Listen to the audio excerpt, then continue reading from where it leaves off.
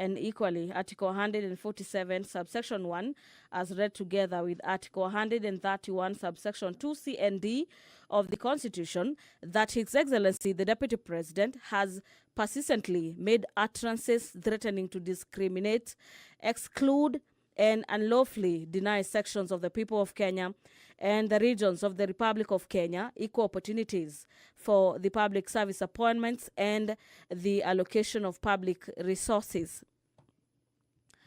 Under ground number 2, on violations of other articles of the Constitution, among them Article 147 subsection 1 and Article 152 subsection 1 of the Constitution, the allegation is that the Deputy President has been undermining the President and the Cabinet and the effective discharge of the national government's executive mandate. In the motion, the mover says the Deputy President has made unilateral public statements which are inconsistent with public positions collectively adopted by the government and in contradiction with the President on matters governance, and that he has been away from the expectation of his office being a symbol of the national unity. Our dear viewers, the Speaker's procession is already in the chamber this afternoon. The Sergeant at Arms carrying the mace, closely followed by the Speaker of the National Assembly, Honorable Moses Wetangula, are in the chamber ready to ensure that this business goes on seamlessly. My name is Gladys Mungai, and allow me to hand you over for this live broadcast brought to you by KBC in partnership with PBU. Enjoy your viewing and good afternoon.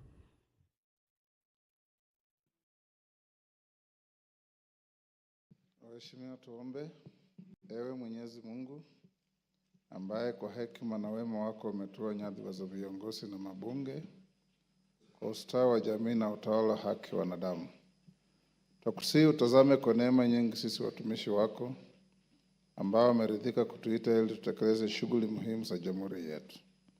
Tunakuomba uteremshie baraka zako sisi tuliokutanika hapa, na utujalie tuyatende na kufikiria mambo yote tutakayofikishwa mbele yetu kwa njia ya haki na uaminifu, ili utukufu na sifa zako siendelezwe, na ili kustawisha amani, ufanisi na heri ya nchi yetu na wale ambao hajasahau umesikabidhi mikononi mwetu.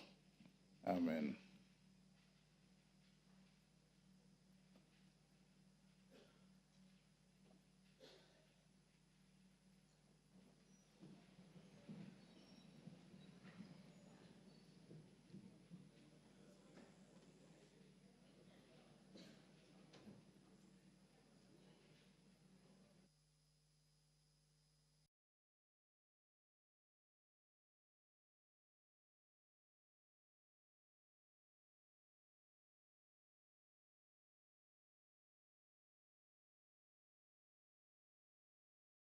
Members, we have quorum. We'll proceed.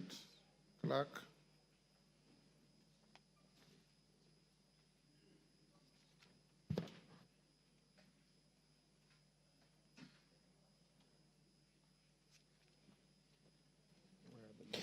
Order number 1, administration of oath. Order number 2, communication from the chair. Order number 3, messages.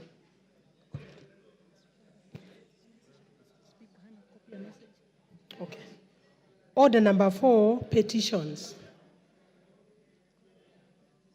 Order number 5, papers. Order number 6, notices of motion. Order number 7, questions and statements.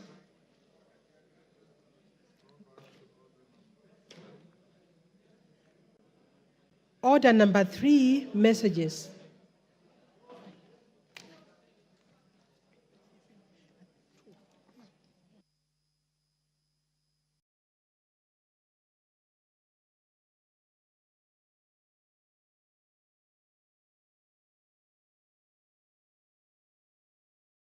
Members on their feet, take your seats.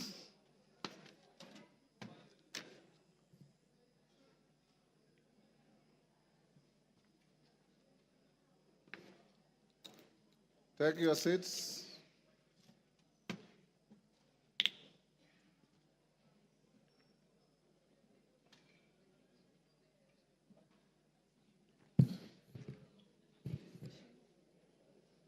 Honorable members, I have a message from the Senate.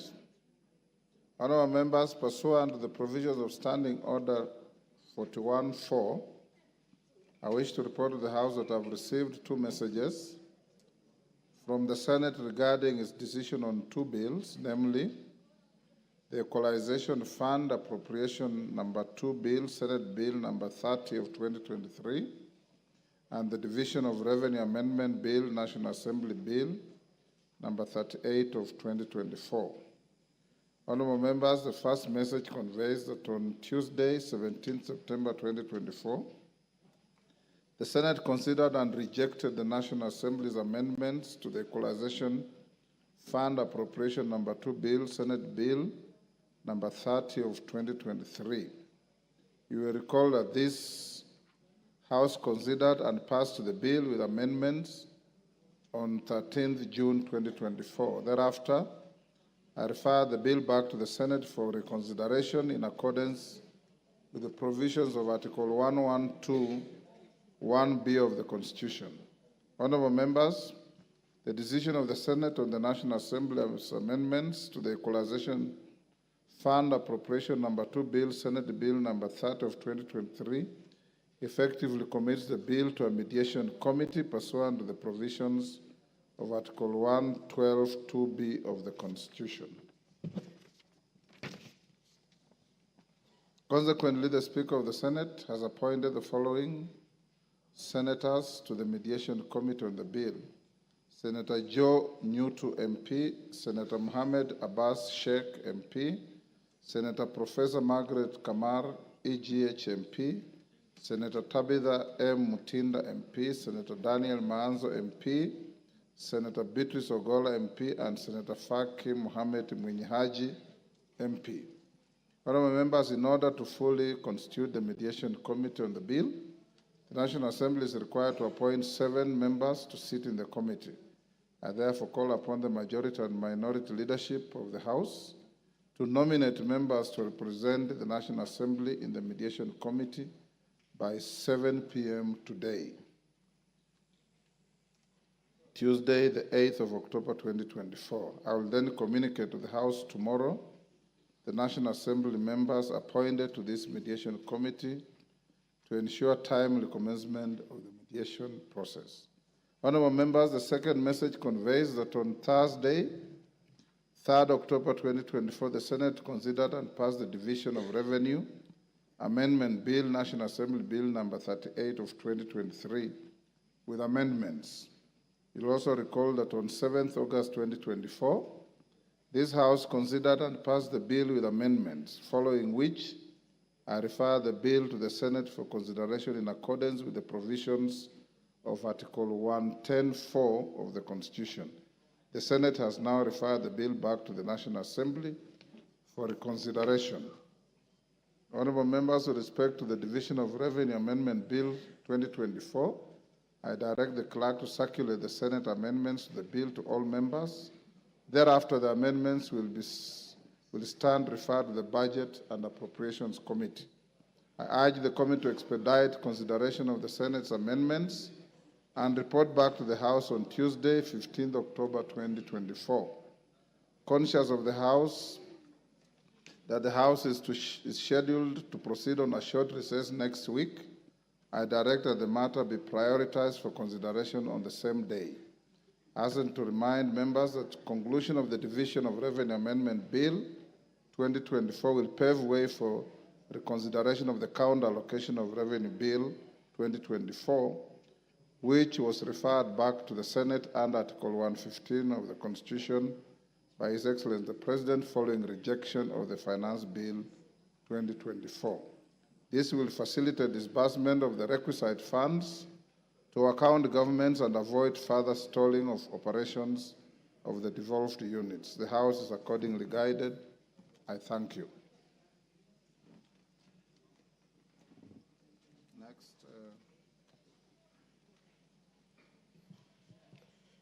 Order number 8, special motion, proposed removal by impeachment of His Excellency Rigathi Gachagua, EGH, Deputy President of the Republic of Kenya.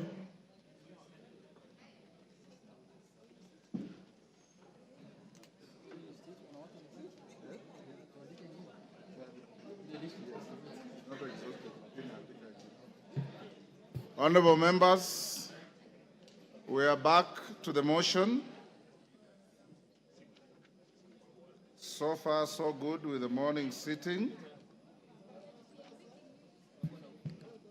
As I directed in the morning, honorable members, we will proceed up to 5. The Deputy President indicated he will be here by 4. At 5, we'll call him and allocate him up to 2 hours maximum. When he finishes, the majority leaders will come in, and thereafter, the mover will be called to reply. We have 5 minutes each, and the interest is overwhelming. If we remain with the 5 minutes, you know, not each one of you will have time to speak. The alternative to this, and I don't want us to go that direction, is that after the Deputy President has had his opportunity, this motion has no time cap, but we must finish not later than midnight today. So I want to hear your views.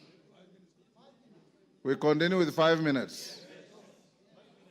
And after the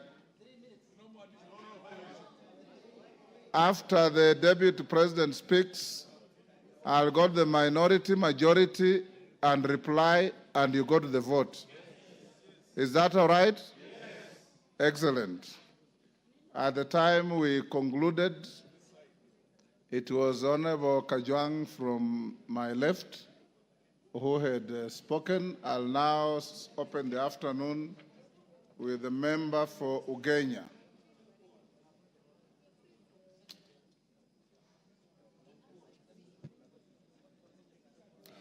Thank you so much, Mr. Speaker. Mr. Speaker, the Article 132 of the Constitution of Kenya provides that the President will every year give a report to this House on the steps taken to implement Article 10. Mr. Speaker, Article 10 is the soul of the nation. Article 10 is what the engineers would call the software of the country. It is what the doctor would call the heartbeat of this country. Oh dear. Mr. Speaker, through Article 10, this country gave to itself how they want to be governed. Mr. Speaker, Article 10 of the Constitution provides for us the map to where we want to go. Mr. Speaker, we've listened to and been treated to, Mr. Speaker, the Deputy President piercing with a sharp knife through the very heart of the nation, Mr. Speaker. When we went to give ourselves a new constitution, Mr. Speaker, we said tribalism, nepotism, corruption, Mr. Speaker, are our ills. And we said that we will entrench Article 10 and ensure that going forward, we live as a country together, united, Mr. Speaker. Mr. Speaker, for the last 2 years, the Honorable Gachagua has not only put a knife onto the back of our values and shared principles, but he's kept turning that knife, Mr. Speaker, to the level where if we allow him to continue being Deputy President, Mr. Speaker, we are going to risk the loss of the heart of this country, Mr. Speaker. Mr. Speaker, the move of this motion, the Honorable Mutuse, read what appears in Article 10, Mr. Speaker. Mr. Speaker, there is nothing to say about a person who believes that this country should only belong to one region, Mr. Speaker. It has to be clear today that we are not impeaching Mount Kenya. We are not impeaching the Kikuyu. We are impeaching an individual who has refused to follow the law every single day of his life. Mr. Speaker, Honorable Gachagua is the Deputy President of the Republic of Kenya, not the Deputy President of Mount Kenya, Mr. Speaker. He is the Deputy President of Kenya Kwanza, not Murima Kwanza, Mr. Speaker. It has to be said today that if you are to build together, if you are to run a country that has shared values, shared principles, and shared prosperity, Mr. Speaker, all of us must believe that our leaders will live within the four corners of the law. Mr. Speaker, it is true, and it's been said by Kenyans, that we are all tribal. Of course, we all come from tribes. We also have our own tribal sentiments, Mr. Speaker. We all have our feelings about what should happen to our tribe, Mr. Speaker. Mr. Speaker, it's even been said that Kufa Dereva, Kufa Makanga. It's also been said that all of us sitting here today have some tribal things in our closet, Mr. Speaker. That is true. But, Mr. Speaker, and you are a seasoned lawyer, when you go to court and you are charged, and the others you are charged, you are not in court, they say, Rigiji, Gachagua, and others not in court. The case here today is that of Rigiji, not others not here today. The case we're dealing with today is the case of Makanga, not driver, not passengers. So, Mr. Speaker, we have to deal with the person who believes that his job is to represent Mount Kenya. Mr. Speaker, on this side sits members of parliament elected by Mount Kenya people. On this side sits members of parliament from Nyeri, from Kirinyaga, from Muranga, from everywhere. Those counties also have governors. Nobody appointed Rigiji to be the benefactor. No one appointed Rigiji to be the custodian of Mount Kenya. No one. Because our constitution provides for leaders from that place to represent them. Mr. Speaker, by his actions that are against Article 10 of the Constitution, Mr. Speaker, Rigiji has alienated Mount Kenya from the rest of the country. He is fought so hard to be the Mount Kenya kingpin, Mr. Speaker, and I believe that this House must impeach him so that he can go and be the kingpin of Mount Kenya, not the deputy president of this country. That's what we need to do this afternoon, Mr. Speaker. Mr. Speaker, yesterday I heard him mention the name of our PCS, the name of the Ford Kenya leader. Mr. Speaker, coalition agreements are done. Give him 1 minute. Coalition agreements are done between parties and among parties, Mr. Speaker.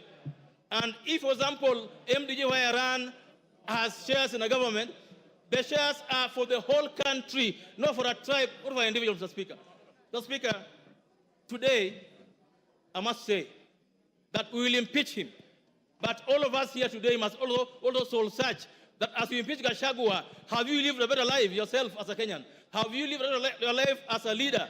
What have you done in your closet that reflects what Gachagua has done?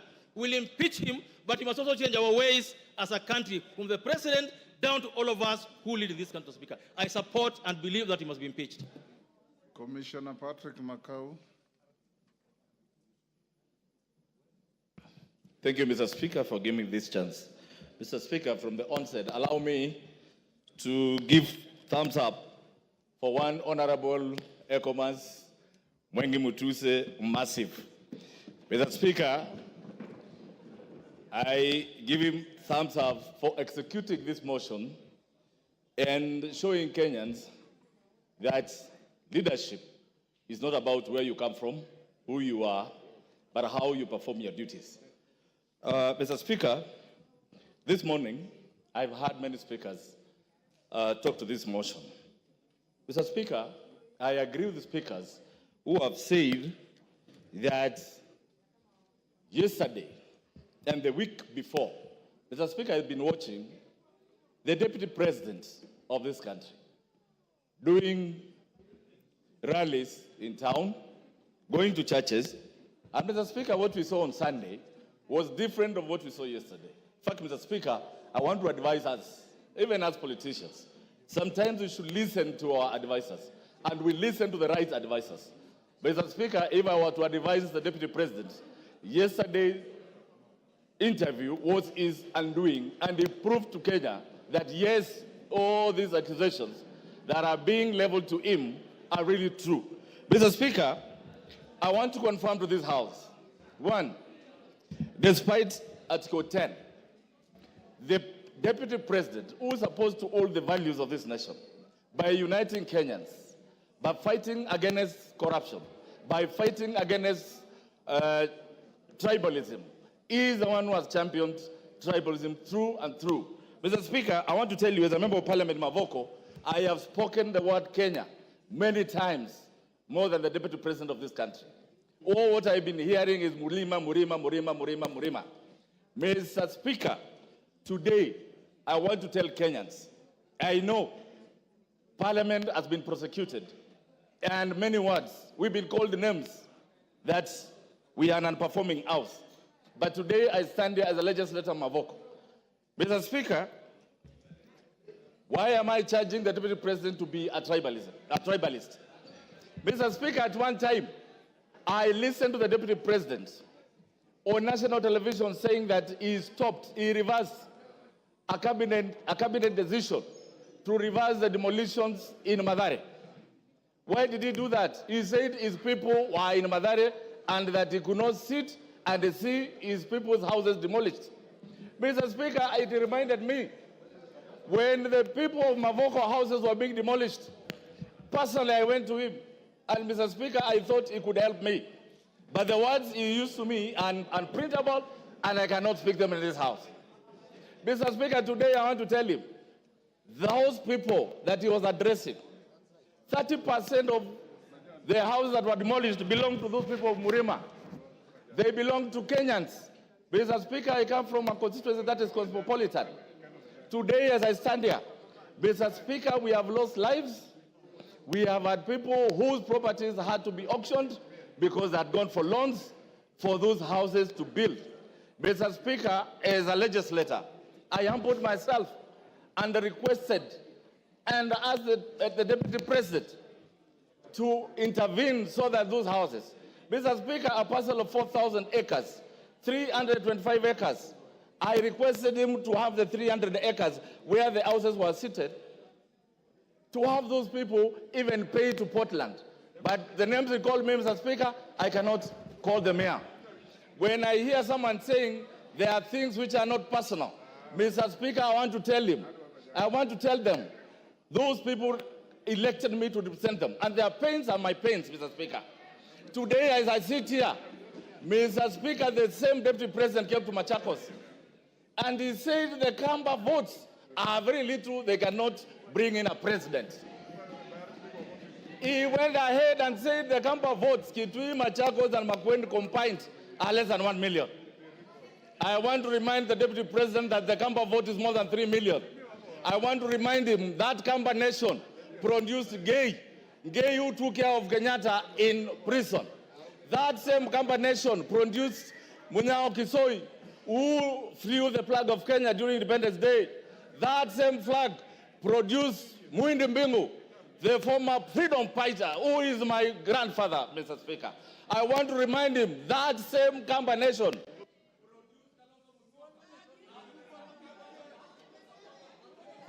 Give him 1 minute. 1 minute. Mr. Speaker, that same Kamba nation that you said their votes were useless, they are the ones who are running every night now, calling for them to come and save you in this budget motion. Mr. Speaker, I want to remind him that every tribe in this country is important and he should live to respect them. I support this motion for every reason and every accusation that he has been accused of. I thank you, Mr. Speaker.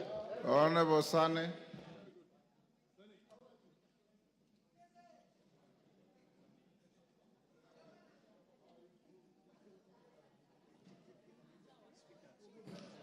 Mr. Speaker, before I want to bring out 3 assertions which are highly distorted, emanating from His Excellency, the Deputy President Gachagua. One, that he is a co-president. In every general election, 6 ballot papers are being issued to voters. And of the 6, 1 is for the presidency, and all Kenyans have voted His Excellency President William Samoei Ruto. I did not, and no Kenyan, voted Gachagua for any position other than being escorting the deputy president to State House. nobody, the president to State House. He was not elected. So the claim that he had acquired 7.2 million voters is unfounded, unfactual, and is just mere hallucinations, Mr. Speaker. So he's not a co-president, he is just merely an assistant to the president. A second thing, Mr. Speaker, he always talks of being trained in paramilitary exercises or acquired paramilitary training. He is supposed to be a symbol of harmony, a symbol of unity, not to intimidate, not to tell the citizenry that indeed he is military trained. That in itself bespeaks volumes on who his character is, Mr. Speaker. One other thing, yesterday he has made disparaging remarks on the Speaker of the National Assembly and the Speaker of the Senate. The fact that his impeachment is coming in front of this House today and thereafter proceed to the Senate, it wasn't befitting for him to speak disparaging, derogatory remarks on our Speaker and the Speaker of the Senate. On to the impeachment motion, Mr. Speaker. Article 150, I think the threshold has fully been met in impeaching the Deputy President Gachagua. His loyalty to the President is questionable. His visits, whenever the President goes out of the country, the Deputy President is never seen to see him off.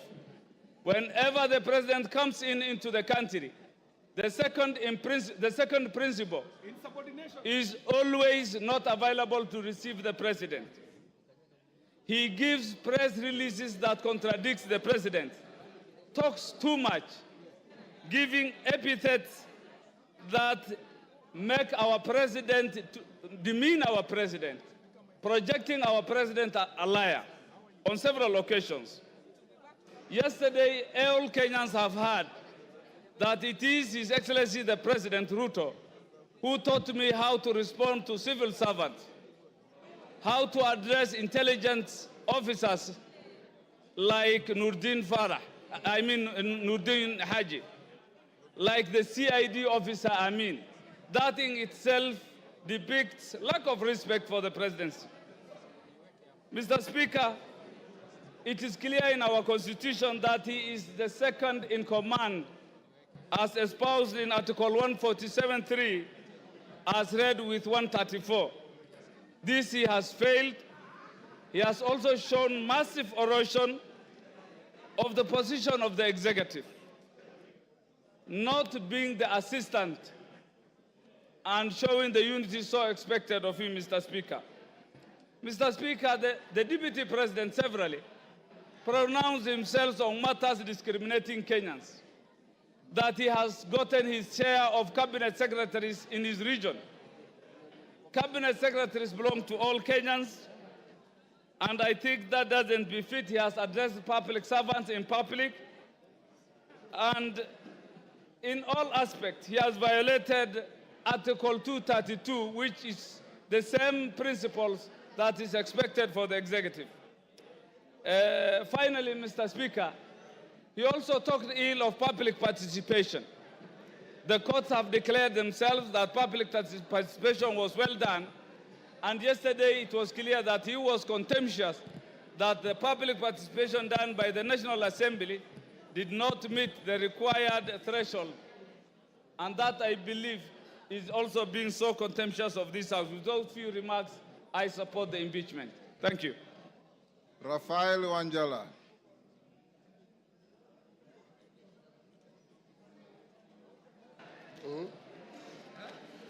Thank you, Mr. Speaker, for giving me this opportunity to contribute to this important motion in this country. Mr. Speaker, this is my second motion since I became Member of Parliament, the second one to discuss impeachment of our Deputy President. Mr. Speaker, I'm very disturbed the way our Deputy President has been behaving, because the Deputy President is principal assistant of the President. But always when the president goes out of the country, the guy recedes back to Murima, and then he starts asking Mr. President so many questions instead of running the country when the president is away. He's never available in Nairobi, except he's only available in his village, trying to ask Mr. President questions, and that, Mr. Speaker, has really annoyed some of us. Mr. Speaker, when there were floods, this Deputy President, Mr. Speaker, was assigned by the President that he's supposed to take care of the disaster that was there at that time. The man never moved from his home yard to other areas. He was never in Nyando, he was never in Budanangi, he was nowhere, and all the food he directed to his backyard. Mr. Speaker, I want to be very brief. Yes, Mr. Speaker, this Deputy President. Order, Wanjala, there's a point of order. Yes, Muya. Honorable Speaker, is the member in order to say the Deputy President has never moved out of his backyard, while it is on record and on public domain that he has been in Kisumu, in Busia, in Mombasa, in all parts of the country? Mr. Speaker, the Deputy President will only be seen in those places when he's accompanying the President. But he has never come on his own to see the destruction of floods. Mr. Speaker, these people of EACC did a service to this country. Because for you to be elected, you must go through EACC. Mr. Speaker, this Deputy President was a DO. And Mr. Speaker, he was a DO, and as a DO, he was sacked on 30th July 1997 as a DO. And the reason why he was sacked, and I will table this later, that the ESCC did not do its work and it cleared him to be a member of parliament and to be a deputy president, yet he was not supposed to be because of his misconduct. Mr. Speaker, this letter is read as Mr. Geoffrey Rigathi Gachagua, District Officer 1, Laikipia, through Provincial Commissioner, summarily dismissal. Reference is made to our letter dated 19th May 1989 on your appointment to the position of District Officer. I and your response statements to show cause for gross misconduct, desertion of duty, and reported mismanagement of relief food for Laikipia District. These are thieves. In this regard, we wish to notify you that your employment contract has been terminated forthwith. Consequently, you are required to report to the Rift Valley Provincial Commissioner for handover and clearance. This was signed by Queen Rua. Mr. Speaker, this was a wrong man to be in this office in the first place. This one, for Kenya to grow, Gachagua must go. To stop tribalism, Gachagua must go. For Kenya to unite, Gachagua must go. I tabled the letter and I support the motion. Kagusha. Honorable Speaker, Honorable Kagusha. Honorable Raphael Wanjala has produced a photocopy of a document that we cannot get its authenticity. Honorable Speaker, the document that Honorable Raphael Wanjala is referring to is not. Order, Honorable Kagusha. Order. Take your seat, Honorable Kagusha. Honorable Kagusha, first, from where you are sitting, you have not seen the document. Secondly, the Speaker is fully conversant with the rules of admissibility. And I'll look at the document and I'll direct you on how to use it. I thought I had given you an opportunity to contribute. You are going at a tangent that is totally unnecessary. If you want to contribute, that is what I had given you. If you are not ready to contribute, I give somebody else. Thank you, Honorable Speaker. I want to stand, and I stand guided. Honorable Speaker, I want to stand to oppose the motion to impeach the Deputy President. Honorable Speaker, the reason why the new constitution brought about the issue of having a deputy president position, which is not an appointed position anymore, but a position that the president and the deputy would be conjoined together at the point of election, is so that the two of them can be able to work together. And that is what the country desired. That is what our people of this Republic of Kenya voted for in 2010 in the new constitution. Honorable Speaker, I want to believe that when we have been able to get the two of them, we should be able as a country, as much as practically possible, ensure that whatever misunderstanding and whatever differences that may appear or may exist between the two of them, Yes, Kagombe. we get... Kagusha, hold. Honorable Gigi Kagombe, what's your point of order? Mr. Speaker, is the honorable member in order to disparage the Constitution and mutilate it in the manner he is doing by disputing the provisions of Article 150 of this Parliament to remove a sitting Deputy President? It is constitutional, it is written, it was passed by us in 2010, and that work is given and granted by the Constitution to this Parliament. Therefore, the fact that the President and the Deputy President were elected together doesn't stop the provisions of Article 150. So therefore, it should withdraw. Honorable Speaker, you know there's a reason why Honorable Kagombe is called Kagombe and not Kigombe. It's because a small cow jumps before he jumps, you know, a small calf. Honorable Speaker, Honorable Speaker, Honorable Speaker, Honorable Speaker, Honorable Speaker, you know. Take your seat. Order. Order, honorable members, order. Order. Honorable Kagusha, take your seat. Order, honorable members, order. Honorable Kagusha, you are here the whole morning, and I did direct to the House. Order. Order. Order, Nabuin, take your seat. Honorable members, we have done very well since morning. This may be an emotive motion, but as leaders, leave your emotions at that door when you come to this House. And I want to encourage you, honorable members, Honorable Kagusha, treat your colleagues the same way you would want them to treat you. Don't make any disparaging remarks. Don't purport to misinterpret the meaning of the name of a colleague, because that's not your duty.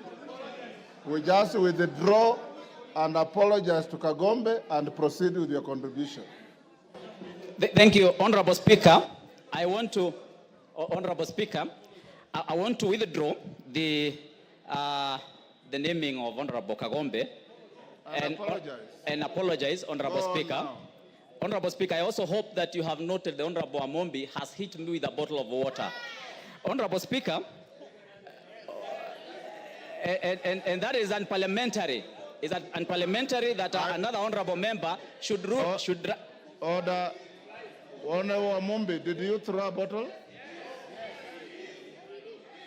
Take your seat. That is very unparliamentary. Take your seat. Amombi. Mr. Speaker, it's very bad that Honorable Kagusha can lie to this House. He is lying. Mr. Speaker, Honorable Kagusha is lying. Let him continue with the speech, but he should not lie in this House. Order, honorable members, to the extent that the Speaker didn't see and Honorable Kagusha is not claiming any injury, let's leave it there.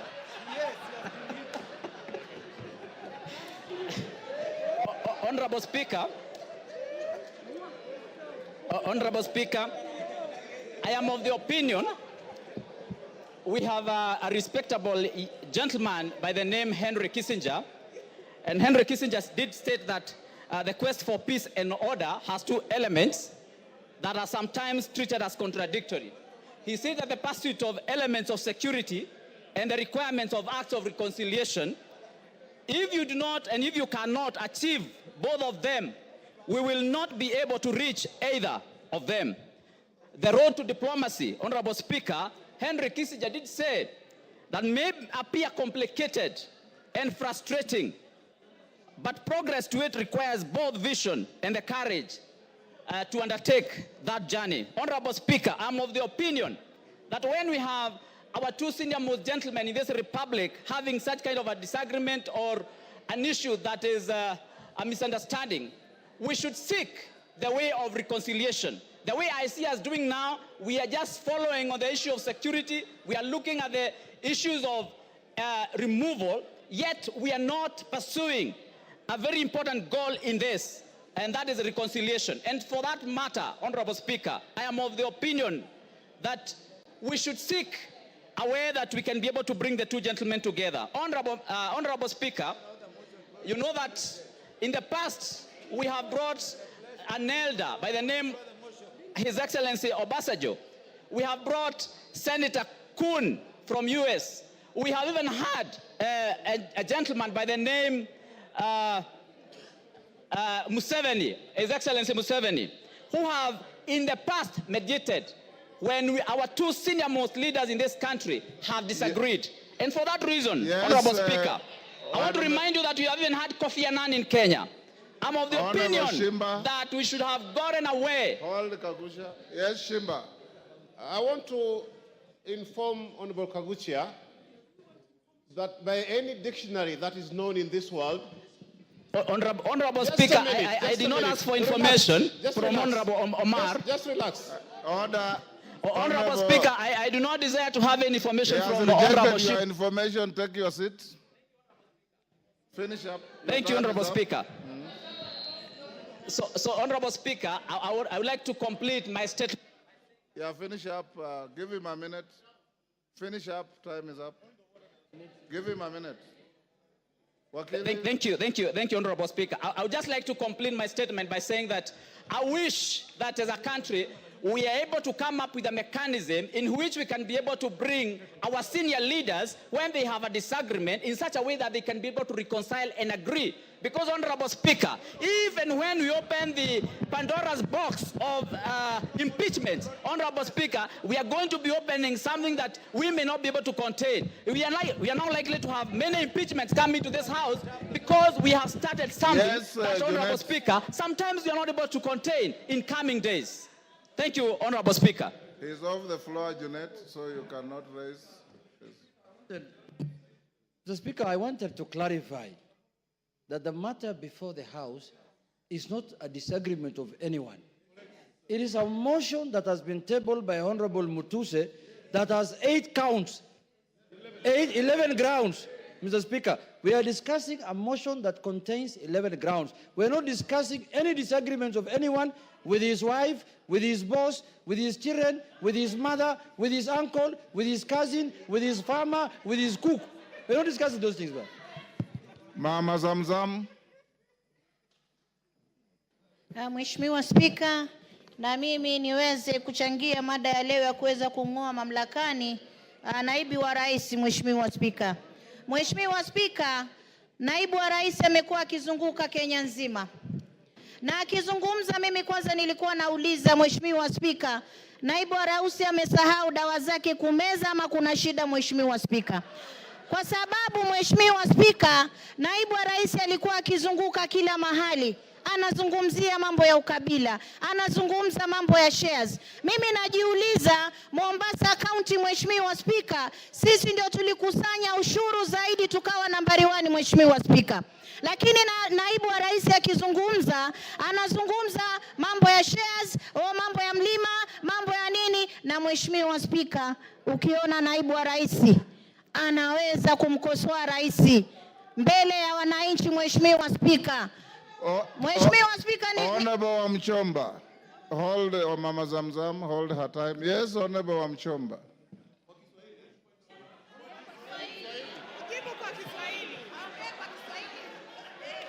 Order, honorable members, order, honorable Mshomba. Bwana Spika, nasimama kuuliza kama... Order, hold on. Which standing order has been breached?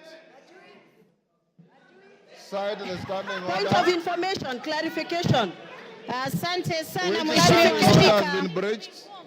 Mheshimiwa Spika. Clarification, Mr. Speaker. Mr. Speaker. Mr. Speaker, do you want Mr. Speaker, I refuse. Sitaki I refuse to be muted when I have something that I need the honorable member to clarify. The honorable member must clarify.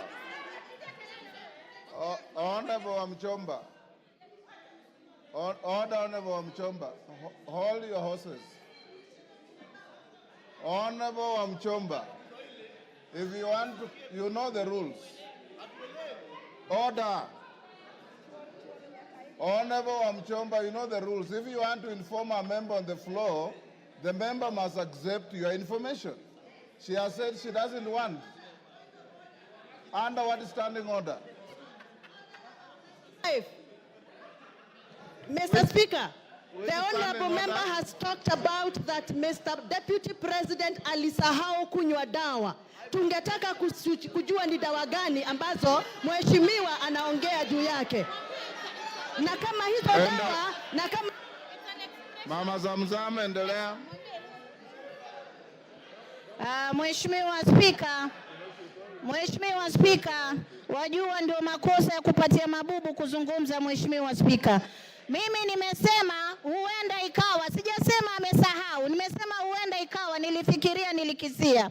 Lakini Mheshimiwa Spika, kiongozi kama yule ambaye siku zote anajua makabila yote Kenya tunakaa kwa amani, tumeoana, tunaelewana, Mheshimiwa Spika, anataka kuturegesha kwa makabila kama vile tulivyokuwa na mambo ya Kaya Bombo, kama tulivyokuwa na zile baada ya kura za 2007 2008. Mheshimiwa Spika, watu walipoteza maisha yao kwa sababu ya ukabila. Mheshimiwa Spika, mimi nakaa nikishangaa. Deputy President alikuja Mombasa, amesimama juu ya gari anatafuna ndizi na mahindi choma. Mheshimiwa Spika, kwanza alitupa takataka pale, alikuwa juu kama kuna watoto wetu ndio ufagia. Mheshimiwa Spika, Mheshimiwa Spika, pale juu ya gari Deputy President anazungumza akisema kuwa yule gavana atoe pesa za floods, wakati anajua 14 billion kutoka World Bank ambayo ni ya disaster management. Mheshimiwa Spika, zilikuwa kwa ofisi yake na aliziramba. Mheshimiwa Spika, alikuwa anajua 6 billion tuliweka hapa katika bajeti. Mheshimiwa Spika, hakuzileta Mombasa. Mheshimiwa Spika, yule ni kiongozi wa kugonganisha watu. Mheshimiwa Spika, na ndio maana najiuliza, kwa miaka miwili kampuni 22, Mheshimiwa Spika, hata mimi moja sina. Miaka miwili kampuni 22 na zote zina 5.7 billion ya mtoto, ya mke, ya nani, kisha bado unaenda kuchukua mali ya ndugu yako, unaacha mayatima, unaacha mjane, unamtesa, kisha utatuambia nini katika taifa la Kenya? Mheshimiwa Spika, mimi leo nasema ngatuliwe, nasema kwa kutesa mjane, Gachagua must go. Kwa kukula pesa za mahindi, Gachagua must go. Kwa kutesa ukabila na Kenya, Gachagua must go. Asante sana Mheshimiwa Spika. Ngogoyo.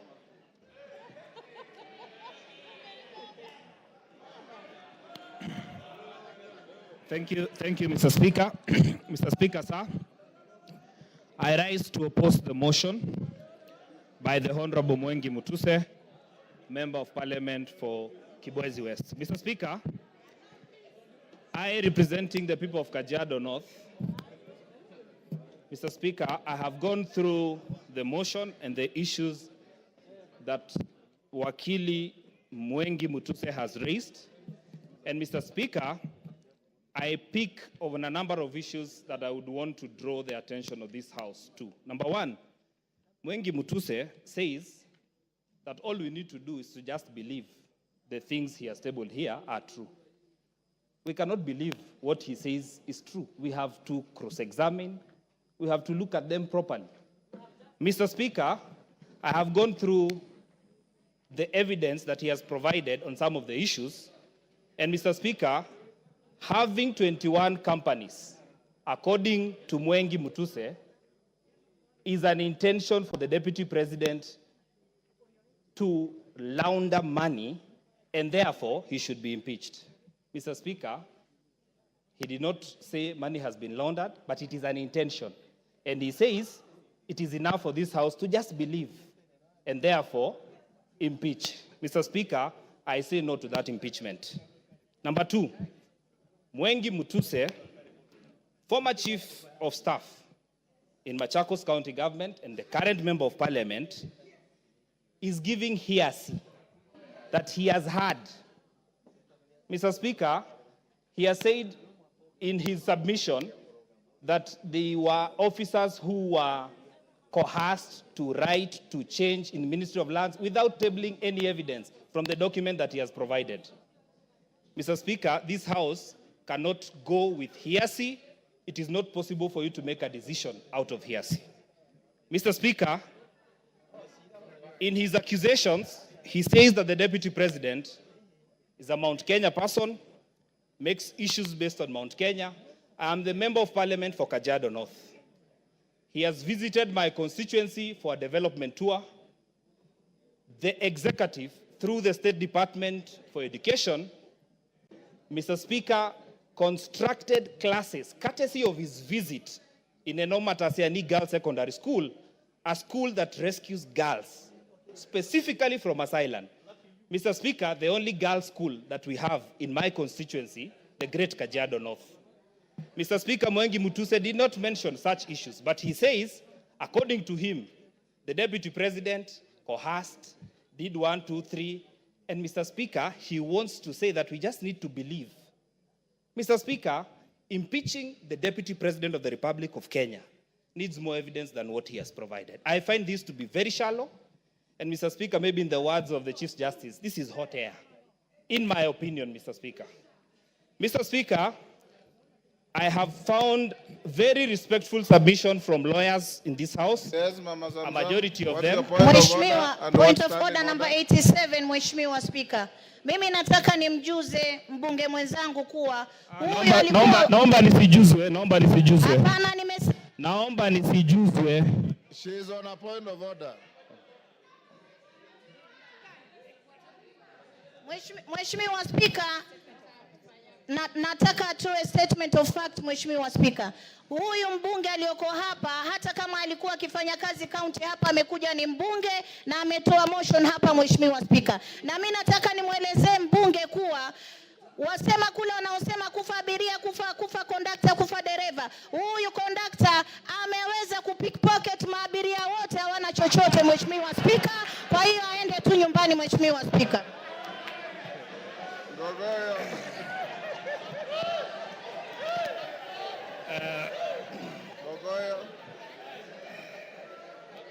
Thank you. Thank you, Mr. Speaker. Yes. I choose to stick to content. Your time is up. choose to stick to matter. Go on. I choose to ignore the honorable member. Mr. Speaker, I therefore want to submit to this House that, Mr. Speaker, when a whole deputy speaker of this assembly goes to a public function in Nandi and says that I will oversee the impeachment of the deputy president, and comes to this House and is expected to vote, do you expect fairness?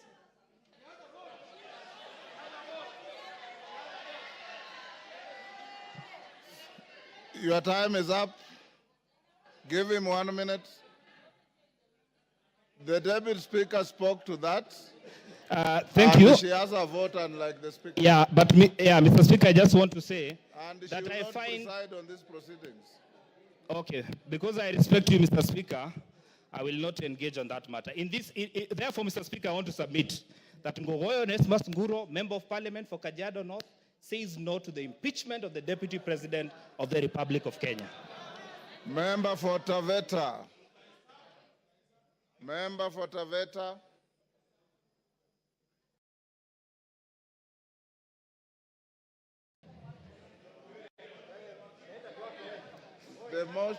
The mic is there.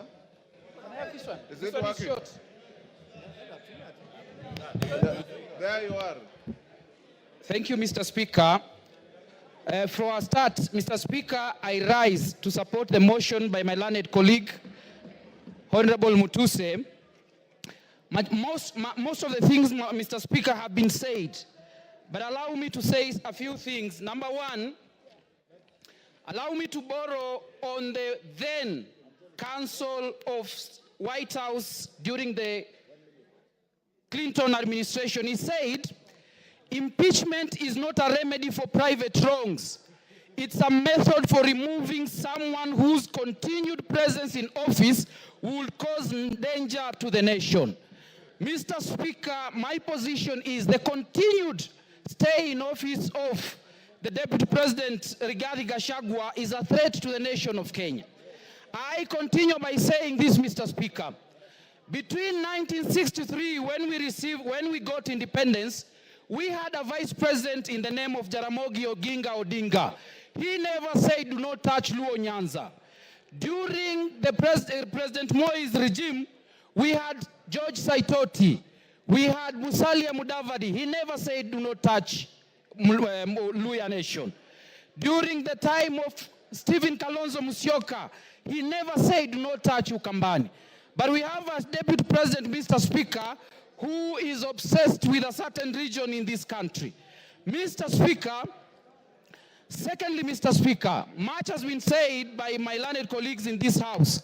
But I want to borrow something, Mr. Speaker. Article 145 of the Constitution provides for reasons for impeachment of a deputy president and the president. The case of this during Sonko's impeachment, the Supreme Court laid certain guidelines and said that the question as to whether or not there is a violation of a constitution should be guided by certain principles. Number one, whether there is interference with the constitutional functions of the legislature and the judiciary. My submissions is that the utterances of the deputy president in relation to his cases in court is interference with the constitutional functions of the legislature and the judiciary. Another ground that has been given in determination as to whether or not there is a violation of the constitution is whether there is an abuse of the code of conduct. Mr. Speaker, my argument is the constant pronunciation by the deputy president that divides the country in terms of regions and tribe is an abuse of code of conduct and is a ground for impeachment. Another criteria given is the disregard and breach of fundamental rights of the Constitution. Mr. Speaker, I want to say this. In Taveta, where I come from, there are two minority tribes. There is the Taveta tribe and there is the Pare tribe, with the minority tribes in Kenya. Article 56 of the Constitution says that the state should do everything within its means to ensure that marginalized tribes in Kenya are protected. Mr. Speaker, the pronouncement of the Deputy President about a certain region without considering the Tavetas of Taveta, or the Pares of Taveta, is a violation of fundamental rights and freedom as guaranteed by Article 56 and is a ground for impeachment. Very lastly, Mr. Speaker, I want to say this. Even in Taveta, there are Kikuyus. So if we constantly obsessed of Mount Kenya, who will speak for the Kikuyus who live in Tavetas? And that is why I'm saying, Mr. Speaker, because of the obsession of Mount Kenya, because of obsession of a certain region, Rigathi Gachagua must go.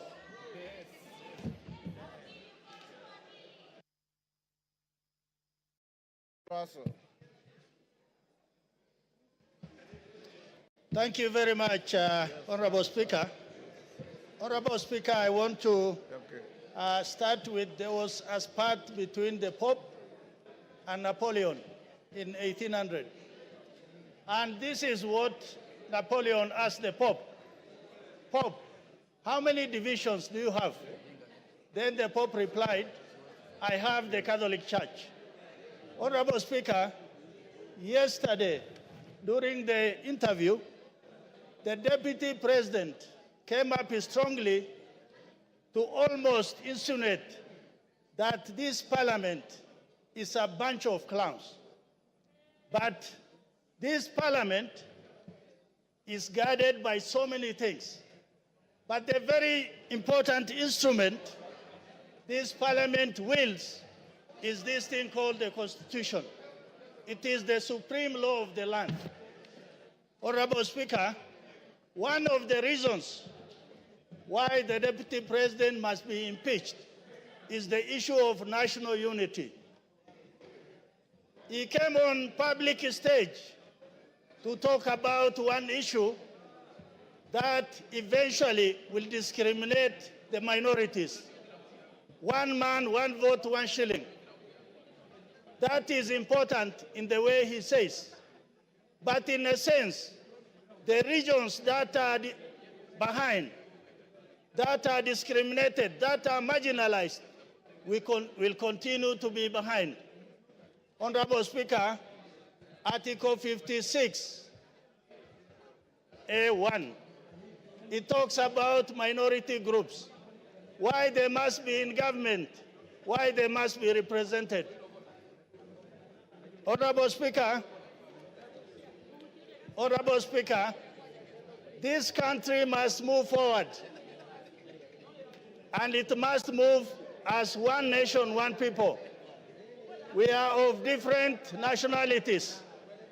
It is the Deputy President who stood in a public place to say that the problem of this country is the Somalis. The Somalis are part and parcel of this nation. They have done great contribution to this country, and they cannot be excluded for anything. Honorable Speaker, the second issue, why the Deputy President must and he has to leave that office, is on the matters of national security. He is privy to National Security Council meetings. He attends. Sometimes he could chair. For him to come out and divulge those information to public of need-to-know basis, then it means he has crossed the red line. Honorable Speaker, the third issue is Article 147. The Deputy President is the principal assistant to the President. And sometimes when the President is away, he's delegated to be the President. This happened in the 11th Parliament when Uhuru Kenyatta was attending ICC. And he wrote down that President Ruto will act on his behalf. It can happen even this time. If we have a president who is already determined to discriminate some parts of the country, then how do we trust him with power? Honorable Speaker, lastly, he is not assisting or supporting the president. Finance Bill 2024-25 was thrown out by Parliament, was thrown out by the people. Not that people didn't want it, not Parliament didn't want it, because he never supported it. He kept on campaigning against the finance bill. For those reasons, Honorable Speaker, I think the Deputy President must be impeached. Thank you, Honorable Speaker. Farah Maalim.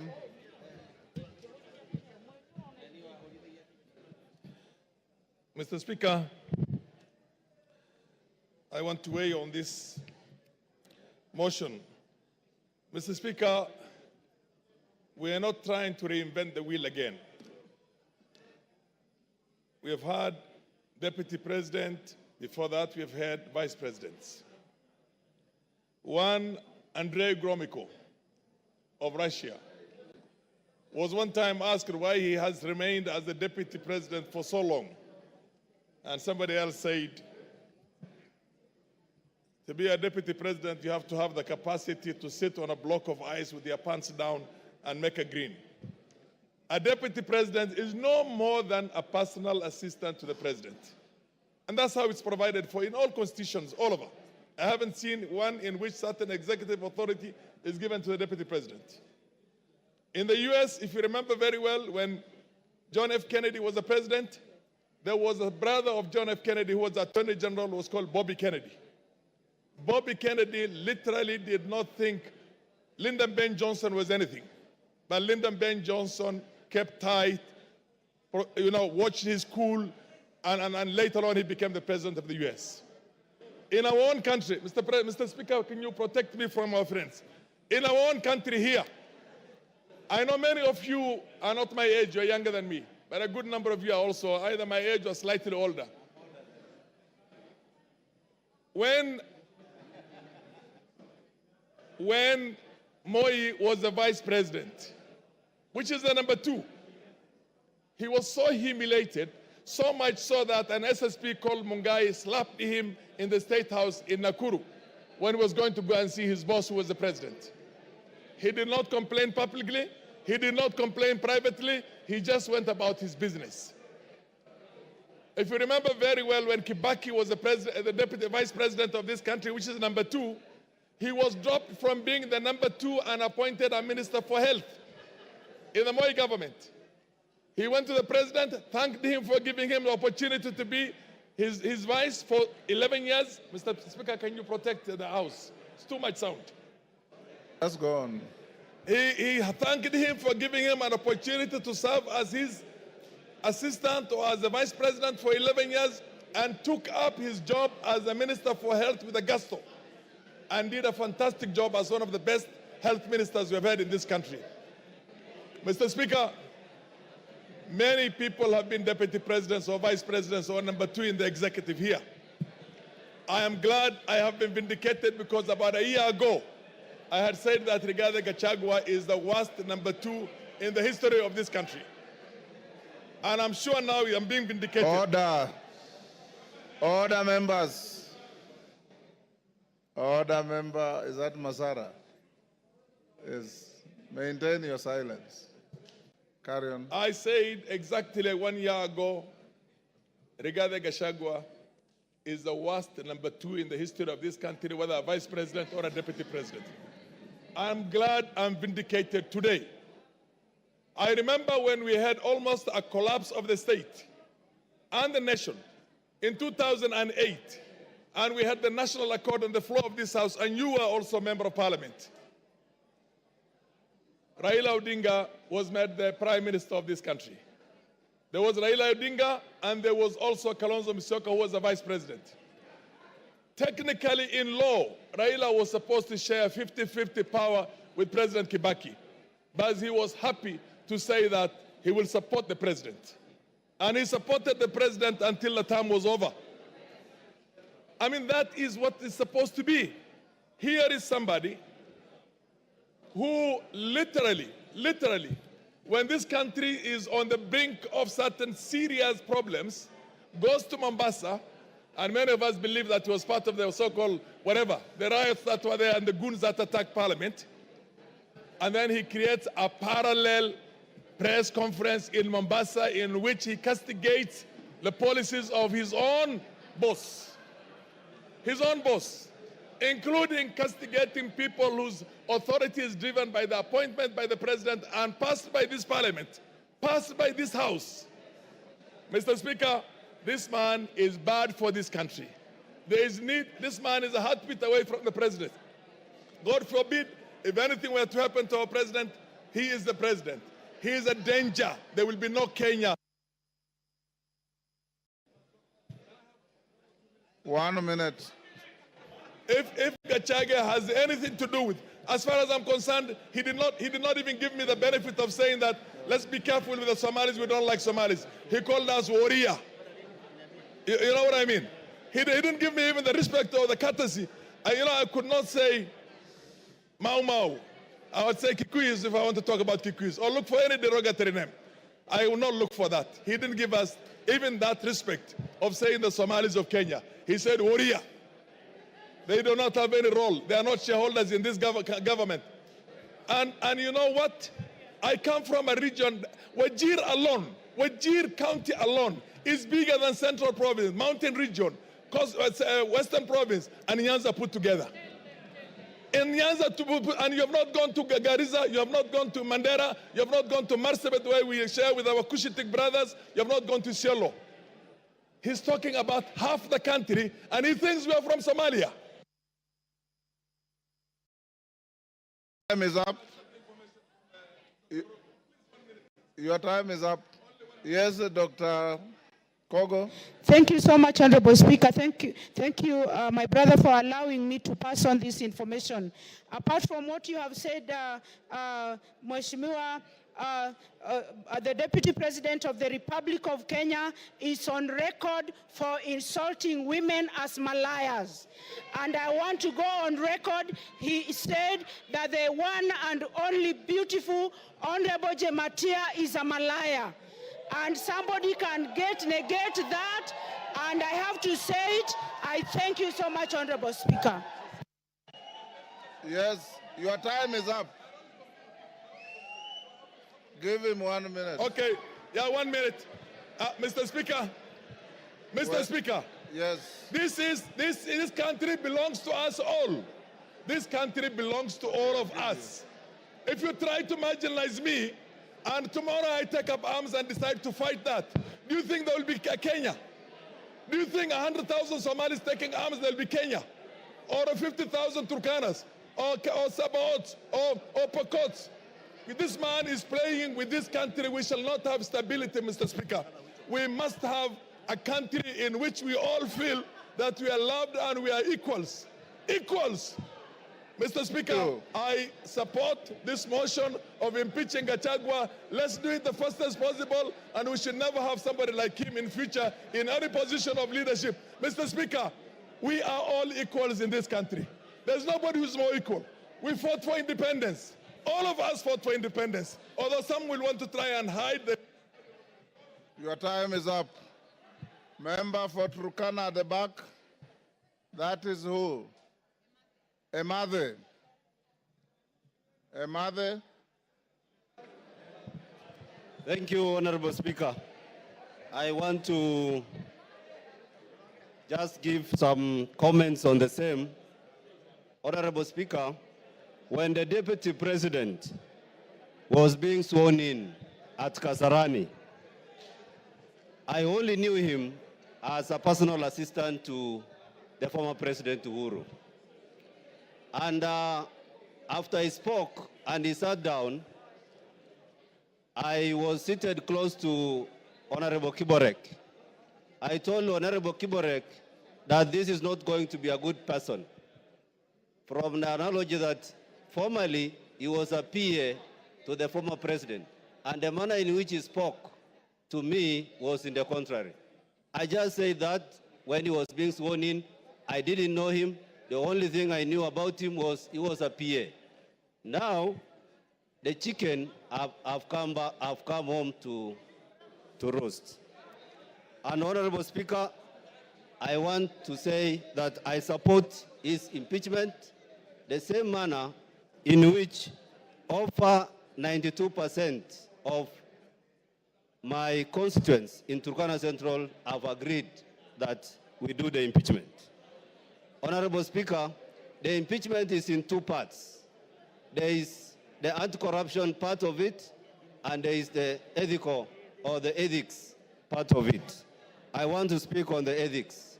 And Honorable Speaker, here is a man who is full of himself. He is a very proud person, and Honorable Speaker, he doesn't even know what to say. He just speaks in the manner that does not depict him as the Deputy President of this country. Honorable Speaker, the Bible in the book of James brings out the bad part of the tongue.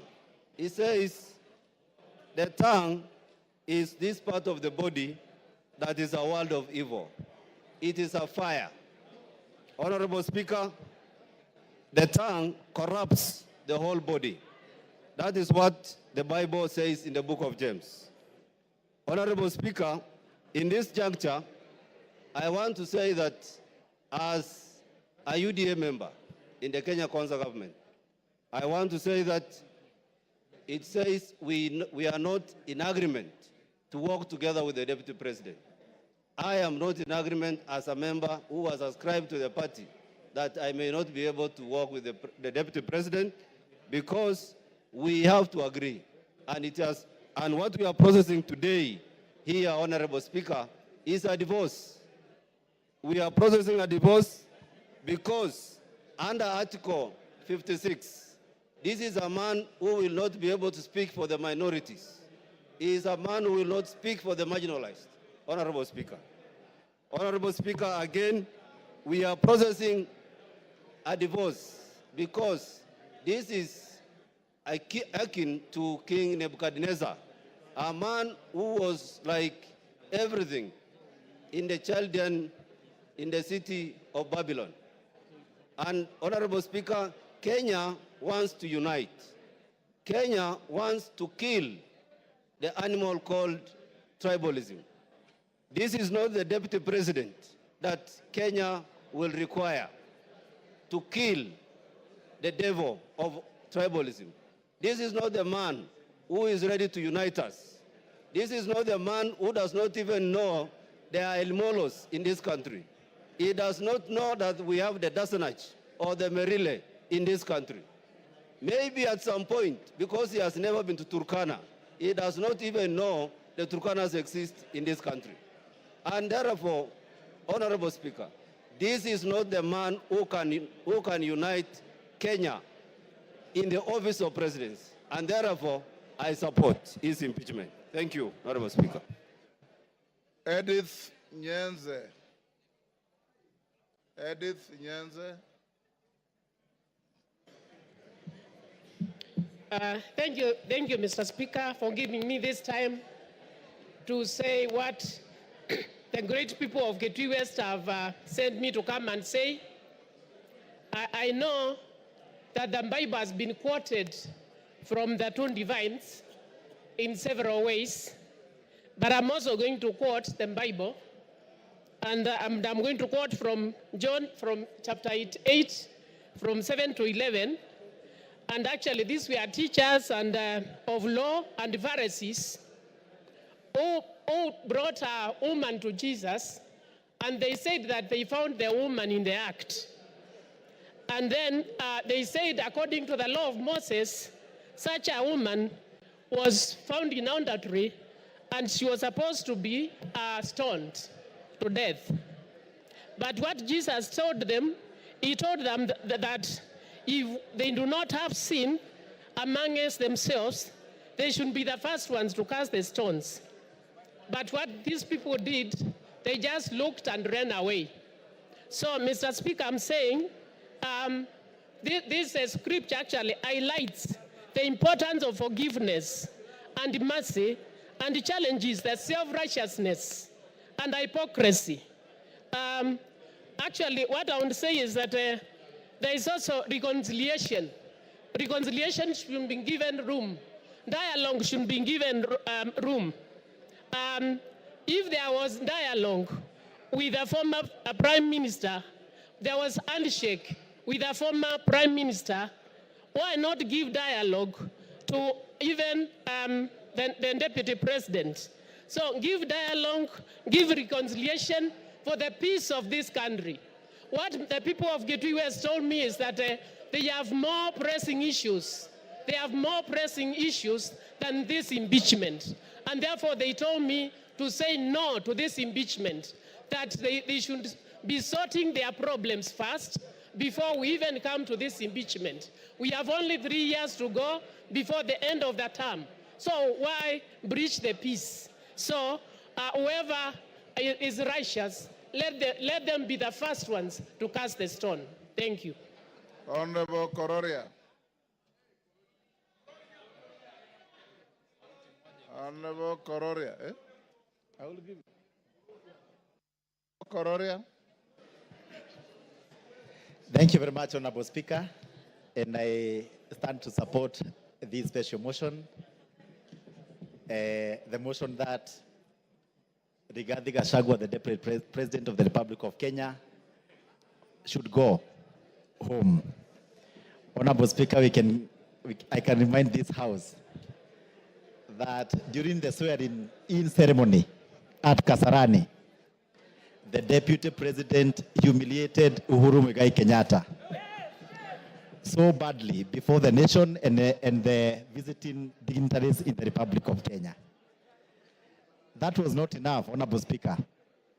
After 3 months, he started attacking young people in Mount Kenya region calling them Mongeke, to an extent of attacking Maina Jenga and calling him the leader of Mongeke, Honorable Speaker. Later, Honorable Speaker, he was not comfortable and satisfied with that.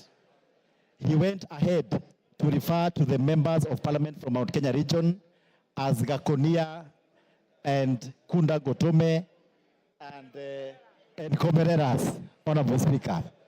That is not acceptable, Honorable Speaker, because we all come from the same region and we are elected by the people. He went ahead, Honorable Speaker, to attack Raila Odinga and the Azimio fraternity, and saying that he has put Mitego so that they will not enter State House. And he was supposed to put Mitegos so that they don't enter Karen residence because he's not a president. Honorable Speaker, I want to say that we do not have two centers of power in the Republic of Kenya. We only have one president, and the sentiments of Rigathi Gachagua that they were elected together with President William Ruto is a lie. The person who was elected is the president. Gachagua was just a running mate, and there were no votes for a running mate, Honorable Speaker. Finally, yesterday during a press briefing, Rigathi Gachagua referred to this Honorable House as a theater of the absurd. And he's coming to this same house today. I don't know whether you are going to compel him to substantiate if he's coming to a theater or Parliament of Kenya. With that, Honorable Speaker, I'm saying Gachagua must go. Karoli Omondi. Thank you very much, Right Honorable Speaker. I rise to support this special motion of impeachment against the Deputy President of the Republic of Kenya. Mr. Speaker, when the wheels of fortune have enabled someone to rise to high eminence, such as the office of Deputy President, so much is expected of them. Unfortunately, from my own personal interaction with the Deputy President, and shortly I will give some examples, I feel he has fallen short of the expectations of that high office. I first came across Mr. Rigathi Gachagua in the late 80s when we were at the university. And as a matter of fact, he was ahead of us, and I think he was heading one of the district student organizations. He had cleared university, but he had not exited. In other words, he had become a pirate. That was the terminology we used then. He was residing in some place called State House residence. And what I used to hear about him was not very impressive.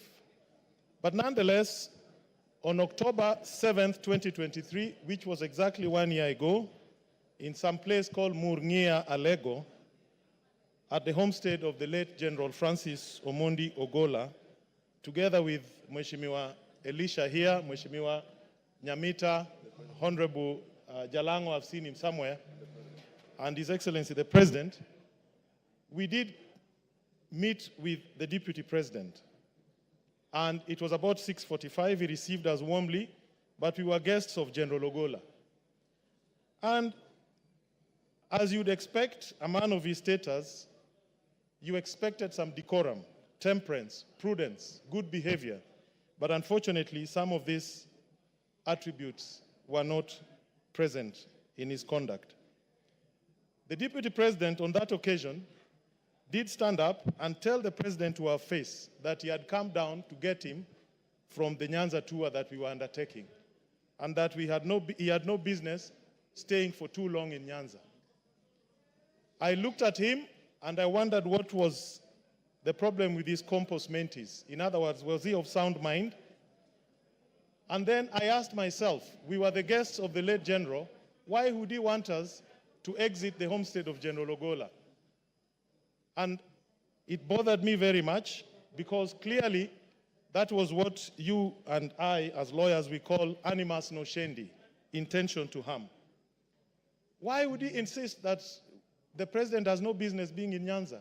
He said it to our face 3 times, interrupting General Ogola when we were being briefed about the attack that had just been conducted by Hamas on Israel. That was my first time to interact with him very closely. The second time was on April 30th, 2024. No, 2023, 28th April 2024, this year, when we had floods in Suba and several people died. I did communicate with him by way of text. I sent him pictures, including that of a gentleman who had lost 3 children. And I asked him to avail to me the state resources that I could use to alleviate the pain and loss of my people. He did not respond. He did not call back. He did not show any interest. On 30th April 2024, I did contact Honorable Kagushia, who was sitting next to him at a rally in Nyeri. And I saw Honorable Kagushia whispering to him my message. And they texted me back that the Deputy President would come back to me. He never did. On 6th of May 2024, I again reached out to him in his capacity as the coordinator of relief. He did not respond. I support this motion, and I want to say this.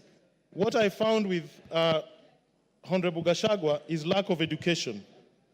Obama says, education is not a name of any degree or certificate that can be shown to others as proof. Education is the name of our attitude, actions, language, and behavior with others in real life. I'm on behalf of people of Suba South, I am supporting this motion, and I want to inform the House, our role today as a grand jury is not to establish beyond reasonable doubt any of these charges. Our role is very simple.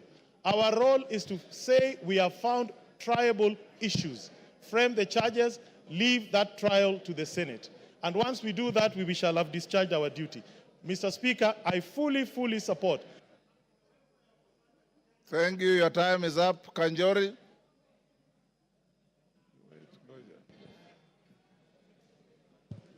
Thank you, Honorable Speaker, for giving me this opportunity. And Honorable Speaker, let me also add my voice to this very important motion. And let me start by saying I support the motion to impeach the Deputy President. Honorable Speaker, it should be understood that this is a motion that this House is making an attempt to save this country from a bad, divisive leader. Honorable Speaker, and allow me to thank the mover of this motion, Honorable Mutuse, for the courage that he has shown and the 291 members who have signed this motion.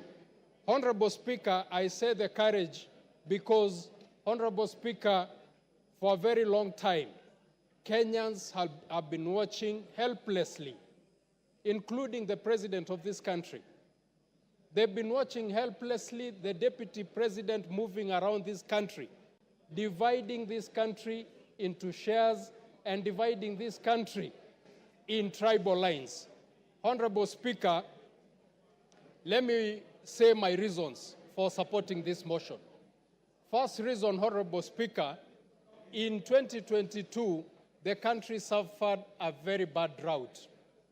And the government responded by giving relief to the pastoral communities whose families, most families were left without able to feed their families. Honorable Speaker, the Deputy President took most of that relief food to areas that were not affected by drought. Honorable Speaker, Kenyans should understand that this is not a motion or an impeachment against a tribe. It is a motion to impeach an individual who has shown, to use the majority leader's word, a black man with a black hat. This is a man who has shown that he does not care about the country, but his interest is in a small region. But it is actually interest that is driven by self-interest. It is not that he loves that region. We have seen that what he has amassed wealth for himself and not for the region. So, Honorable Speaker, I support. Thank you. Wamshomba.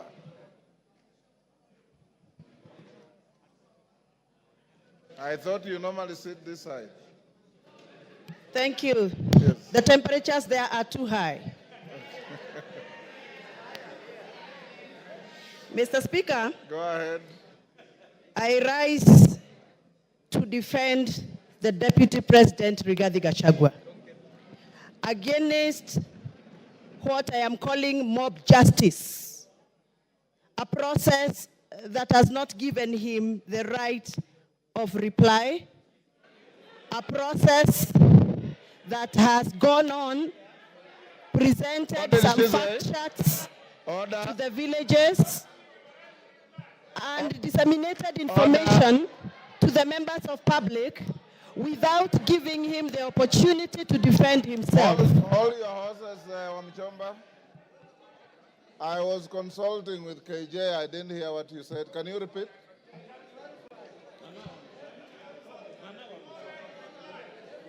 Can you repeat what you said? I can't hear you, Mr. Speaker. Repeat what you said. I didn't hear. I was consulting with Honorable Member for Dagoretti. I have said I rise to defend the Deputy President, the Honorable Rigathi Joyfrey Gachagua, against a process that I feel, personally as my opinion, it is mob justice against the Deputy President because he has not been given the right of reply before we went for public participation. That is what I've said. Honorable Wamchomba. According to the standing order here. Honorable Wamchomba, that is neither factual nor legal because the Deputy President is appearing before this House at 5. So be factual. Mr. Speaker, yes. Please allow me to execute my point, and you can guide. Procedurally, Mr. Speaker, the fact sheets that were distributed in our constituencies had allegations that were read out to members of public as facts.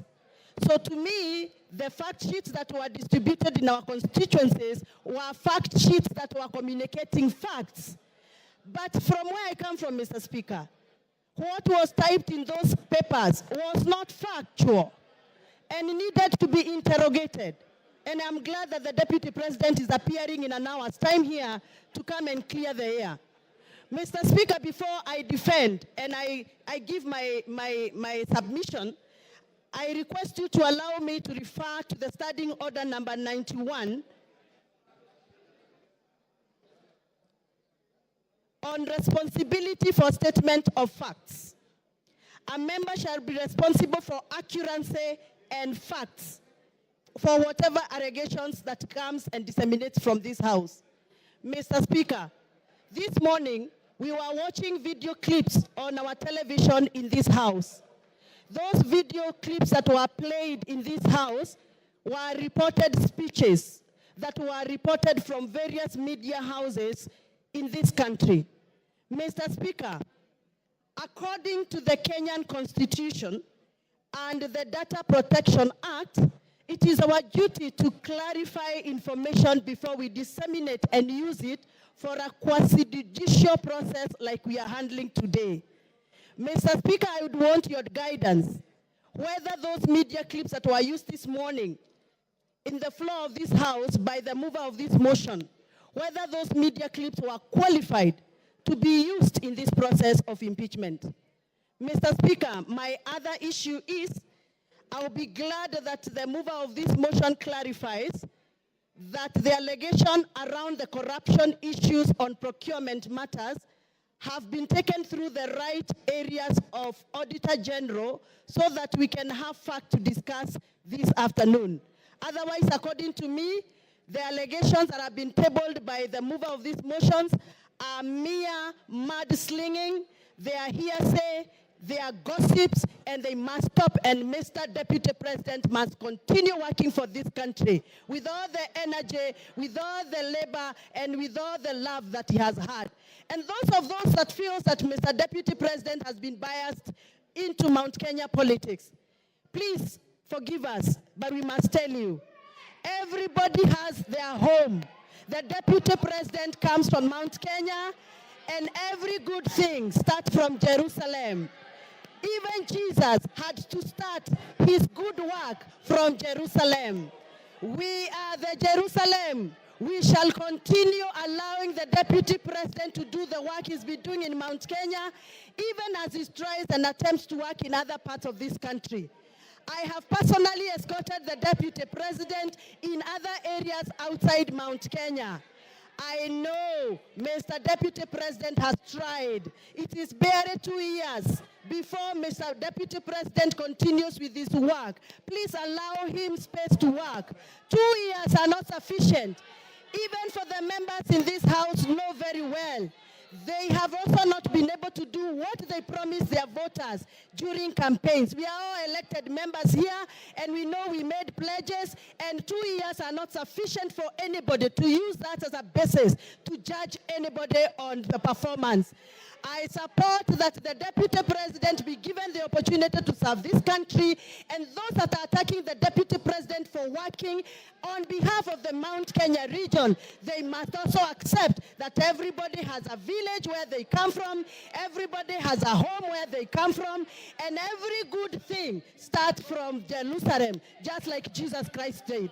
Asanteni sana, and I refuse. The Deputy President is going nowhere. He's going to stay here to serve us.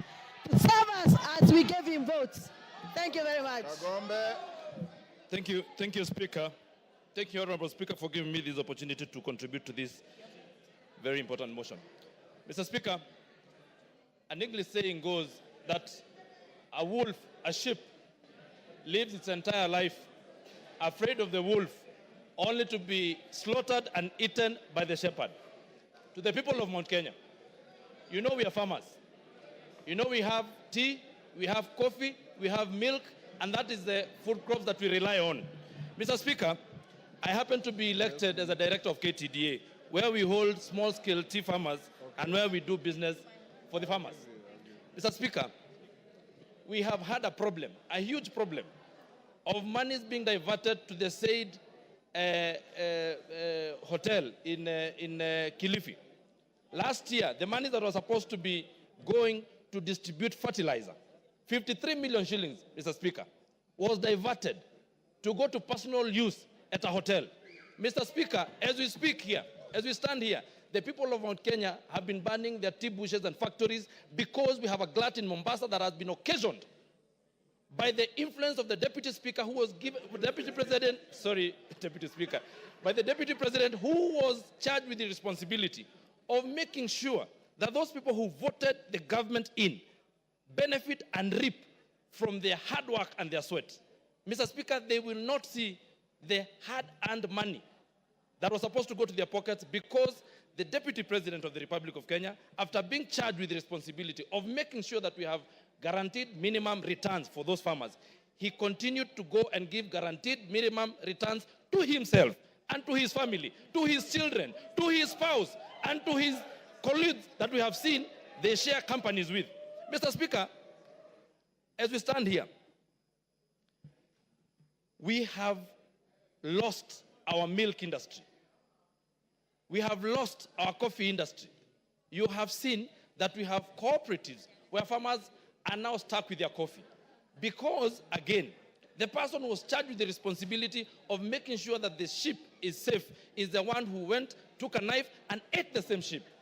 Mr. Speaker, I know there might be some tension and people from the mountain feeling like everybody has been talking about the mountain, but even the mountain people are suffering, even us, because there's someone who just hides under the pretext that he's an honest man, he's he's a truthful man, but he's a truthful liar, Mr. Speaker. Therefore, I want to say this: the seat of the presidency is a symbol of unity in this country. And when the deputy president stands and accuses the NIS, like he did in Mombasa, we live in a community, and even the people who are in the intelligence sector live in a community. There is a community, a world community of intelligence. When you disparage such an office, such a high office that is supposed to make sure that you protect and give us protection in this country, Mr. Speaker, that to me is gross misconduct and it is impeachable. Mr. Speaker, when you go to State House and you say that you have put traps for some people not to access State House, yet they are members of this republic, yet they are people that we respect like Raila Odinga, Honorable Raila Odinga.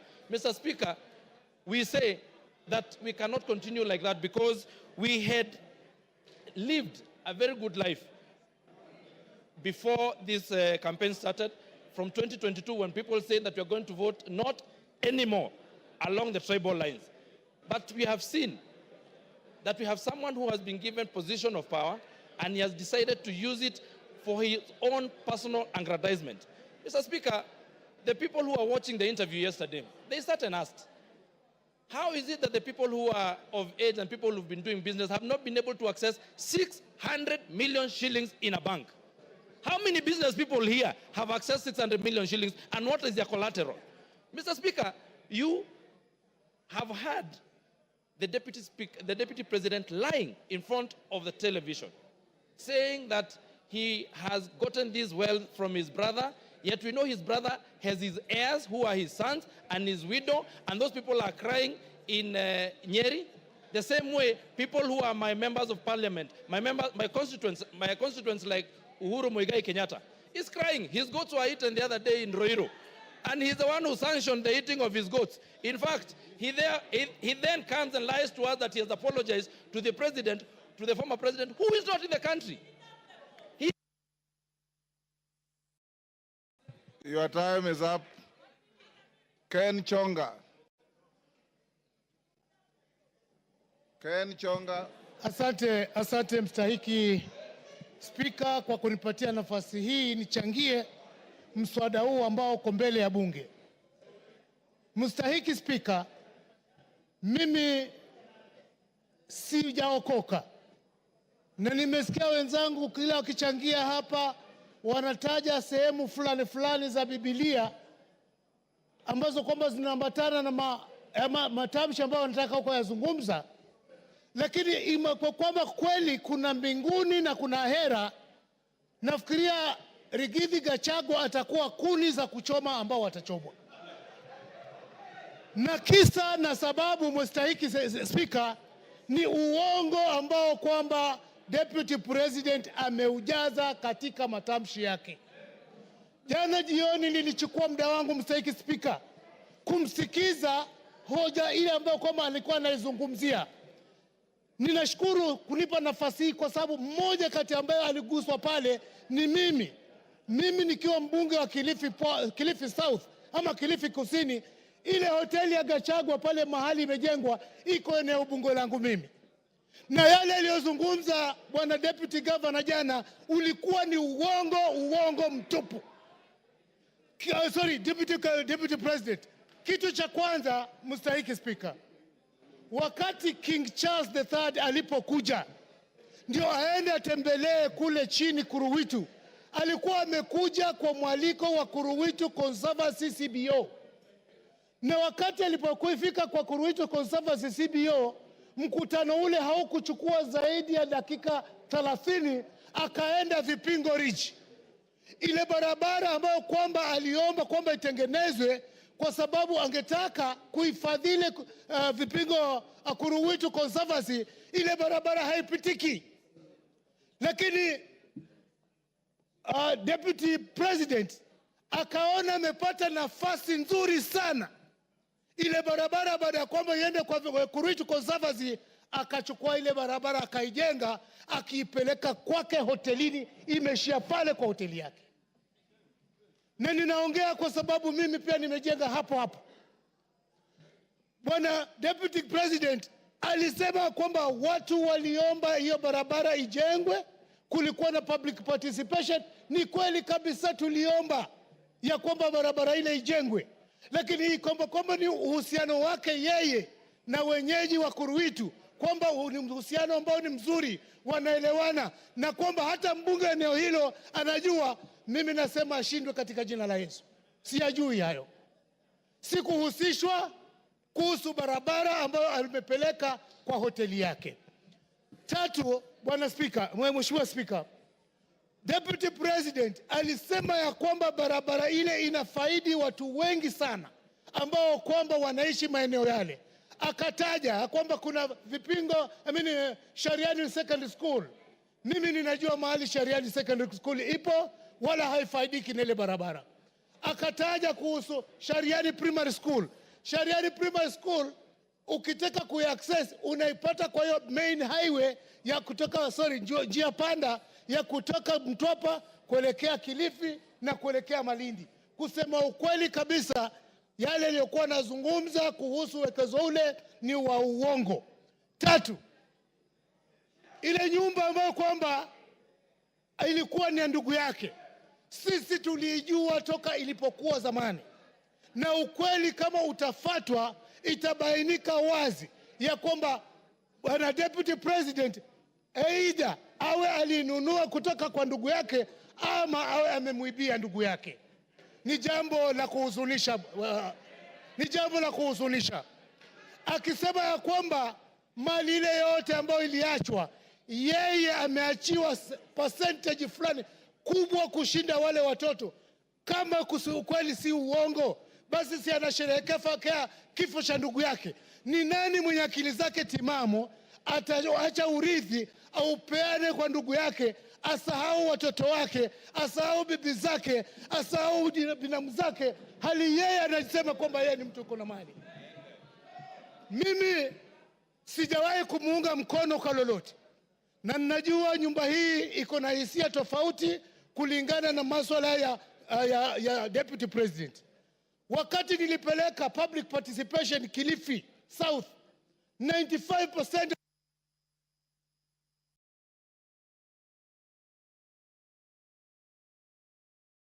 Give him 1 minute. Na asante sana Mstahiki Speaker. Na asije akasema ya kwamba yeye alichaguliwa na watu sijui milioni 7, na ukweli wa mambo ni kwamba sisi ambao tuko hapa kama wabunge, sisi ndio tuna represent wale watu ambao walitualika pale. Kwa hivyo asiseme kwamba sisi hatuna uwezo wa kutoa amri au mamlaka ya kwamba yeye agatuliwe mamlakani. Langu ninasihi, wakati umefika. Unajua Mungu akitaka kukumaliza hukuweka kichaa. Mimi sijasema kwamba deputy president ako na kichaa. Ninasema tu ya kwamba matamshi yake kama hata chunga yataelekeza kwamba tumshuku katika akili zake. Asante Mstahiki Speaker. Bashir.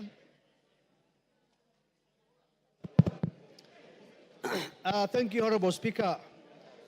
Honorable Speaker, from the onset, I want to make it clear that I support this special motion by Honorable Mutuse. Honorable Speaker, there are 11 counts as contained in this special motion. What these 11 counts in total summarize and talk about is gross misconduct and issues of integrity. The holder of the office of the Deputy President is not a small man. He is just a heartbeat away from the presidency. Looking at the behaviors, actions, utterances of Deputy President Rigathi Gachagua shows you that he does not befit to hold the office of the Deputy President. Honorable Speaker, time and again, His Excellency Rigathi Gachagua has been talking about Murima, Murima, Murima. But one thing I want people to know is that the same Murima has people who have been elected by the same representative and who are in this house representing the people of Mount Kenya. Rigathi Gachagua is not the sole representative of Mount Kenya. They have MPs, they have women reps, they have senators, they have governors. He is supposed to represent each and every part of this country called Kenya. Unfortunately, he doesn't understand that bit. Sometimes in July, in a well-attended press conference in Mombasa, intelligence services, and especially in the person of Director General. Now, look at this case. The Deputy President is a member of NSAC, the National Security Advisory Council. He sits in that council. If there are issues that he has with individuals running those institutions, the best place will have been that council. Now, you've been the deputy president of the country. Instead of addressing matters in a perfect and constitutional manner, you address the press and taint the images of such officers, critical officers of security. That itself is quite unfortunate. Honorable Speaker, I listened to the press conference last night. One thing that perturbed me was the issue of His Excellency saying, I have gotten all these wealth from my brother. Now I'm asking myself, he doesn't have wealth of his own that he can tell the people? How come he is the one who gets more of the shares than the widows and the orphans?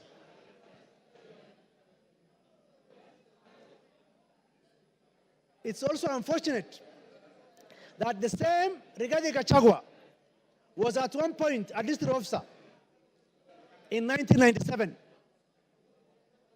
He was sacked for stealing relief food. What is relief food supposed to go to? To the vulnerable people, vulnerable community of that area. He stole the relief food. We cannot continue to entrust one Rigathi Gachagua with the office of the Deputy President of the Republic of Kenya. We call upon this House to make history for the first time under the new Constitution to say that Rigathi Gachagua does not befit to hold the office of the Deputy President of the Republic of Kenya. The President and the Deputy President are supposed to work in harmony. They are not working in harmony. The President sometimes goes out of the country.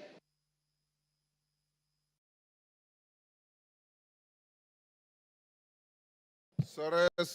Ruth Odinga.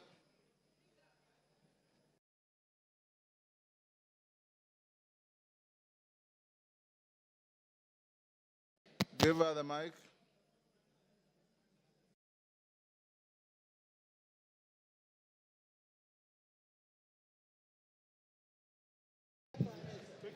Thank you, Mr. Speaker, for giving me this opportunity. I rise today not just as a member of this esteemed House, but as a daughter, a sister, and a proud descendant of those who fought tirelessly for the freedom we hold dear. I urge us to reflect on the values upon which our great nation was built as we consider the impeachment of the Deputy President. I want to take you back to the times before independence. Jaramogi Oginga Odinga is one of the people who fought for independence. And the colonialists actually offered him to be to become the president of Kenya. He declined and left that for Jomo Kenyatta to become the president. And in 1964, Jaramogi became the first vice president of the Republic of Kenya.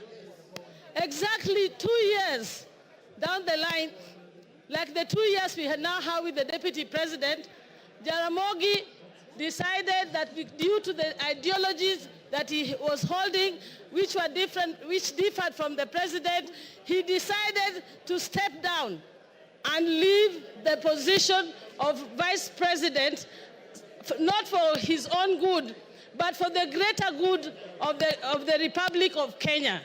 He actually stepped down. I would like, in my own statement, to ask the deputy president that Kenya is larger than you. Kenya is a big country that we need to protect. If I were you, Mr. Deputy President, please take the honorable route that some of your predecessors had taken, like Jaramogi, and step down from this position of presidency. Don't take Kenya through the valley of the abyss the dark abyss you want Kenya to go through. Secondly, I would like to say something. I was not one of the people who was actually wanting this impeachment of the deputy president. I felt that the deputy president's impeachment was not the main problems that we were having in Kenya, and that we had other issues. But having heard how the president spoke last night, I am completely convinced from that statement that the deputy president must go, and he must go as soon as possible. One of the reasons why I say that is that we are not here for our personal grandiose and our personal wealth. Kenya, if the deputy president is mourning because his father is going to turn in his grave because of the wealth that is being accused of, I wonder what the people like Bildad Kagia, Jaramogi Oginga Odinga, and all those who fought for us to get through this, to get to where we are, through multi-party. Oginga Odinga and all went through house arrest, detention, to make sure that we get the multi-party that we are enjoying in this country, the democracy that we are enjoying. How are they feeling in their grave when now the deputy president is talking about making Kenya a company? What company are you talking about, and shareholders? When Kenya is a country that we have a sovereign country in Kenya. Mr. Deputy President, I was a bit on your side, but you have hanged yourself with your own rope. Whoever informed you to go to the TV yesterday did you a very big disservice. And for that, I support the motion. Mbura Aburi.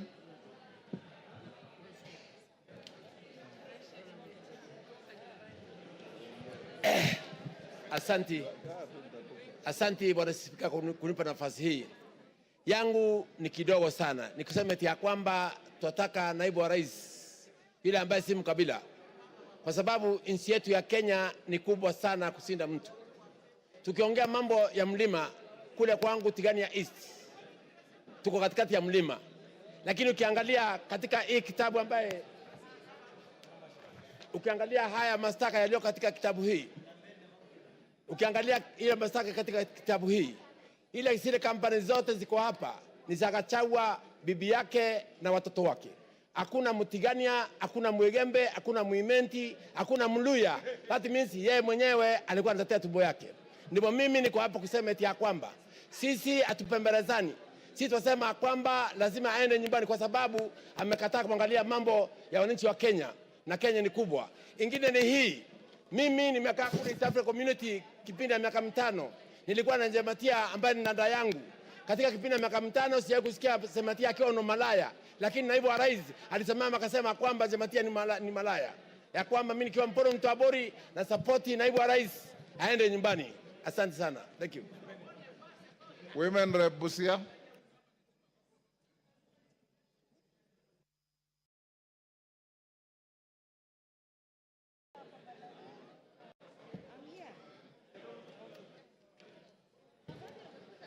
Thank you, Mr. Speaker.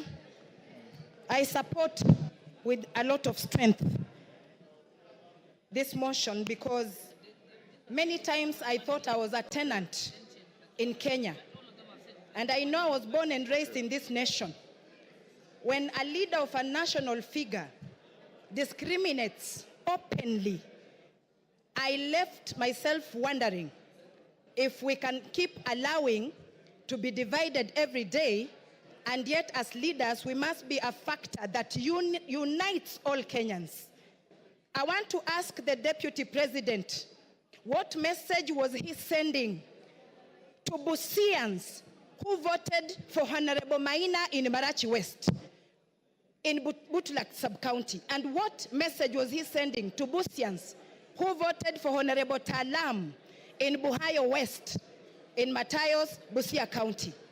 We should be free from Mombasa to Turkana, any person of any race, any tribe, to stand and be elected without being pointed at as this one belonging to a particular region and that one not belonging to our region. Because Kenya is our country and we are here in this country to build it. If we don't join, because if you go as an individual, you are a drop in the ocean. But together as Kenyans, we are an ocean. So I want to ask again, what other thing a principal assistant is supposed to do. According to me, unless you have a shrunken hippocampus in your brain, then you go displaying what your master is doing instead of being the real assistant of even covering up. One day he says, I was sent all these things I was saying. I was sent all these things I'm saying. It's like he is wearing an oversized coat, oversized trouser, a tumbo cut vest, and oversized shoe. He does not understand his role as a principal assistant. We must unravel from the sins of our fabric in this country, because sometimes you can be wearing a dress or a trouser, but something keeps biting you. Unless you unravel or open up the seam to know what is biting you, you will continue losing blood and become anemic. So people of any nation are stronger than the people in power. All leaders in this nation must be responsible of the utterances they puke every day, because what will our future leaders be saying? I am, or who is our role model? Who is their role model?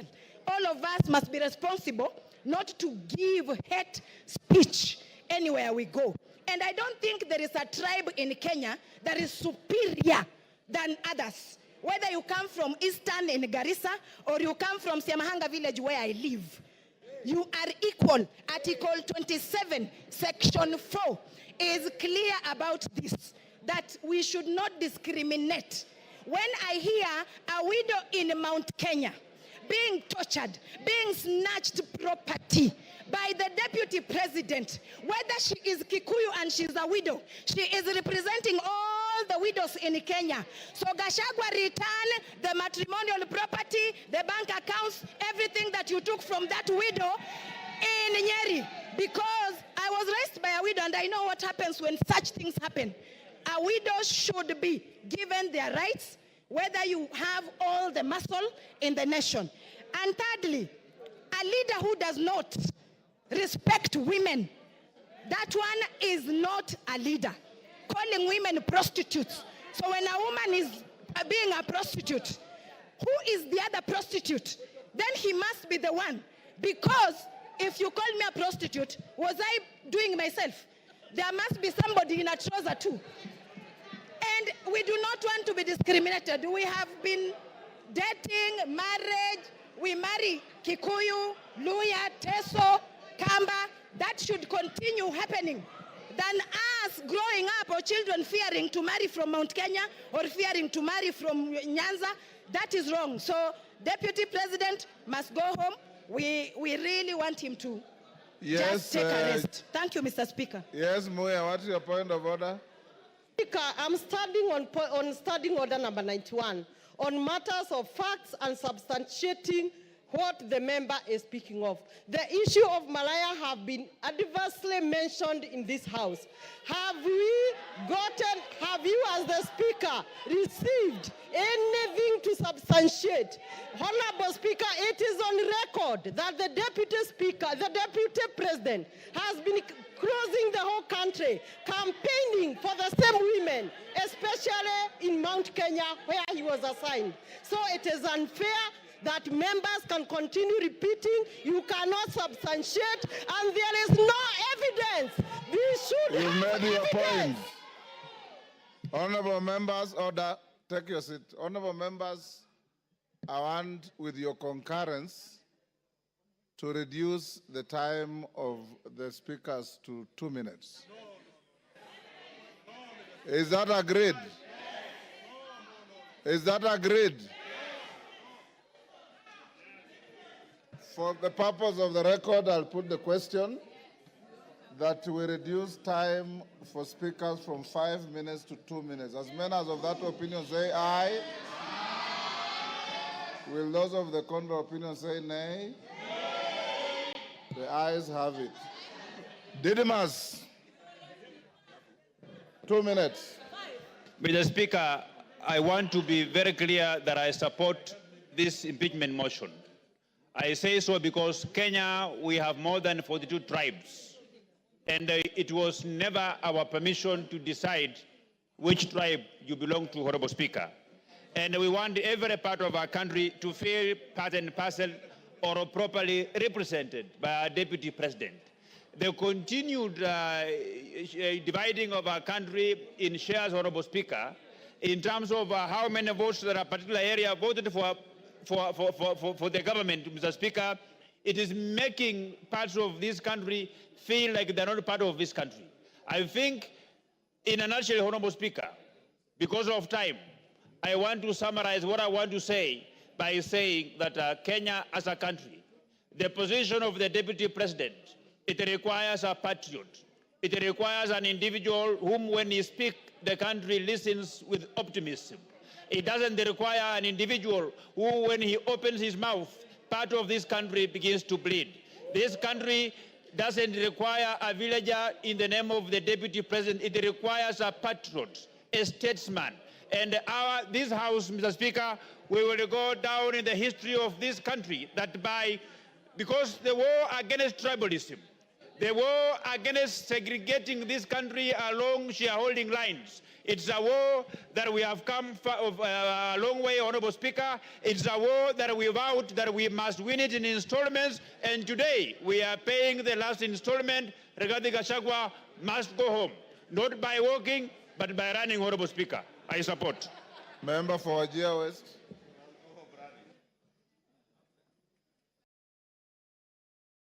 Please here. Thank you, Mr. Speaker, for giving me this opportunity. First, I rise, Mr. Speaker, reluctantly but firmly in support of all the articles of this motion. Mr. Speaker, I say reluctantly because of the following reasons. Normally, Mr. Speaker, as a Muslim leader, I don't rush to support this grave matter like this, to remove the Deputy President of the Republic of Kenya from office after just 2 years of election. But because of the conduct, the behavior of the Deputy President of this country, Mr. Speaker, I have no option but to support this motion. Mr. Speaker, I am a witness who went to the office of the Deputy President of the Republic of Kenya to request for assistance during the drought season, to request for relief food for the people of Wajir West. But the utterances of the Deputy President of the Republic of Kenya was shocking, Mr. Speaker. He told me, Mr. Speaker, and I want to confirm to this House, that the Deputy President of the Republic of Kenya told me you have more than your share. It was shocking. I was dejected, hopeless, and left the office in protest, Mr. Speaker. Who disrespected and discriminated against the people I represent in this House. Mr. Speaker, today, as we speak, it's a historic day. And for that reason, Mr. Speaker, for unity of this House, of the country. Your time is up. Your time is up. Member for Tetu. Thank you, Mr. Speaker. You have 2 Mr. minutes. Speaker, from the onset, I rise to oppose this motion, this special motion on removal from office by impeachment of the Deputy President of the Republic of Kenya. Mr. Speaker, when a man is down in the spirit of Ubuntu, it is not good to crush him. On Sunday, the Deputy President at the National Prayer Altar stood and apologized profusely to his boss, to fellow Kenyans, and indeed to all the members of this House. Mr. Speaker, I feel that our party, UDA, on which the Deputy President was elected, has internal disciplinary mechanisms which have not been exhausted so as to bring this matter to this House. I also feel that in the spirit of us finishing the agenda that we promised Kenyan, this matter can wait to 2027 so that we can. Mr. Speaker, I will personally request the members of this House to find it in their heart to forgive the Deputy President. And I will personally. Mr. Speaker, you have had honorable member telling this House that in UDA they had not exhausted their disciplinary mechanism. Why did he then decide to sign on the motion? Why did he sign? Mr. Speaker, thank you very much. The matter of... One day to finish up. I did not finish. Is not exhausted. Go on, you have half a minute. Yeah, Mr. Speaker, the matter of my signing, you talked about it, and the matter is rested. Wanjara can come to your office for further explanation. Mr. Speaker, I personally would like to volunteer to lead other leaders in this country, elders, bishops, to ensure that we sit down with the Deputy President so that if there are any issues that he needs to correct, if there are any issues that he needs to align, he can align so that himself can continue serving the people of this country. He has some good in himself, and that good needs to be preserved so that he can finish his work. So, Mr. Speaker, I rise to oppose. Thank you. Umi, you have 2 minutes. Thank you, Mr. Speaker. I rise to support the motion of impeachment because of many reasons. Mr. Speaker, as a young person and as a representative of the House for the Youth, I wonder how many young people of this country can walk into a bank and access a loan of 600 million shillings without any guarantees of any sort. Mr. Speaker, this is a representation of impunity. The Deputy President stood before the media yesterday as a national leader to defend his children. I respect that he stood to defend his children, but how many children of this country has he given a chance for them to access the same benefits? Myself included, I cannot access a loan of that amount of money. Mr. Speaker, this impeachment motion is not just an impeachment because of difference of ideology, but it will be a symbol of democracy for our country, that people who abuse their powers can go home, regardless of whatever position they hold. Mr. Speaker, I come from Garissa County. We lost residents from my county at an accident as they were accessing to cross a river because of the flood scandal.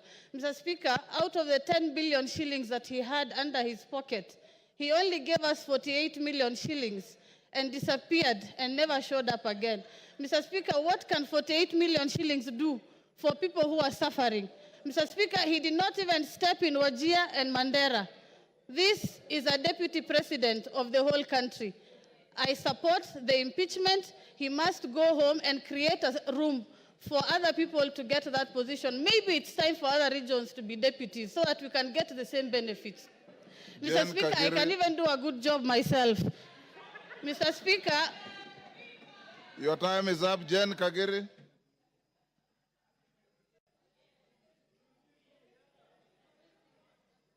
If you read the Constitution, you'll know that you don't qualify to be a deputy president to your age.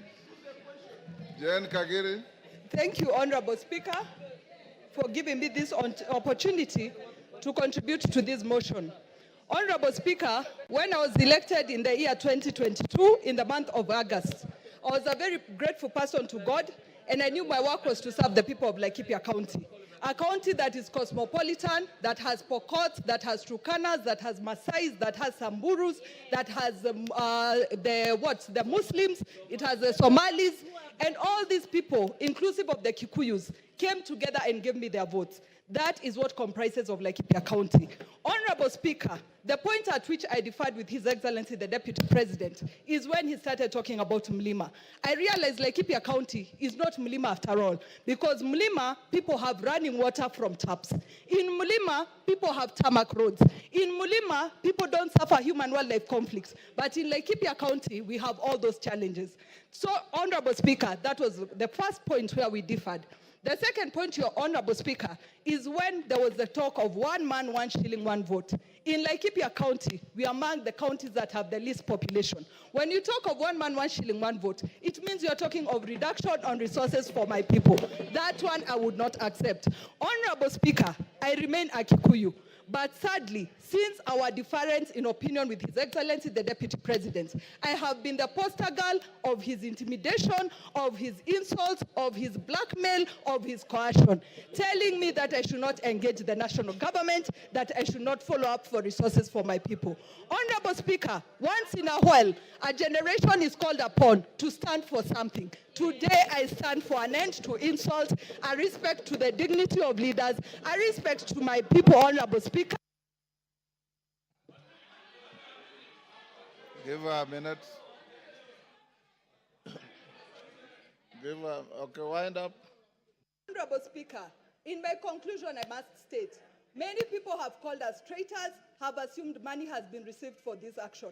But Honorable Speaker, I want to make it very clear. I need no money for the restoration of dignity in this house. I need no money for the restoration of respect to women in this house. I need no money for resources to reach my people of Laikipia County. Honorable Speaker, I submit and I support. Thank you. Oundo.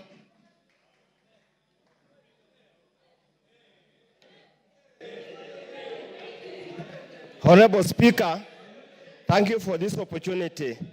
Honorable Speaker, my attention is drawn to Article 125 of the Constitution.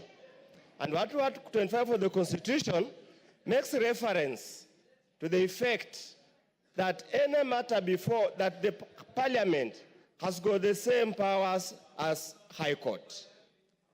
Out of that, Honorable Speaker, then I'm left to look at the evidence presented by my good friend, Honorable Mutuse, and wonder, does it really meet the threshold of any form of evidence as required in there, as required at the High Court?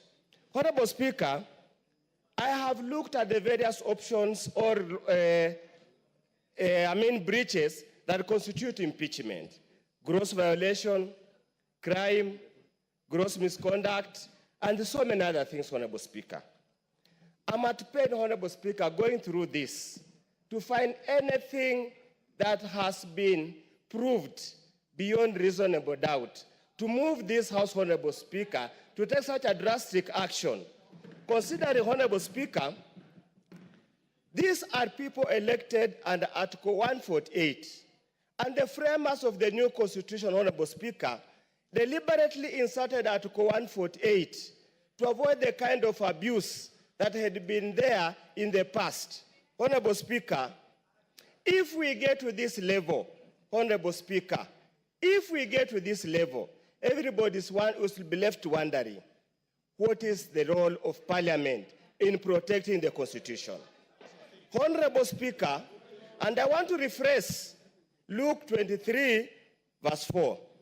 I find no case against this. Ruku. He didn't ask for it. Ruku. He didn't ask for any addition. Thank you, Mr. Speaker. Thank you, Mr. Speaker. Mr. Speaker, from onset, I rise to support this motion. Mr. Speaker, when I'm standing here, I'm thinking about the children of the most remote places in the Republic of Kenya. I'm thinking about the children in the remote places in Turkana, in Mandera, in Bere, very remote places, Mr. Speaker. It reminds me on Article 10 of our Constitution, which talks about the national values and principles of governance. And one of the principles which is enshrined in our Constitution, Mr. Speaker, is protection of the marginalized.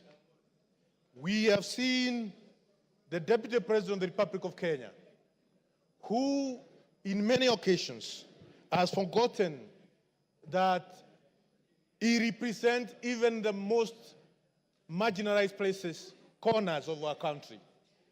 That the numbers of these small communities in the Republic, they have the right, just like any other big community in our Republic.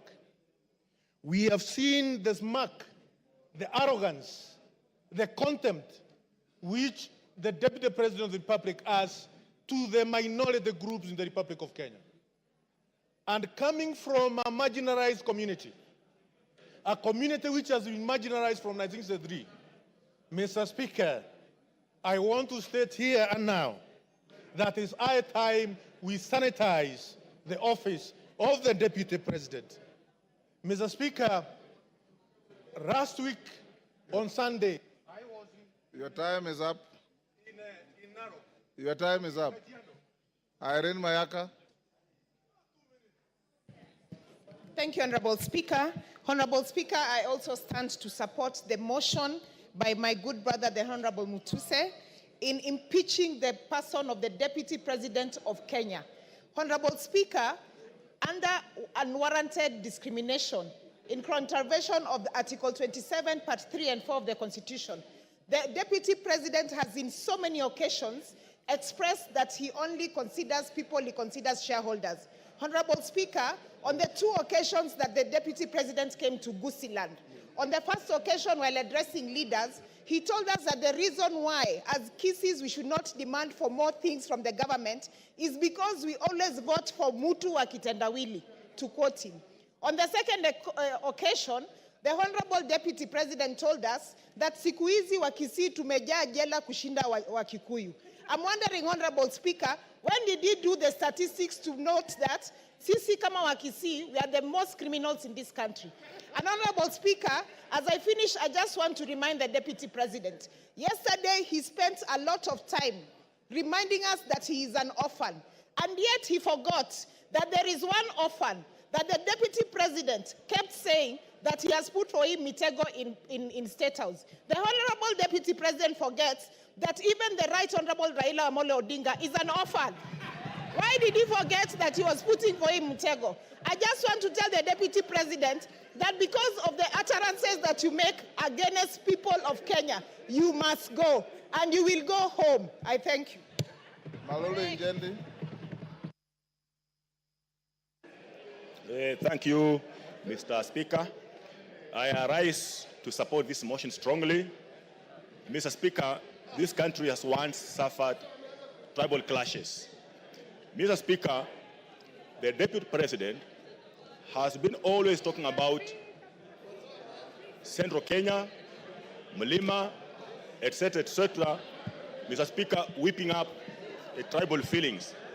Mr. Speaker, if we allow the Deputy President to continue holding that particular position in the country, Mr. Speaker, what will happen in this country is that most of these other tribes will feel domination of this particular community, will feel intimidation by this community, and they will rise up, gang up against the community of Central Kenya, not because they are liking it, but because of his sentiments and because of what he speaks. Mr. Speaker, this person has been in office for 2 years, but he appears not to have had the conscience to know the kind of office he's holding, and that's why he speaks the way he speaks of regions. Mr. Speaker, I wonder how. Order, honorable members, order. I wonder how a person holding that kind of office can keep on talking of Kuweka Miteko State House for people who did not vote for this government, not to enter, not to access. Mr. Speaker, because of Kuweka Miteko, kila mahali kwa kona State House has affected some of us when he was still very active in State House, blocking us from accessing State House.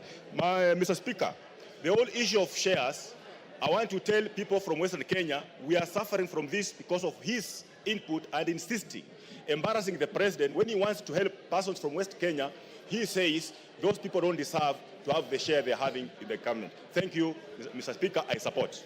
Robert Mbui. Robert Mbui. Yeah, thank you, Mr. Speaker. Being in leadership, I'll give you 5 minutes. Thank you very much, Mr. Speaker. Thank you very much. Mr. Speaker, I've noticed, listening to the arguments that have been passed here this afternoon, and also earlier in the morning, I've noticed that it's getting a little personal, and I'm feeling a little jittery, because I know the subject matter is a person who is a family man with a wife and children, and friends and relatives, and they're all listening. So I think maybe I will start by reading the Bible so that we can bring down the temperatures. Ephesians chapter 4, verse 32 says, "Be kind, compassionate, and forgiving to each other. In the same way, God forgave you in Christ. Now, verse 31, Mr. Speaker, says, put aside all bitterness, losing your temper, anger, shouting, and slander, along with every other evil. Mr. Speaker, as a member of Azimio la Umoja One Kenya, I didn't believe in the leadership of Kenya Kwanza. I opposed it from the beginning. Mr. Speaker, I am vindicated now because I can tell the people of Kathiani that I said that this government is rudderless, is leaderless, is planless. And Mr. Speaker, is also merciless because within a very short time, the center can no longer hold. Mr. Speaker, former Senator, now Governor James Orengo, famously said in Senate that governments eat their own people. Former leader of majority of the National Assembly, Duale, was eaten by his government. Today is a CS. Former Deputy Speaker of the Senate, Kidhura Kindiki, was eaten by his government. Now he's also a CS. Former Chair of Budget of this National Assembly was eaten by his government. Today is the majority leader. I don't know. We are now eating Rigiji. Where will he end up? Mr. Speaker, I have an issue of concern, Mr. Speaker. Yes, Majority Leader. Honorable Speaker, is the Deputy Leader of Minority to assert that I was eaten by my own government, Honorable Speaker, whereas he knows I was never eaten by any government. I only stood firm against tyranny. I stood firm against the bullying that I experienced under that regime. The same bullying I have stood firm against a deputy president today who has been bullying members of parliament.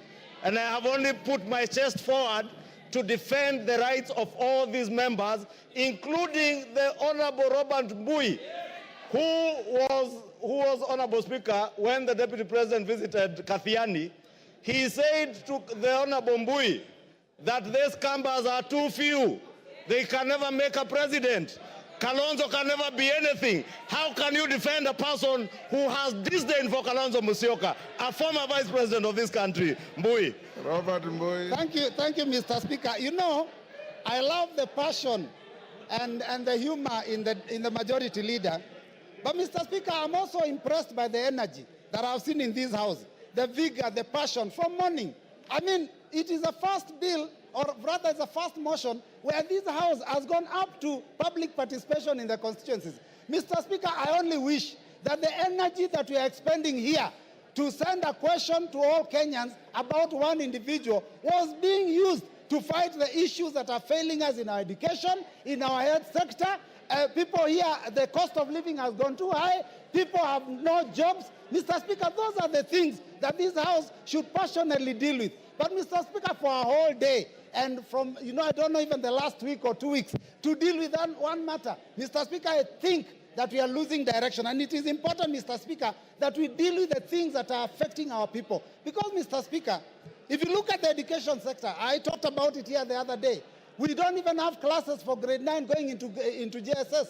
Mr. Speaker, the funding model for university has failed. Mr. Speaker, the insurance sector, NHIF, is having a problem, Mr. Speaker. How then do we spend taxpayers' money and time to come and deal with a matter of one single individual, Mr. Speaker?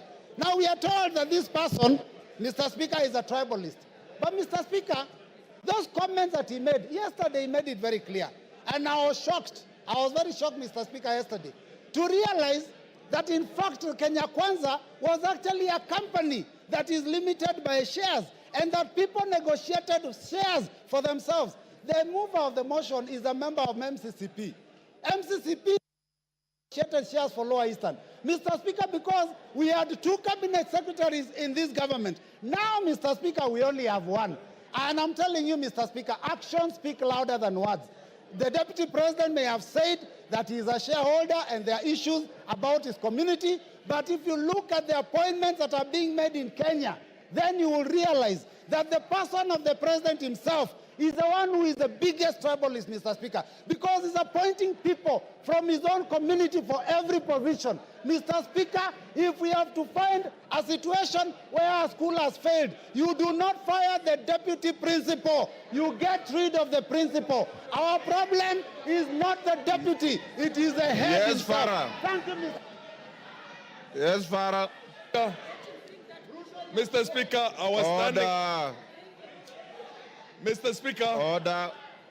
Mr. Speaker. Robert Mbui, you are normally more decent than that. This is a house of. Oh, Mr. Speaker, protect me.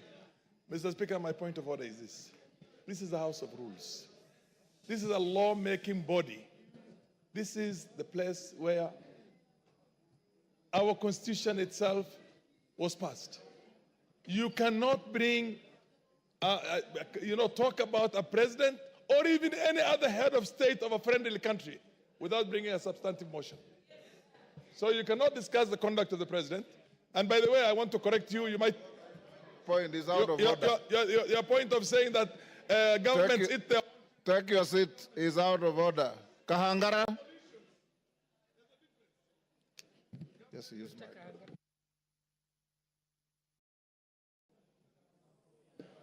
Honorable Kahangara.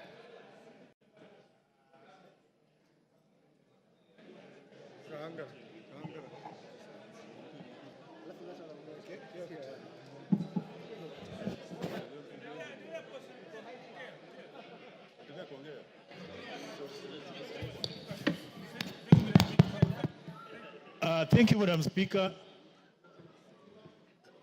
Hold on a second, they're going to put for you the mic. Clerk, just yes, I can see the mic. Take the one next to Mheshimiwa Fulamu.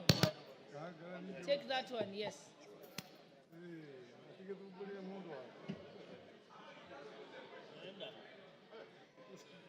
He's gone to the one you had given him.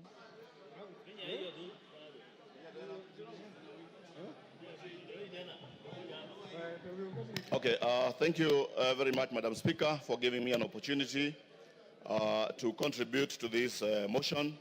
And I want to say that from the onset, I am in support of the motion, the special motion for the impeachment of the Deputy President of the Republic of Kenya. Madam Speaker, let me say that this country, Kenya, is a country that is is led by a constitution, by laws, and a country that is led by of democracy.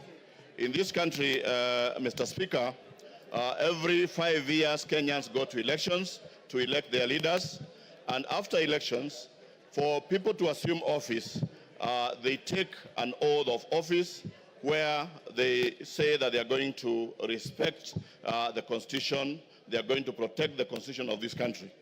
Mr. Speaker, when the Deputy President took oath of office, he promised that he was going to respect the Constitution of Kenya.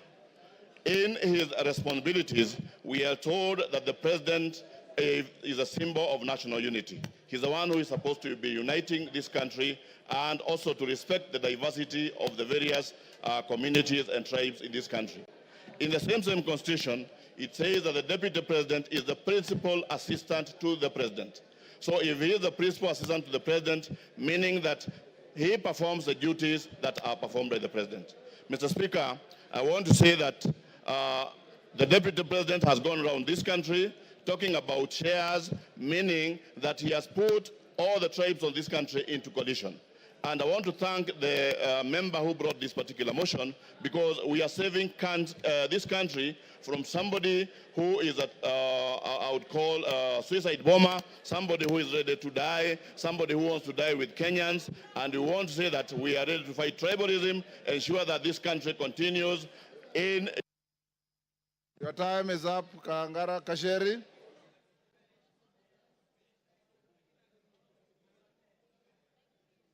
Give Honorable Njeri the mic.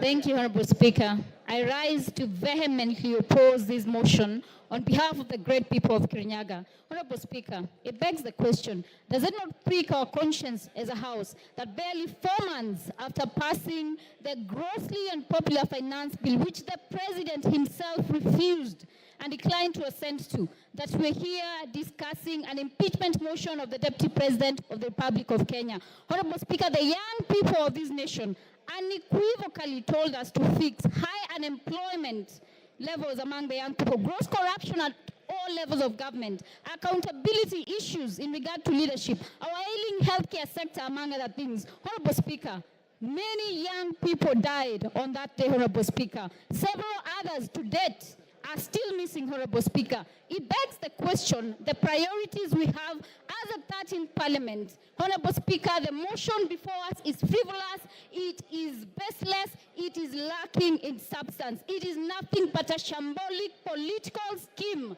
to hang the truthful man for merely being truthful. Honorable Speaker, we must redeem the 13th Parliament, Honorable Speaker. We must ensure that we give... Kasheri, take your seat. Yes, Donya. Give Donya the mic. Hold, Jerry, you have about... Yeah. Thank you, Mr. Speaker. Is Honorable Gachagua in order to bring things which have passed, like the finance bill, when we are discussing about the impeachment motion? Those... And Gachagua is my friend, but this one you are wrong, my dear. We are discussing about the impeachment of Gachagua, not finance bill. Let the foregone be the foregone. Honorable Speaker, I would want the honorable member, who is my very good friend, to point what standing order she rose on and what standing order can ensure that I do not speak on matters that have been controverted and that are public information, Honorable Speaker. We passed the finance bill, Honorable Speaker. It is a matter of fact. Even if you boo me, I will speak. The young people of this nation deserve more. They want jobs. They want healthcare sorted. The impeachment of the deputy president is a sham political process. Kasheri, order. Jerry shall be heard in silence and dignity. But Jerry, your time is up. Women Rep of Migori.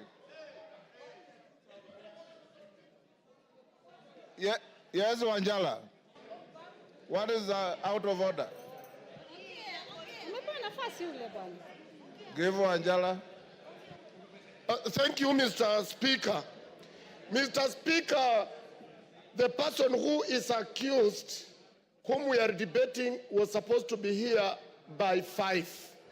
It is 7 minutes past 5. He actually is. Mr. Speaker, can we bar him from coming because he's late? Wanjala, he's already here. Yes, Migori Women Rep. Give to Fatuma.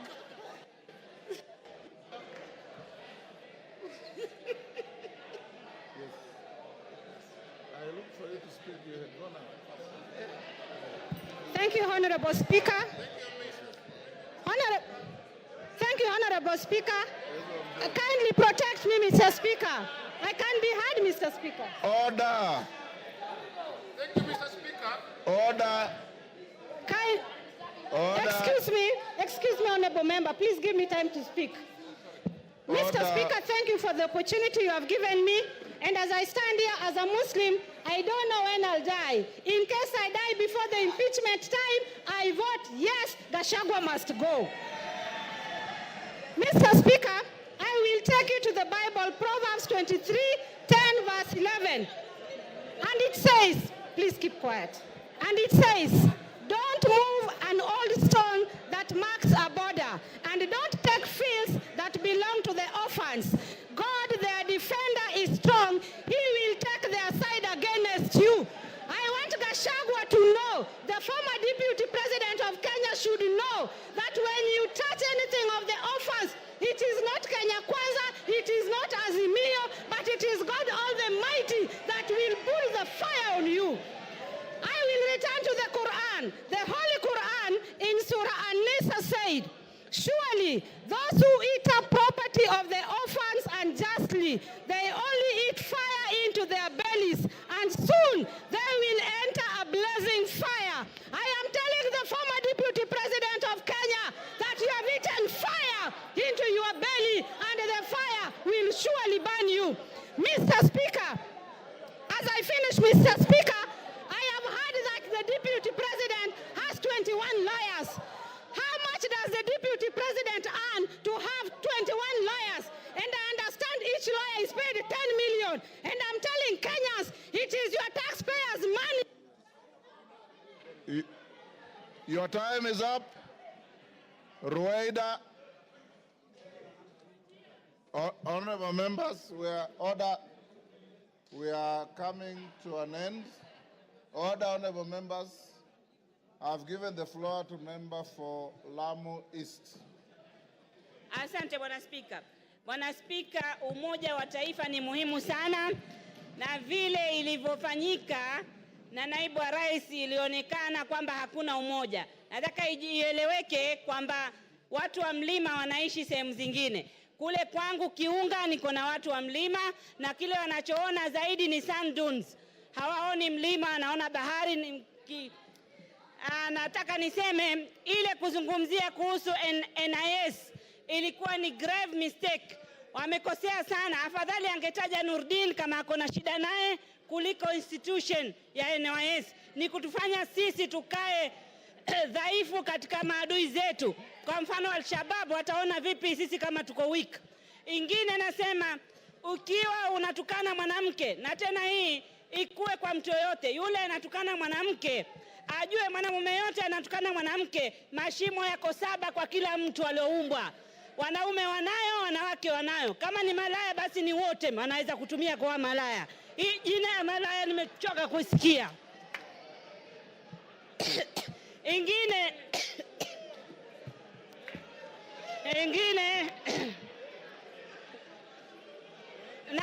naulizwa mashimo ni haya mawili ya pua, ya masikio, ya mdomo na yale mengine mawili. Kila mtu ako nayo. Ingine nataka niseme, sisi tunafundishwa Kiislamu kuheshimu wajane na mayatima. Ikiwa kuna mtu haiheshimu majane na mayatima, basi hairuhusiwi kidini yetu. Asante Bwana Spika. Order. Member for Kipipiri, take your seat. Yes, Milemba. Honorable Speaker, thank you for this. The mood in the House is such that it's already 5. And Honorable Speaker, it's my plea to you that the country is waiting. We move to the next stage so that we may hear the Deputy President speak. Remember, these are motions which has timelines. Thank you, Honorable Speaker. Order, members. If you listen to the Speaker, when I called out member for Lamu East, I said she was going to be the last one on this. So she is indeed the last one on this. The interaction on the motion. Order. Order, members. The interaction of members on the motion has been very, very intense. Order, honorable members. Member for Machakos, keep your cool, Mami. Keep your cool. Yes, keep your cool. The members who have spoken are many. It is not possible for each and every one of us to speak on the same motion. For those who have spoken, I appreciate you for your tremendous industry for and against the motion. Now, His Excellency, the Deputy President, is in the chamber, and he is accompanied, I believe, by his legal team or assistants.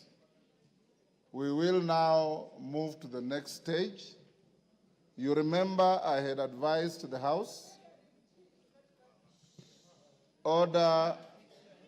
Joyce Kamene.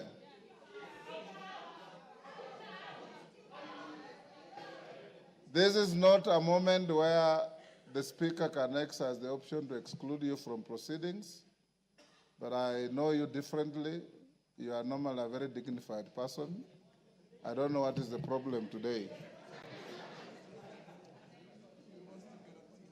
I want to urge the House that as we move to this stage, you remember we said at 5, the Deputy President had been assigned 2 hours in accordance with the standing orders. The standing orders say not more than 2 hours. So he may exercise to spend the 2 hours or less as he wishes. Secondly, once he finishes, then the minority leader, majority leader will take the floor as we had agreed. After that, then the mover will be invited to reply. And after that, you will go into a voting session. Your Excellency, once you finish, you have the option to remain in the House or to leave because you'll have spent your time as allocated by the House. I want to encourage you members to maintain your silence, to maintain your decorum, and to maintain the dignity of both the House and yourselves in listening to the subject to this motion, who is the Deputy President of the country. And I invite you, Your Excellency, you have a choice. You have a choice between speaking yourself or speaking through your legal counsel. Yes, Kamket, what is out of order? Your Excellency, you may take your seat. Let us hear him.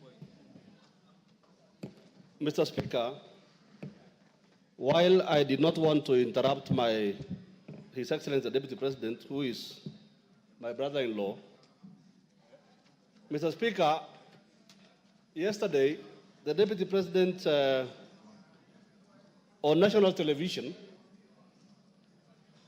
referred to this House in unpalatable terms. And Mr. Speaker,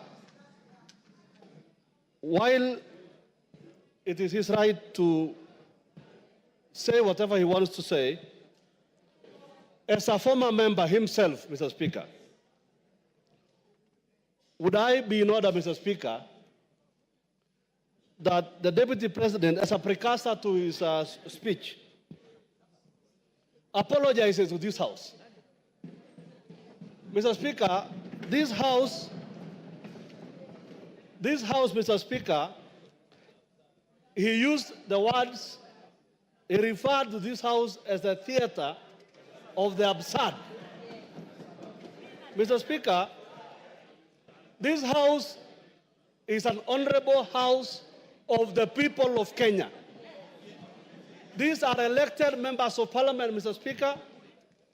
This House is neither a theater, neither is there absurdity in this House, Mr. Speaker. So I would request, Mr. Speaker, that the Honorable Deputy President exercises, dignifies this House by offering an apology. I know he has very little support in this House now. You've made your point. But he may get a little support even just from that apology. He has to apologize to this House, Mr. Speaker, before he proceeds with his speech, Mr. Speaker. Thank you very much. Order. No more points of order. Your Excellency, Deputy President, as you take the floor, this morning, the Speaker made a communication and indicated that we found it abhorrent, some of the contents of your interview your speech rather, your statement last evening, in which you described this House in not very good terms. We also indicated that the rules of this House preclude matters pending before the House from being canvassed in other fora, particularly by members of the House, and to an extent of broad interpretation of the standing orders, a person who is subject to the motion going on in the House. It is spilled milk, it's water under the bridge. You said what you said, but it is only fair that, being an immediate former member of this House, that you exercise your conscience to hold as to whether this is a theater of the absurd or is an honorable National Assembly of the Republic of Kenya. You may start by addressing that. Thank you very much, Honorable Speaker. And thank you, the honorable members present, for according me this opportunity to prosecute the matter before us. Mr. Speaker, sir, I have tremendous respect for this great institution, having served here for 5 years between 2017 and 2022, and I appear here in a very nostalgic moment that I'm back in the house where I stayed for 5 years, despite the fact that I've come under difficult circumstances. Mr. Speaker,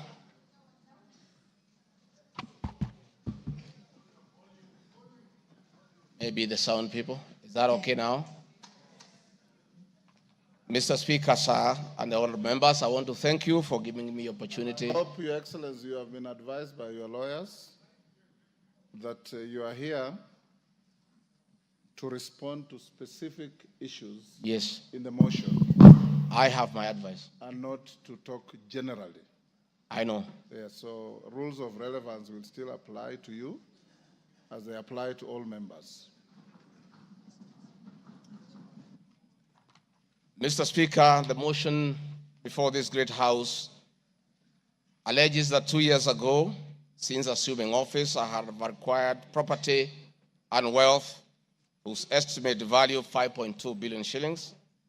A significant number of properties to which this sum of 5.2 billion is erroneously and maliciously attached belongs to my late brother, the late Honorable James Gachagua, and as demonstrated by his will, a copy of which is attached. The fact as follows.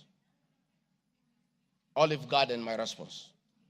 The allegations that I own the Olive Garden Hotel is false.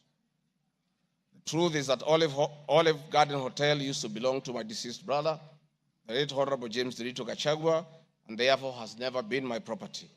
This is information that most of you may be aware, as it is in public domain. Upon his demise, my late brother left a will in which, in his recognition that I can take care of his family, he appointed me as one of the executors of his estate. In the said will, my late brother directed that the hotel should be sold, among other properties, and proceeds distributed as per the will. I'm also listed as a beneficiary together with other persons named therein. In accordance with these instructions, the hotel was sold by the executors to a third party. Owing to the above, I do not own the hotel and have never owned it contrary to accusation in the motion. For the benefit of this august House and the general public, I have annexed to this response copies of the following supporting documents. My late brother's will, sale agreement dated 17th May 2023, an official search for Olive Garden Hotel Limited. Mr. Speaker, Vipingo Beach Resort, just as in Olive Garden, above this allegation is also false. Vipingo Beach Resort belongs to the estate of the late James Gachagua. For the benefit of this House and the general public, I have attached annexed to this response copy of the official search for Vipingo Beach Resort Limited, confirming that the hotel is still in the name of my little brother's estate. Queen's Gate Service Apartment. The allegation is also false, as the property belonged to my late brother. Queen's Gate Service Apartments, registered in the name of Vipingo Beach Resort Limited, was sold to Cooperative Bank of Kenya Limited, Staff Retirement Benefits Scheme, as evidenced by the agreement for the dated 4th May 2022, and a transfer dated 5th October 2022, marked Annex RG6. Land Parcel Ruguru, Kiamariga 2023 in Madeira East constituency, which have originally constructed a helicopter landing facility. My response is, I do confirm that I own the above referenced property, which has approximately 2.5 acres in size, and which I have planted napier grass for my dairy cows. I purchased the land in the year 2023 for 3.5 million from farm proceeds coming from my dairy farm. I have read through the motion, and there is no iota of evidence adduced of the impropriety in the way I acquired this small property. Finally, on this matter, I wish to confirm that there is no helicopter landing facility for this particular parcel on the motion. This part is also false. I attach a copy of the agreement for purchase of this property marked Annexure RG7.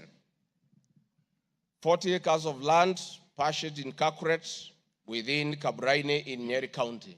My response: I confirm that I own a property, having bought it in 2015, a time when I was not a state officer. I had not even been elected as Member of Parliament from the Honorable Joroge Wainaina, Member of Parliament for Kenyan, who is present in his house, or I'm not sure whether he's present. Therefore, this property I purchased 10 years ago, and not 2 years ago during my tenure as Deputy President, and as indicated in the motion, the allegation is false. I have read through the motion, and there is no iota of evidence adduced of any impropriety in the way I acquired this property. For the benefit of this August House and the general public, I have annexed to this response copy of the agreement for sale and purchase of this property marked as Annexure RG8. 80 acres of land in Meru County. For the record, I wish to confirm that I do not own 80 acres of land in Meru. This allegation is false. However, in the spirit of full disclosure, I would like to confirm that I have purchased 29 acres of land in Meru, the land of my mother, which I bought on around 9 February 2024 through a loan granted to me by Solution Circle Limited, which I am a member. This said circle has a charge registered against the title, which it continues to hold as security until I fully repay the loan. For the benefit of the August House and the general public, I have annexed to this response copies of the agreement of sale marked RG9 and a letter dated 15 July 2024 from Solution Circle Limited confirming that they financed the purchase of the property marked Annexure RG10. Dairy farm in Nyandarua County. My response is I do not have a dairy farm in Nyandarua County, therefore this allegation is false. The land in Nyandarua has no single animal. Companies. The motion alleges there are 22 companies owned by my family members and which have been used to massively launder money and conceal proceeds of crime, corruption, and benefit from influence peddling. My response is the mover of the motion has listed the 22 companies associated with me and has alleged that they have been used to massively launder money and conceal proceeds of crime, corruption, and benefit from influence peddling. I've carefully gone through the motion and have not seen any evidence to support or prove the allegations therein. It is not clear to me how to respond without having seen any evidence incriminating the companies. I would like to be clear that these companies have not been involved in any illegal activities, and I believe that is why the mover of the motion has not tabled any evidence of impropriety with respect to the companies. It does appear to me that the mover of the motion was so meticulous to get all the companies associated with me and my family, and I believe that he also had evidence of illegalities committed by the companies, he would have shared or tabled that for the record.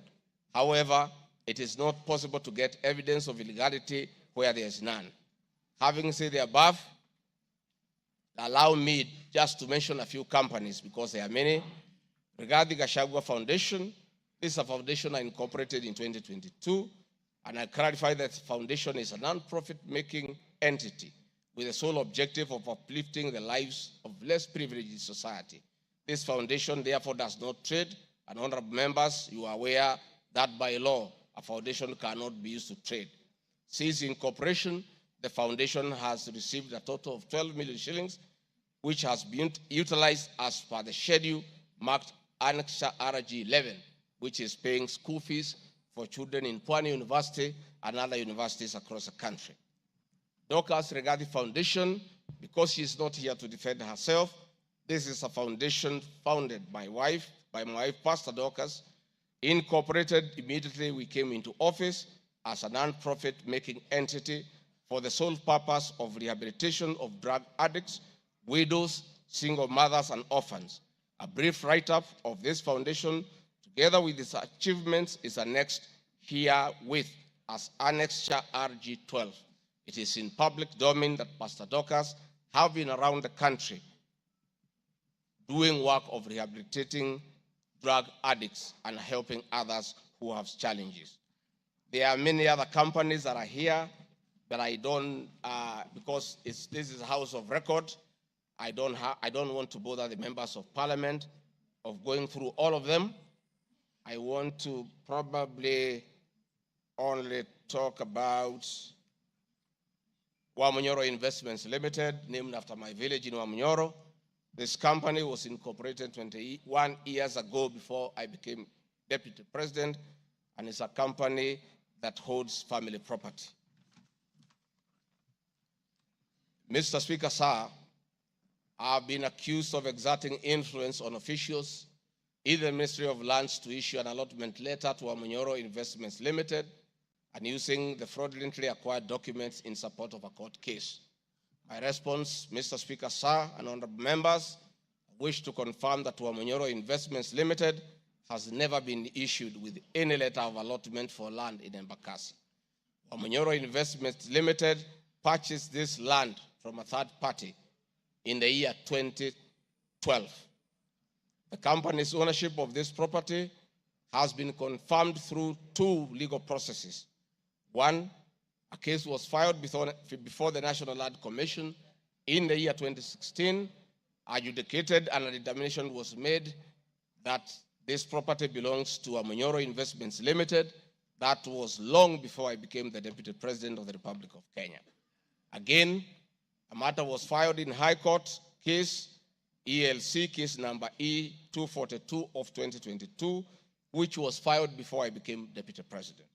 All the documents filed in support of this case were filed in court before I became Deputy President, and no documents have been filed by myself in court upon becoming Deputy President.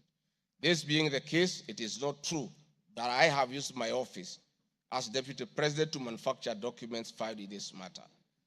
The High Court found that this land legally belongs to Wamunyoro Investment Limited and issued the appropriate direction. This matter has since been challenged in the Court of Appeal. I invite any honorable member who may want to be enjoined in this case to have the liberty to do so. Mr. Speaker, sir, I have been accused in the irregular procurement of mosquito nets at a cost of 3.7 billion. In response to paragraph 45 of ground 7 at page 23 and 42, paragraph 78 and ground 11 and page 36, 37 or 42 of the impeachment motion, I wish to respond as follows. It is not true, as claimed in paragraph 3 of the witness affidavit of Andrew Mulwa, that I was involved in the KEMSA 3.7 billion irregular procurement of malaria nets, either directly or through proxy. Further, Shobika Impex Limited was not awarded the subject tender as the acting director of procurement, Dr. Justice Kinoti, by letter 5th May 2023, formally notified Shobika Impex Limited that its bid was unsuccessful because its tender security was not paginated and the tender was hence non-responsive. That is clear at paragraph 4 of the witness affidavit of Andrew Mulwa. He contradicts himself by claiming that on 11 July 2023, I pressured him to surrender the original bid board, yet by the letter dated 5th May 2023, KEMSA had requested for collection of the original bid.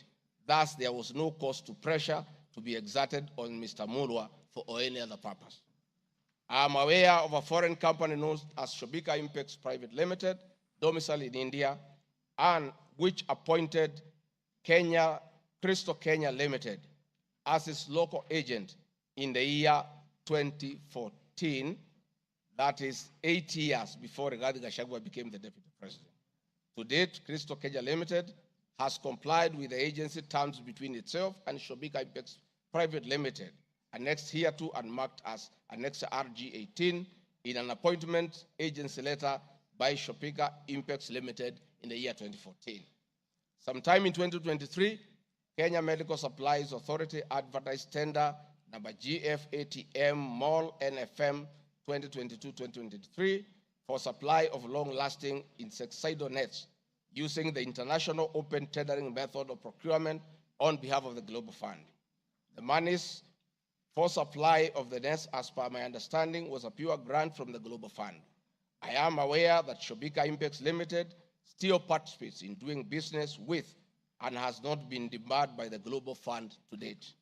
I believe being technically qualified to provide and deliver the goods subject of the tender document, having the financial ability to do so, and without their participation or assistance from Crystal Kenya Limited, Shobika Impex Private Limited independently participated and submitted in its bid in response to the subject tender pursuant to an invitation by KEMSA. Having not participated in the subject tender, Crystal Kenya Limited did not submit any of the documents in response to the subject tender. Specifically, Crystal Kenya Limited did not submit a bid board or tender security in its name in response to the subject tender. It is therefore not true that Crystal Kenya submitted a fake bid board with an intention to fraudulently acquire public property. It is also not true that with my sons I used Crystal Kenya to massively launder money, conceal proceeds of crime, engage in corruption, and benefit from influence peddling. Subsequently, by the letter 5th May 2023, KEMSA notified Shobika Impex Limited that it was not successful because the tender security was not paginated, and requested Shobika Impex Private Limited to collect its bid security from the procurement office immediately. Annexed hereto and marked Annexure RG19 is a said letter by KEMSA dated 5th May 2023. However, EACC commenced investigations of the subject tender, and on conclusion of the investigation by EACC and the Senate on the subject tender, KEMSA CEO Terry Ramadhani, who had been suspended on this issue, was appointed Kenya's Deputy High Commissioner in New Delhi, India by President William Ruto. Thereafter, Crystal Kenya Limited, a Shobika Impex Limited agent in Kenya, followed up in the release of Shobika Impex Private Limited's bid board tender security on behalf of Shobika. Annexed hereto and marked Annexure RG20 is an email from Shobika Impex Private Limited email addressed to Crystal Kenya Limited, together with a letter of even date confirming that Crystal Kenya Limited had authority to collect their bid board. KEMSA was mandated to immediately release the bid board tender security upon determining that Shobika Impex Private Limited was unsuccessful in the subject tender, and that is why they requested that the same be collected from its procurement office. KEMSA did so, as can be seen in its letter dated 11th July 2023, annexed hereto and marked Annexure RG21 in the said letter by KEMSA dated 11th July 2023.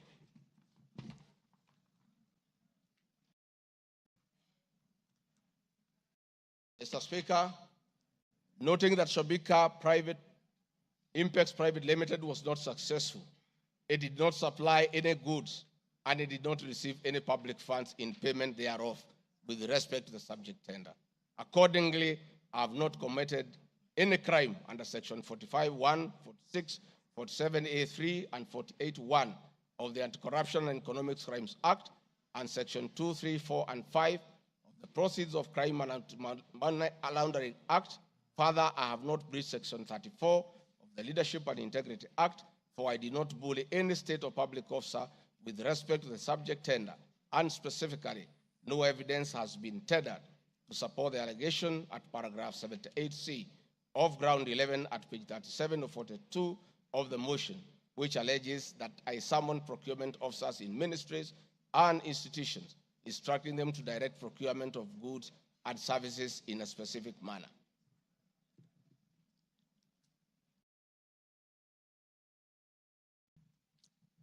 I have been accused of unnecessary and expensive renovation of the official residence of the Deputy President in Karen and Mombasa. Mr. Speaker, firstly, I would like to state that funds for the renovation of the official residence were approved and allocated by this Honorable House based on the fact that the premises had been neglected for a very long time when Dr. William Ruto was deputy president. It cannot be fair that this House would proceed to impeach me because of an action that these honorable members have approved by way of appropriating monies for their renovations.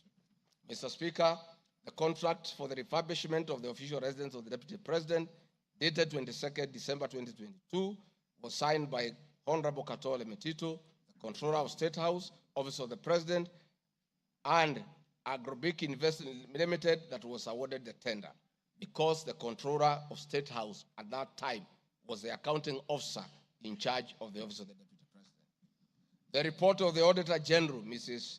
Nancy Gadongo, dated 24th January 2024, on the Executive Office of the President for the year ended 30th June 2023, gave the opinion confirming that due compliance with the Public Finance Management Act 2012, the report is annexed herewith and marks as Annex RG 23.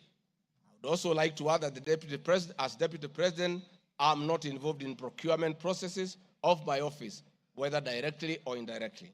I would also like to state that I do not know the company, Agropric Investments Limited, which undertook the renovations. I do not know the directors and the company. I did not participate in the tendering or supervising of the same. The motion dated 26 September 2024 alleges that on 29 January 2023, 45 million Kenya shillings was transferred to Bayani Enterprises Limited, which is alleged to be a special purpose vehicle used by me to siphon public funds. No evidence whatsoever is contained in the motion showing that the said company is in any way connected to me or that I have any beneficial interest in the said company, which I am neither a director or a shareholder. I categorically refute the allegation, which is false and unfounded. Mr. Speaker, I would also like to confirm that I'm not a director or a shareholder, directly or indirectly, of the company called Agrobrick Investments Limited, and I do not know its shareholders or its directors. Mr. Speaker, there is an allegation of dubiously acquiring substantial portion of the sum of 100 million paid to Lusona Events Limited. My response, Mr. Speaker, is just like in the above other matter. I have read the motion, and I would like to state that there is no evidence that this company is linked to me. I wish to categorically state that I have no beneficial interest in the said company, and neither am I affiliated in any way to the directors and shareholders of the said company. I would also like to state that I'm not a director or a shareholder of the company and do not know its shareholders or its directors. I do not sit in a tendering committee. I am not the accounting officer of the Office of the Deputy President. I have also not had any complaints against the manner in which the company undertook the work. I am unable to confirm the allegations on funds withdrawn from the account of the company, since I'm not a signatory to his account. I'm not associated with the company in any way whatsoever. Mr. Speaker, the motion dated 26 September 2024 claims that I'm reasonably suspected to be the principal beneficiary of the dubious transactions.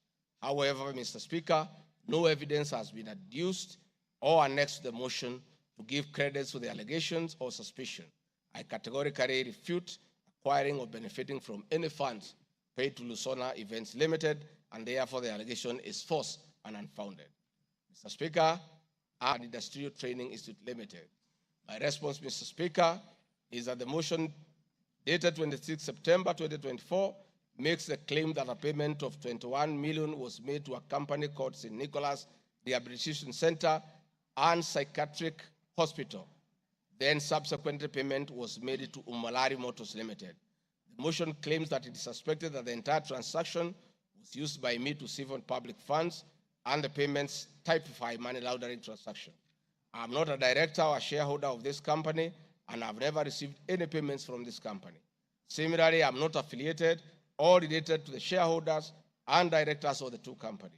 No evidence has been annexed to the motion showing that I was a beneficiary of the funds paid as alleged. I wish to point out that I'm not the accounting officer in the Office of the Deputy President, and I'm not aware that the payments made to this company by the office. The allegation is therefore false and unfounded. Mr. Speaker, there is an accusation of alleged sensational but false accusations against the Honorable Lady Justice Esther Maina. My response, Mr. Speaker, it is alleged in the special notice motion on ground 4 on page 14, at a gross violation of the Constitution, that I publicly attacked the Honorable Lady Justice Esther Maina and forcefully threatened to bring action against her. First, Article 160, Subarticle 5 of the Constitution provides that the judge cannot be found liable in a court of law for actions taken in good faith in lawful performance of their work. This provision is not a bar on freedom of expression guaranteed under Article 33 of the Constitution, nor a bar of the right to seek redress for legal wrongs simply because a wrong is committed by a judge. The exit multiple legal fora in which to take action against a judge for any actions that are not lawful. My statements were protected speech consequent to a decision by the learned judge in a matter involving my personal assets, which I disagreed with and found to be wholly unfair. The matter having been concluded at that stage, my criticism of the decision was not sub judice, nor in any manner prohibited by law. While I respected the ruling of the learned judge, I was in absolute disagreement with it. Contrary to the assertions in the special motion, I did not falsely threaten to bring action against the learned judge. I took actual legal action available to every citizen of Kenya under Article 160B, subsection 2 of the Constitution, which allows any person to petition the Judicial Service Commission for removal of any judge, and filed a legal complaint before the Judicial Service Commission, JSC, in March 2024. The complaint being live before JSC, discussion of the conduct of the learned judge in the said manner here would be sub judice. A copy of the complaint is annexed herewith and marked Annexure RG 24.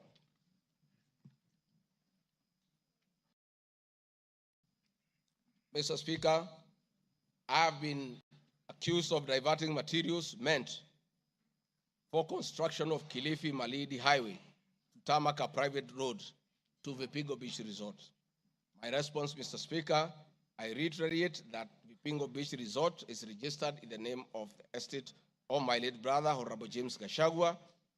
Number two, the facts are as follows. King Charles III visited Kenya between 30th October 2023 and 30th November 2024. During his state visit, one of the designated places where King Charles III was to visit was Kuruitu Marine Conservancy, which shares a road with Vipingo Beach Resort. I have annexed a copy of the program for the state visit to Kenya by King Charles III, marked as Annex RG 25, which at page 13 on items 63 and 64 shows his departure and arrival at Kuruitu Marine Conservancy. There are several media reports confirming the visit by King Charles III to Kuruitu Marine Conservancy.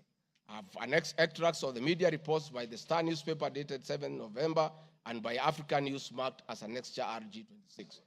My understanding is that the road to Kuruitu Marine Conservancy was upgraded in respect of this visit, which also to benefit the local community, including amenities like Cheriani Secondary School, Cheriani Primary School, a mosque, and a public market as part of the corporate social responsibility. I wish to point out that the alleged road, that is Takaungu Shariani Vipingo, is a public road and not a private road leading to any property associated with the Deputy President, but a public road. Mr. Speaker, I have been accused of undermining the President and the Cabinet by allegedly making contradictory public statements from the position taken by Cabinet regarding the evacuation of the people residing along the Nairobi River.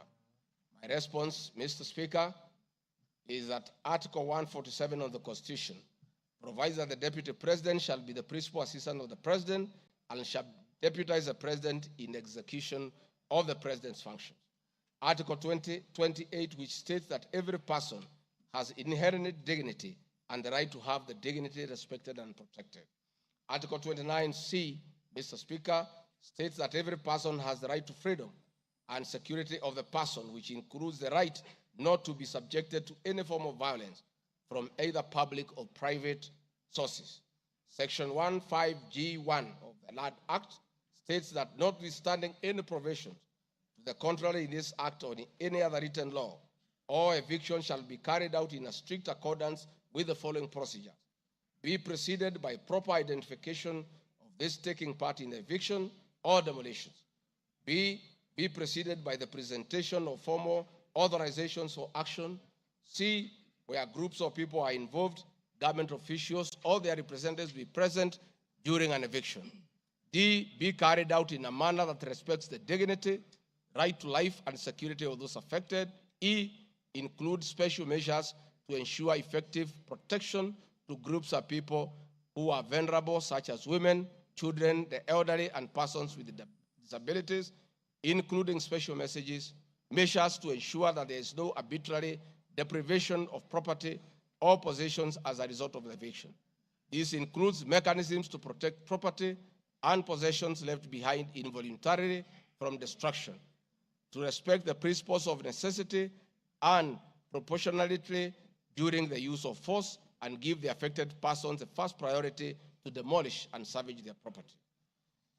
Critically, our Constitution provides at 147(2) that first the Deputy President shall perform the functions conferred by this Constitution and any other functions assigned by the President.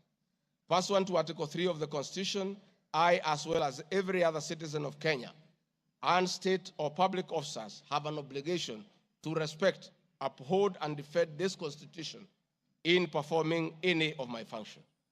This, the national values and principles of governance contained in Article 10 of the Constitution, by those state organs, public officers, and all persons, including myself as Deputy President, wherever we make or implement public policy decisions. In addition to this matter, Mr. Speaker, these national values and procedures include the rule of law, democracy and participation of the people, human dignity, equity, social justice, inclusiveness, equality, human rights, non-discrimination, and protection of the marginalized. Adherence to these principles become extremely important when we as state officers are contemplating legal evacuation of citizens with a duty to avoid inhuman forced eviction that will be contrary to our Constitution and international law. While campaigning with President William Ruto, and subsequently when I was sworn in as Deputy President, the President and I promised as a key pillar of the Kenya Kwanza government that there will be no forced or unlawful evictions, and that all evictions will be human and entail legal compensation. Mr. Speaker, the Office of the Deputy President has undertaken extensive engagement with all parties in regard to cabinet decisions on eviction, which I fully support, including the Nairobi River, which is an entity under the Office of the Deputy President and the County Government of Nairobi. Adherence to these principles become extremely important when we, as state officers, are contemplating legal evacuation of citizens with a duty to avoid inhuman forced evictions that will be contrary to our Constitution and international law. Guideline number 6 of the United Nations General Assembly Guidelines for the implementation of the rights to adequate housing prohibits forced evictions, and that the state should ensure that any eviction under domestic law are fully compliant with international law. The guidelines further require meaningful engagement with communities to ensure that the rights of residents are implemented cooperatively without the need for eviction procedures or police enforcement. Of government directives on the eviction, save for the fact that on being informed that the persons residing along Nairobi River would be evicted and paid 10,000 shillings only, which I and many other Kenyans felt was inadequate compensation for eviction. I insisted that the government should abide by the constitutional dictates and international norms while implementing any cabinet decisions, including eviction, and maintain the dignity of the citizens of Kenyans facing eviction. My statements did not and cannot be construed to undermine the president by insisting that people should not be evicted inhumanly and without adequate compensation. Mr. Speaker, I've been accused of undermining devolution by allegedly holding a meeting in Nairobi Wakulima Market. The motion alleges that on 28 September 2024, I unlawfully interfered with the running of the Nairobi City County government by holding a public rally where I allegedly incited citizens against lawful directives of the county government on planning and allocation of markets. My response, Mr. Speaker, is that the motion alleges that on 20 September 2024, I unlawfully interfered with the running of the Nairobi City County government by allegedly inciting citizens against lawful directives. Article 6.2 of the Constitution provides that the government at national and county levels are distinct and interdependent and shall conduct their mutual relations on the basis of consultation and cooperation. This being the case, it cannot be said that there is a violation of the Constitution when someone from the national government makes a comment on matters relating to county government.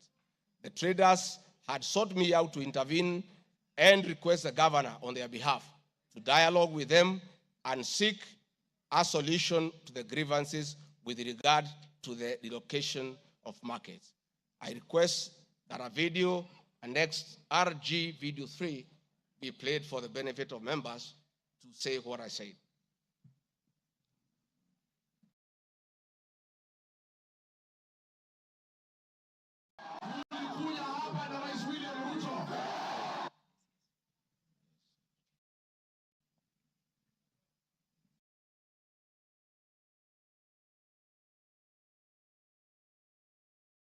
Please play the video for us.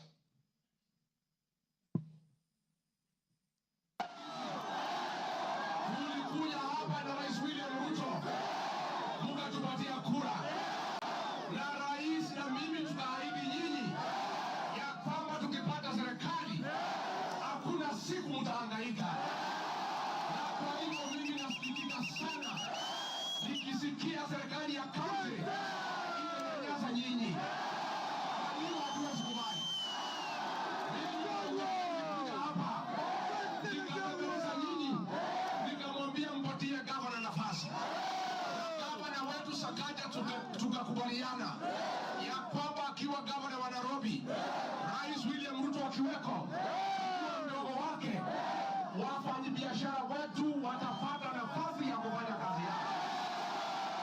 Na mimi nataka kuomba kwa heshima, wale wote ambaye tumepatiwa nafasi ya uongozi na Wakenya, tukumbuke ya kwamba tulipata nafasi ya kuongoza kupitia kwa kura ya wananchi. Tukumbuke ya kwamba wakubwa wetu, wadosi wetu ni Wakenya, na hakuna siku tutaweza geuka Wakenya sababu ndio walitupatia nafasi ya uongozi. Si nyinyi mlituandika kazi? Kwa hivyo mimi niseme ya kwamba niliuliza gavana mketi chini, kuwe na mazungumzo, kuwe na maelewano. Watu ni wananchi na wananchi ni watu ya kusikizwa. Mimi niko hapa kumhakikishia ya kwamba nimemuuliza gavana kwa heshima, na mimi sina kiburi. Mimi namuomba akiwa kiongozi wetu hapa Nairobi, asikuwe mtu ya kugeuka watu walimchagua. Mimi nimemuomba na nimemwambia yeye akubali aketi chini na kamati. Hii soko ime... Thank you, Mr. Speaker. My counsel has just drawn my attention that in my earlier explanation on Nairobi River, I have a video 1 and 2 that I would like you to play so that I buttress my point on what I meant. Please, gentlemen. Video 1 and 2. People of Kenya to work hard. We don't have a choice. Once we try to fix this economy and create a good working environment where we don't criminalize enterprise, where ordinary Kenyans are allowed to work, where businessmen are not harassed by KRA,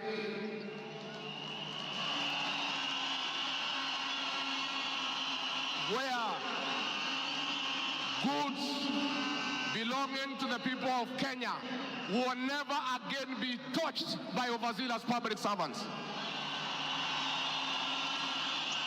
Where again poor people will never again be evicted in brutal evictions by state agencies. And I say, freedom is here. Now, the number of fatalities from the ongoing forcible forcible eviction by the government has risen to 3, with another tragic loss in Mathare on Monday. An 18-year-old boy died as a bulldozer brought down a church in the area just moments after President William Ruto left. The young man, who was assisting in salvaging the church's belongings, became a casualty of the demolition. Earlier on Saturday, 2 individuals lost their lives in Mukuru kwa Ruben during a similar eviction exercise. Ben Kirui reports.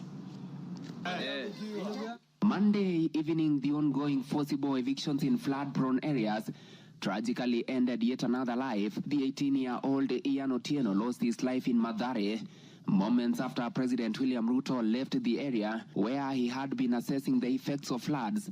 Bulldozers descended on homes near riverbanks, flattening structures marked for demolition. Winnie Makinda, Ian's mother, struggled to comprehend the loss of her son, a candidate in this year's KCSE. Wakaambia mtu atingatinga usiangushe hiyo ukuta. Kuna hapo ndani kuna watoto wa watu. Wacha kuangusha hapo ndani kuna watoto wa watu. Akaambia wamama waache kumpigia kelele. Reports indicate that Ian Otieno was trying to salvage church properties when the bulldozer brought down the wall, leading to his sudden demise. Driver wa tingatinga vile tu alianza kubomoa hata mara ya kwanza huko mbele, alikuwa tu anakani kama hata watu wakimwambia ngojea watu watoe vitu hataki kusikia. Nilichimba hivi, mtoto wangu alikuwa anataka kutoroka, sawa. Unasikia alishika mtoto wangu na hiyo kitu hapa. Mtoto wangu akienda hivi. Mtoto wangu ana hivi. His death led to demonstrations by residents, prompting police intervention. The law enforcers lobbed tear gas canisters to disperse rioting residents. Watu wakachukua mwili, tena tuonyeshe maskari, yenyewe wametulia mtoto. Maskari kutuona kwa gate, wakaanza kutoa gun, wakaanza kulipua shoot. Residents insist they will comply with government orders to vacate houses along riparian lands only if provided with alternative housing solutions. Saturday's demolitions in Mukuru kwa Ruben claimed 2 lives and injured 3 others, sparking outrage among residents who blamed the government for forcible evictions despite many not yet being relocated. Last week, the government mandated the evacuation of all residents from risky areas within 48 hours, including those near dams, those in areas prone to mudslides, and Kenyans residing on riparian lands. Ben Kirui, Citizen TV, Nairobi. Hakuna tena mambo ya evictions katika Nairobi. Kama kutakuwa na maneno, ni maneno ya relocation ambayo itakuwa ni kwa utaratibu bila ya mwananchi kuvunjiwa nyumba.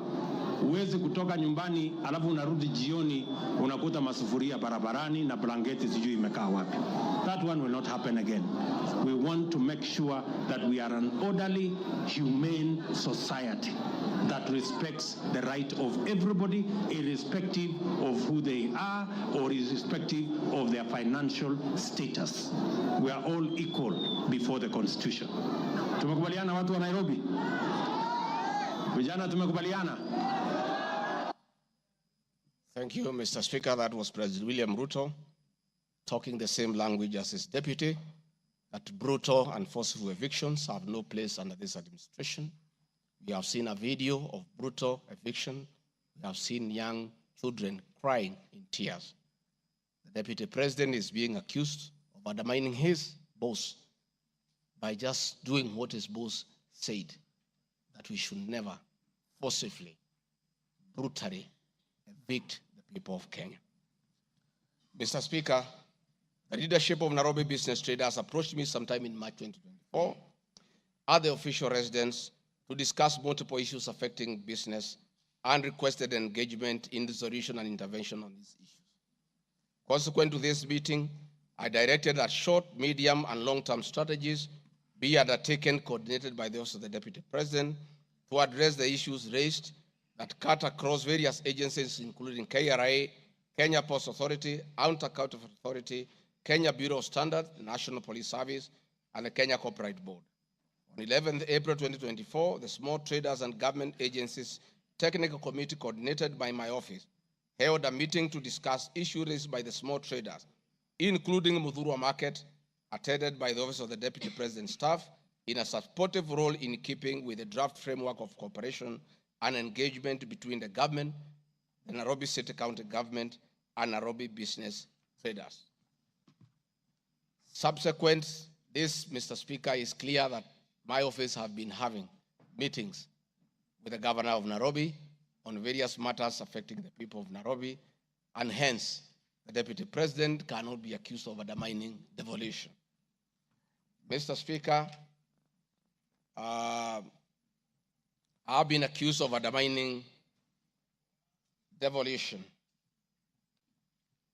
by allegedly holding meetings to fight alcohol. I'm sorry, Mr. Speaker, if the House took it that I say the House is a theater of the absurd. I was talking about this specific charge of undermining devolution by holding meetings to fight alcohol to be discussed in this House.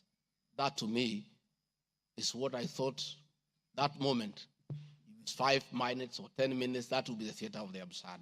I did not attribute in any way by trying to demean this House that I sat for 5 years, by calling it the theater of the absurd.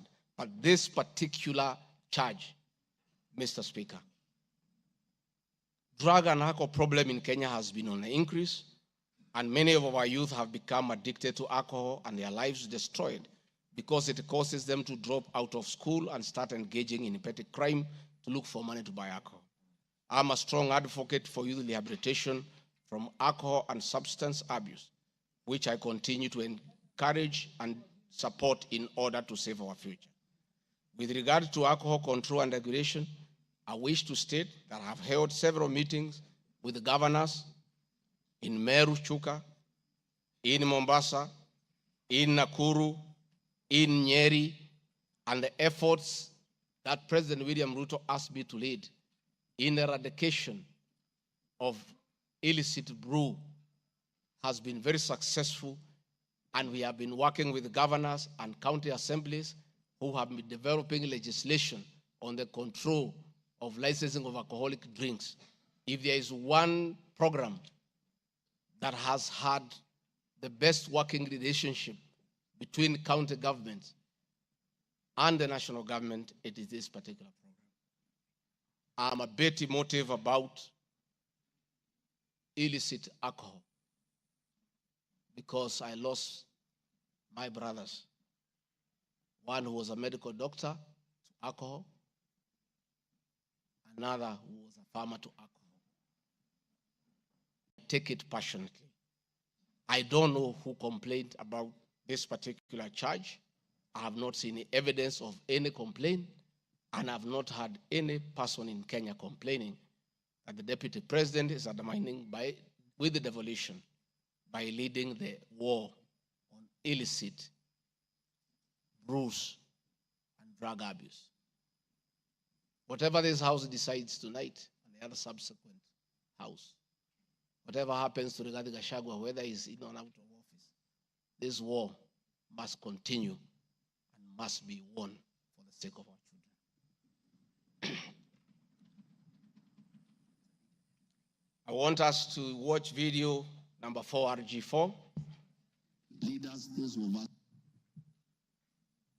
who have been elected, Madam Waiguru, Governor Kahiga, Badirisha, Kangata, Wamatangi, what shall we tell our people? Where are we? What shall we tell the people who elected us? When we meet them, what shall we tell them? When our children got wiped out by alcohol and drugs, where are we? We'll have nothing to say. Dede Nyoro, Kimani Ichung'wa, Madenge, mutaambia watu nini? Mukami, mutaambia watu nini? So please, this forum here today, let us be open and candid. Speak from your heart. Let us know what ails us. What is it must we do? We have the support of the president, and he is waiting. He has told me by 7 p.m. today, he wants a report. He cannot accept this situation. He cannot. Neither can I. And none of you should accept this situation. It is not right, it is not fair, it is not acceptable. We must deal with it as leaders. And we are here, we are all leaders. As an OCS, you are a leader. That's why you have been given that responsibility. As an ACC, you are a leader. County Commissioner, wewe ni kiongozi. DCIO, wewe ni kiongozi. Sisi ni viongozi. Na juu ya hayo, sisi ni wazazi. Tafadhalini, tukubaliane, tutafute suluhisho. Na tukipata, tuende tufanye kazi. It is possible, it is doable, it is something that we can do. Thank you, Mr. Speaker. It's very clear that the meeting had all governors, members of parliament who are present here today, policemen, everybody, and we are all in agreement that the war must be won. It cannot, but the deputy president should be impeached for leading the war on alcohol. Sensational statements against the National Intelligence Service, its Director General, and officers. Mr. Speaker, during the assumption of office, I took an oath of allegiance in the following terms. Oath or solemn affirmation of allegiance to the President, Deputy President. In full realization of the high calling, I assume as Deputy President of the Republic of Kenya, I do swear solemnly affirm that I will be faithful and bear true allegiance to the Republic of Kenya, that I will obey, preserve, protect, and defend this Constitution of Kenya, as by law established, and all other laws of the Republic, that I will protect and uphold the sovereignty, integrity, and the dignity of the Kenyan people. So help me God. That is the oath that I took in Kasarani. Article 239, Article 3 of the Constitution provides that in performing their functions and accessing their powers, the national security organs and every member of the national security organ shall not act in a partisan manner, further in the interest of a political party or cause, or prejudice a political interest or political cause that is legitimate under this Constitution. Article 239, sub-article 5 of the Constitution provides the national security organs are subordinate to civilian authority. In relation to this allegation, I wish to state that the National Intelligence Service holds a very critical role in ensuring the safety and security of our country. They are responsible for gathering intelligence and share it with all our law enforcement agencies to ensure that the country is safe at all times. Consequently, when the country was caught flat-footed with regard to the scope and extent of the public's dissatisfaction with the Finance Bill 2024, which degenerated in a Gen Z protest, it pointed to the failure of the National Intelligence Service in carrying out its mandate. I am persuaded that the National Intelligence Service ought to have known beforehand that the public was completely opposed to the finance bill, and they ought to have briefed the president before the protest began, and this would have caused a change of tact by government regarding the proposed bill and the protest, which culminated in the loss of innocent lives and destruction of property, could have been avoided.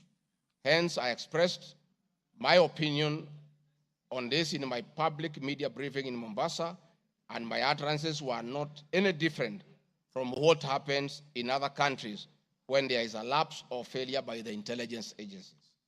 The nation has witnessed unfortunate instances of several extrajudicial killings, abductions, and disappearances. I firmly believe that if the National Intelligence Service had acted diligently, these instances would not have been witnessed. Under the Constitution, the government agencies are supposed to be accountable to the Kenyan people, including the National Intelligence Service, and calling them out when a dereliction of duty does not amount to undermining them. I am also aware that the Kenya Kwanza government has been at the forefront in calling out officers who do not seem to understand their work. Recently, my boss, the president, publicly complained that there are some PSs and CSs who did not seem to understand their role. Please play for me video number 5, RG5. On President William Ruto has today described some members of his cabinet as utterly clueless and uninformed about the dockets they occupy.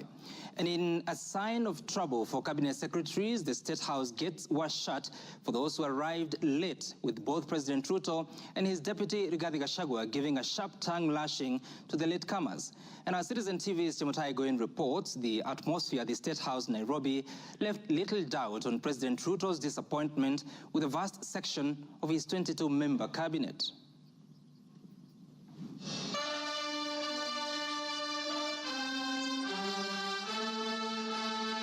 A cold morning in Nairobi, but the seats on the State House grounds came ultra-heated, particularly for cabinet secretaries. The cabinet members came here to sign performance contracts, but the oral appraisal of the day spurred anything between trouble and outright doom. If you cannot keep time with your employer, you have basically dismissed yourself. I mean, it's just as simple as that. So, for those who came late, who are members of the executive, I will be expecting a written explanation, and it should not include matters of traffic. Punctuality was at issue, with some cabinet secretaries being locked out of State House for lateness. And from the podium, the president and his senior lieutenants were unforgiving. Niona watu wale wamechelewa, nikaona rais unaniona ninamjua. Nikaona uso yake nikajua hapa kimeumana. Sababu leo ni siku ya performance contract. Ile siku muhimu sana ya kuja kuweka. Na wewe umefika pale, rais amekaa. Tayari amekaa na ndiye rais wa Jamhuri ya Kenya. Wewe umechelewa ukiwa kuona nani? Who else have you gone to see? One of the things we need to learn in our performance contract is to beat the traffic. For the 19 cabinet secretaries present, the atmosphere at State House progressed from bad to worse as President Ruto and his deputy Rigathi Gachagua issued a blistering assessment of the performance of the cabinet members. Many of you, the people I speak to, don't even know what is going on in your ministries or departments. You have very scanty information. The moment I know more than you in your ministry, then you must begin to understand that something is very wrong. How do you run a ministry or a department or a parastatal if you have no information? That is the highest level of incompetence. Those of us who came with the president from the political space and who are his friends, and we assisted him to become president.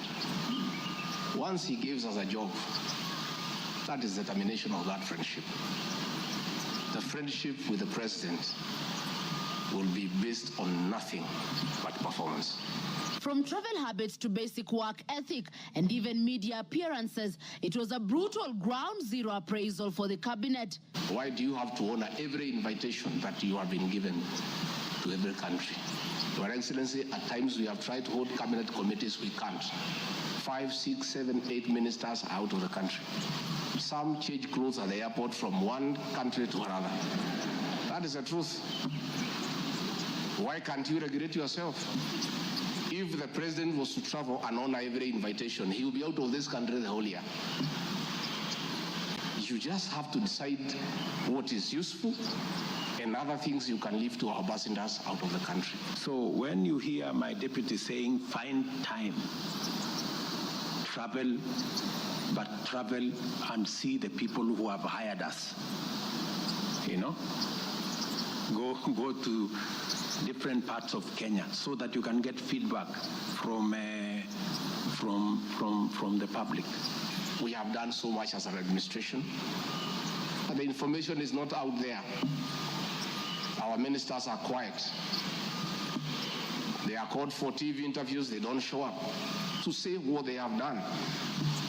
And then the media have a field day because nobody talks for government. I would rather we spend more time explaining to the people of Kenya what we have done in our respective dockets as opposed to travel. And if we have to travel, let's travel up country to where our wananchi are and explain what we are doing.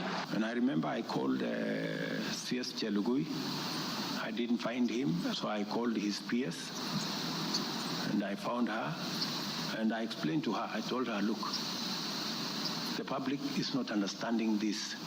Did I call you or not on Sunday? You know, I told you this is what the public is saying. Please do more sensitization on Hustler Fund Phase 2. With a very public expression of disappointment in his cabinet, President Ruto has triggered speculation on changes in government as his administration approaches the end of its first year in office. From punctuality to work ethic and general performance, the proverbial axe could well fall somewhere. With the performance contracts expected to foster a culture of high performance in the public service and also ensure that public resources are properly utilized, it is also set to offer a framework for President William Ruto to reward performers and also institute sanctions on non-performers. Chamutai Goin, Citizen TV. Mr. Speaker, President William Ruto, my boss, and I have been calling out senior government officials when they fall short of expectations. The Director General of the National Intelligence Service is no exception. He's not above the law. He's accountable to the people of Kenya for his performance. And I have had an argument that we should not call out those in the security sector. I would like you to play next video. We have the most incompetent Inspector General of Police, I think, in the world. The most incompetent in the whole world. His incompetence may not necessarily play out when things are working, but when things get to a head and you need some decisions to be made, I can tell you for sure, the gentleman we have as an IG cannot make any decision. Nataka tumwambie ule mtu wa sinema mingi anaitwa nani ule mtu? Ule sijui anaitwa DCI, ule anaitwa nini? Ule mtu anaitwa Kinoti. Awache ujinga. Huyo bwana Kiboti awache ujinga. Sio kama tunaelewana. Huyo Kinoti hakuna kitu amefanya kwa hii Kenya ya kisiasa. Yeye ni mtu ya sinema. Anaendesha makesi kwa magazeti. Anatuandikia barua, sijui barua ya kilomita ngapi. Mr. Kinoti, please save your time. Stop writing to us long letters. Leave matters of elections to IEBC. You have no business in IEBC. You have failed as DCI. We don't want you to fail our elections. Tunaelewana? Huyo bwana Kinoti awache hiyo ujinga yake anaendesha pale, kwa sababu anatukasirisha. Huyo bwana Kinoti tunataka tumwambie awachane na watu wa IEBC wafanye hii uchaguzi. Alipatiwa kazi ya kufanya criminal investigation. He has never done anything. Ile kesi yote anafanya kesi kwa magazeti. Akiambiwa apeleke evidence kule kotini ameshindwa. So bwana Kinoti, wacha sinema. You have failed and wait for August so that you can. Honorable members, that was President William Ruto as Deputy President criticizing IG Mutiabai, DCI Kinoti. Rigathi Gachagua has learned his job from his boss, that public officers must be called to order when they fell short of expectation. And I never saw anybody bring William Ruto here for impeachment for criticizing the IG or the DCI. This is a very unfair allegation. Mr. Speaker, it is also reported by media that the IMF has already warned about impending unrest during the people's dissatisfaction with the 2023 and 24 finance bill.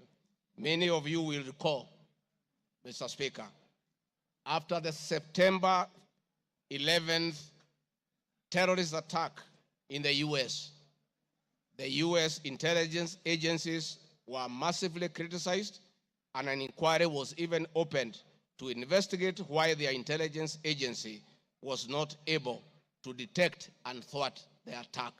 All we are saying is that our National Intelligence Service is accountable to the people of Kenya for its performance. Mr. Speaker, conniving with cartels in the tea sector to block KTDA from implementing guaranteed minimum return. Mr. Speaker, I am yet to see a shred of evidence to that effect, and I have nothing to say. I have seen an allegation that we have not been able to do coffee reforms. Mr. Speaker, out of my work, coordinating coffee reforms, the Cooperative Bill 2023 and the Coffee Bill 2023 is before this House. I request this House, after these impeachment proceedings, to embark on those two bills so that the coffee farmers can realize the full benefit of the coffee reforms that we have initiated. There is another allegation that I have taken control of a local cooperative society in Madeira constituency. I don't know the name of that constituency, of that cooperative. It is false. I am here to see any evidence. I have nothing to say because there is nothing to be said. On the issue of shareholding, which I think members are interested in listening to, I listened to you this morning, and it was quite emotive. By virtue of provisions of the third schedule of the Political Parties Act, the constituent parties of the Kenya Kwanza coalition entered into various agreements, which were deposited with the Speaker of the National Assembly and the Speaker of the Senate for purposes of Article 108 of the Constitution of Kenya. The following were members: UDA, ANC, Ford Kenya, PA, Farmers Party, Chama cha Kazi, Communist Party, Economic Freedom Party, Service Party, Tujibebe wa Kenya Party, Umoja na Maendeleo Party of Kenya, and the Democratic Party of Kenya. In accordance with the provision of Clause 3, Schedule 3, a power sharing agreement and development agenda for the certain regions of Kenya, I attach copies of these agreements, RG32. All those agreements talked about specific regions. The leaders who appended their signatures canvassed issues of appointments to do with specific regions. Power sharing agreement between UDA and ANC and Ford Kenya, for example, say that the UDA would nominate the coalition president, the presidential and deputy presidential candidates that was honored. The president would guarantee the stature, the dignity, and financial and operational autonomy of the office of the deputy president, which I have been insisting on because it's part of the coalition agreement. The ANC would be allocated the position of the prime cabinet secretary, which has happened. Ford Kenya would be allocated the position of the Speaker of the National Assembly, and that is why Honorable Masika Wetangula sits here today. In accordance with Article 2 of the Power Sharing Agreement, ANC and Ford Kenya would have a 30% share is a word, of the national government positions. This drives my utterances about shareholding. It is embedded in all these agreements that are attached here for you to read. I heard this morning an honorable member saying that the deputy president said the people of Ukabani will not get resources because they did not vote for Kenya Kwanza government. That is not true. The deputy president of the Republic of Kenya does not allocate resources. Resources for the development of the Republic of Kenya are appropriated by the National Assembly of Kenya, where I am today. The deputy president will help the president to oversee the implementation of funds allocated and appropriated by the National Assembly. It is therefore not possible that the deputy president of the Republic of Kenya has the capacity to deny any part of Kenya resources because of the way they voted. The decisions on how resources will be allocated for the development of the Republic of Kenya are made here by the honorable members. If your area has no development, please don't impeach the deputy president. Don't accuse him of not giving you resources. You are in this house to make sure that your area where you come from is allocated appropriate resources because that is your job. The agreements are attached, therefore I don't want to go into them. Let me say my speeches on the shareholder issue were informed. by the aforesaid power-sharing covenants, which are founded on law, having been deposited with the Registrar of Political Parties, and lessons learned from the well-known disputed 202 NAC power-sharing agreement. Further, sharing agreements are a feature of government formation in all democracies in the world that provide for the formation. My pronouncements on the issue, properly understood, are not only anchored in law, but entirely harmless and incapable of being construed as a basis for ethnic animosity, a danger to national cohesion, or a threat to national unity. On the contrary, coalition building has been one of the most important innovations since the disputed 2007 elections in ensuring stability, equitable sharing of political power, national cohesion, and fostering of national unity. Indeed, Kenya Kwanza main opponent in 2022 general election, Azimio la Umoja Coalition, One Kenya Coalition Party, was a political party consisting of 25 political parties who also executed a power-sharing agreement based on shares. I'm also aware that the Jubilee Coalition that executed a 50-50 power-sharing agreement between TNA Party and URP Party for 2013 general election. I have thus not violated Section 13(1)(a) and 62 of the National Cohesion Integration, nor has this commission summoned me to explain any of my comments and how it can affect cohesion. However, notwithstanding the said power share agreement, upon election as Deputy President, I went out of my way, as required by the Constitution of Kenya, to serve all Kenyans regardless of their political preferences during the election or ethnic origin. I now produce the following video showing some of my speeches all over the country as marked RG Video 7.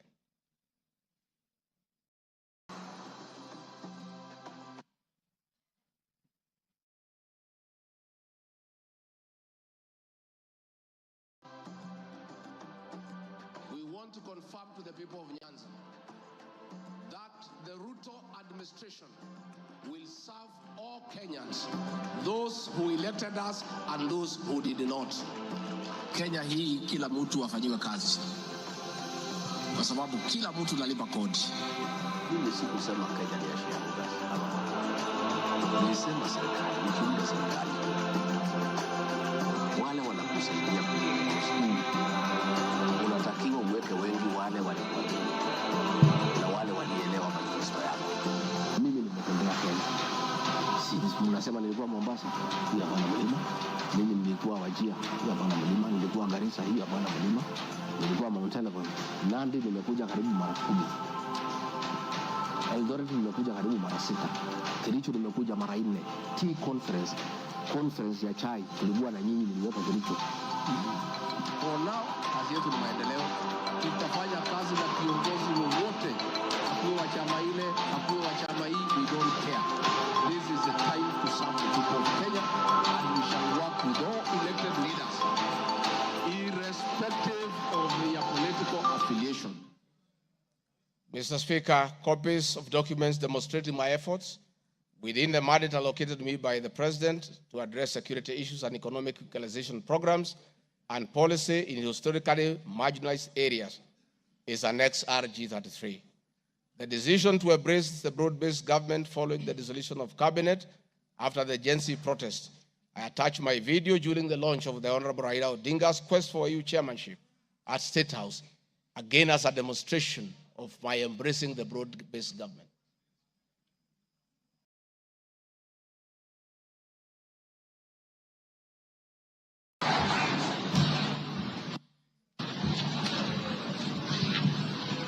Your Excellency, Dr. William Ruto, President of the Republic of Kenya and Commander-in-Chief of the Defense Forces, Your Excellencies, Heads of States and Government present, Your Excellencies, Ambassadors and High Commissioners and members of the Diplomatic Corps, Heads of Delegations, Members of Parliament and all dignitaries present, good morning. Your Excellency, let me say this is a great moment for our country. What a day, what a moment. We are here, Your Excellency, as a country to unveil Kenya's finest to go and lead Africa. It's a proud moment for this country. And I want to say, Your Excellency, the people of Kenya have been united to a man by the candidature of the Right Honorable Raila Odinga to be the chairperson of the African Union Commission. This is a quest that has brought pride to our nation. And I would like to tell the leaders here from Africa and the representatives that as a country, as we present the Honorable Raila Odinga to be our candidate, it is because Africa, our motherland, deserves the best.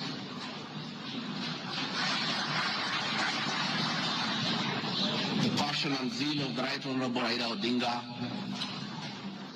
in Pan-Africanism is well documented. Passion knows no age, knows no limit. In the person of the Right Honorable Raila Odinga, he'll join the ranks of Jomo Kenyatta and Kwame Nkrumah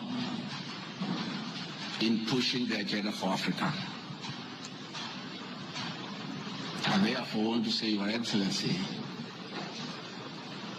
the lessons of today are that Raila Odinga, the Right Honorable, is a man of great resilience, endurance, and perseverance. Today, you are going to unveil the transformation of the Right Honorable Odinga from a national leader to an African statesman. And for us in leadership, we have learned great lessons of resilience, endurance, and perseverance. Somebody may ask, why is Rigathi Gachagua, who has before had issues with the leadership of Raila Odinga? As a truthful man, I had nothing against him. It's only that we were competing for the same position between him and my boss. Now that he is going for a bigger seat in Africa, all of us, from the president, I, and the rest of Kenya, are behind him. And the Right Honorable Raila Odinga, as a man who listens to the ground, let me confirm to you, I've listened to the ground, and all Kenyans across the political divide, across communities, are in support of your candidature, and we wish you well. Before I call Your Excellency, let me acknowledge the place of family, not just in our lives, but in leadership. I think it is a great moment for the Right Honorable Raila Odinga. It's appropriate that I acknowledge on behalf of the country the role Mama Ida Odinga has played in the life of this great son of this land. Mama Ida Odinga, we salute you as a country for having been a very strong pillar to your husband in very difficult times, and his lowest moments, you have always been there for him. We ask families to support their spouses. So Mama Ida Odinga, as we wish you happy birthday, it is my hope and prayer that your next birthday will be celebrated at Addis next year. And if you invite President William Ruto to come and he's not able to come, Mr. President, I'll be very happy for you to send me to represent you in that great birthday. We therefore want to say, as a country, it's a great moment. And the Right Honorable Odinga, I have noted with a lot of appreciation, my wife, Pastor Dorcas, who is a very prayerful woman, has been praying for me and the President daily. And I noted from yesterday she has added you in her prayer. And because her prayers work, we have no doubt that you will get this seat. Mr. President, it is now my honor to request you to come and anchor Kenya's finest and embark on a journey of transformation of the Right Honorable Raila Odinga from a national leader to a great African statesman. Thank you, Mr. Speaker. President William Ruto has many times appreciated my people issues and has repeatedly pronounced himself. Let me have the video number 9. And speaking of deputies,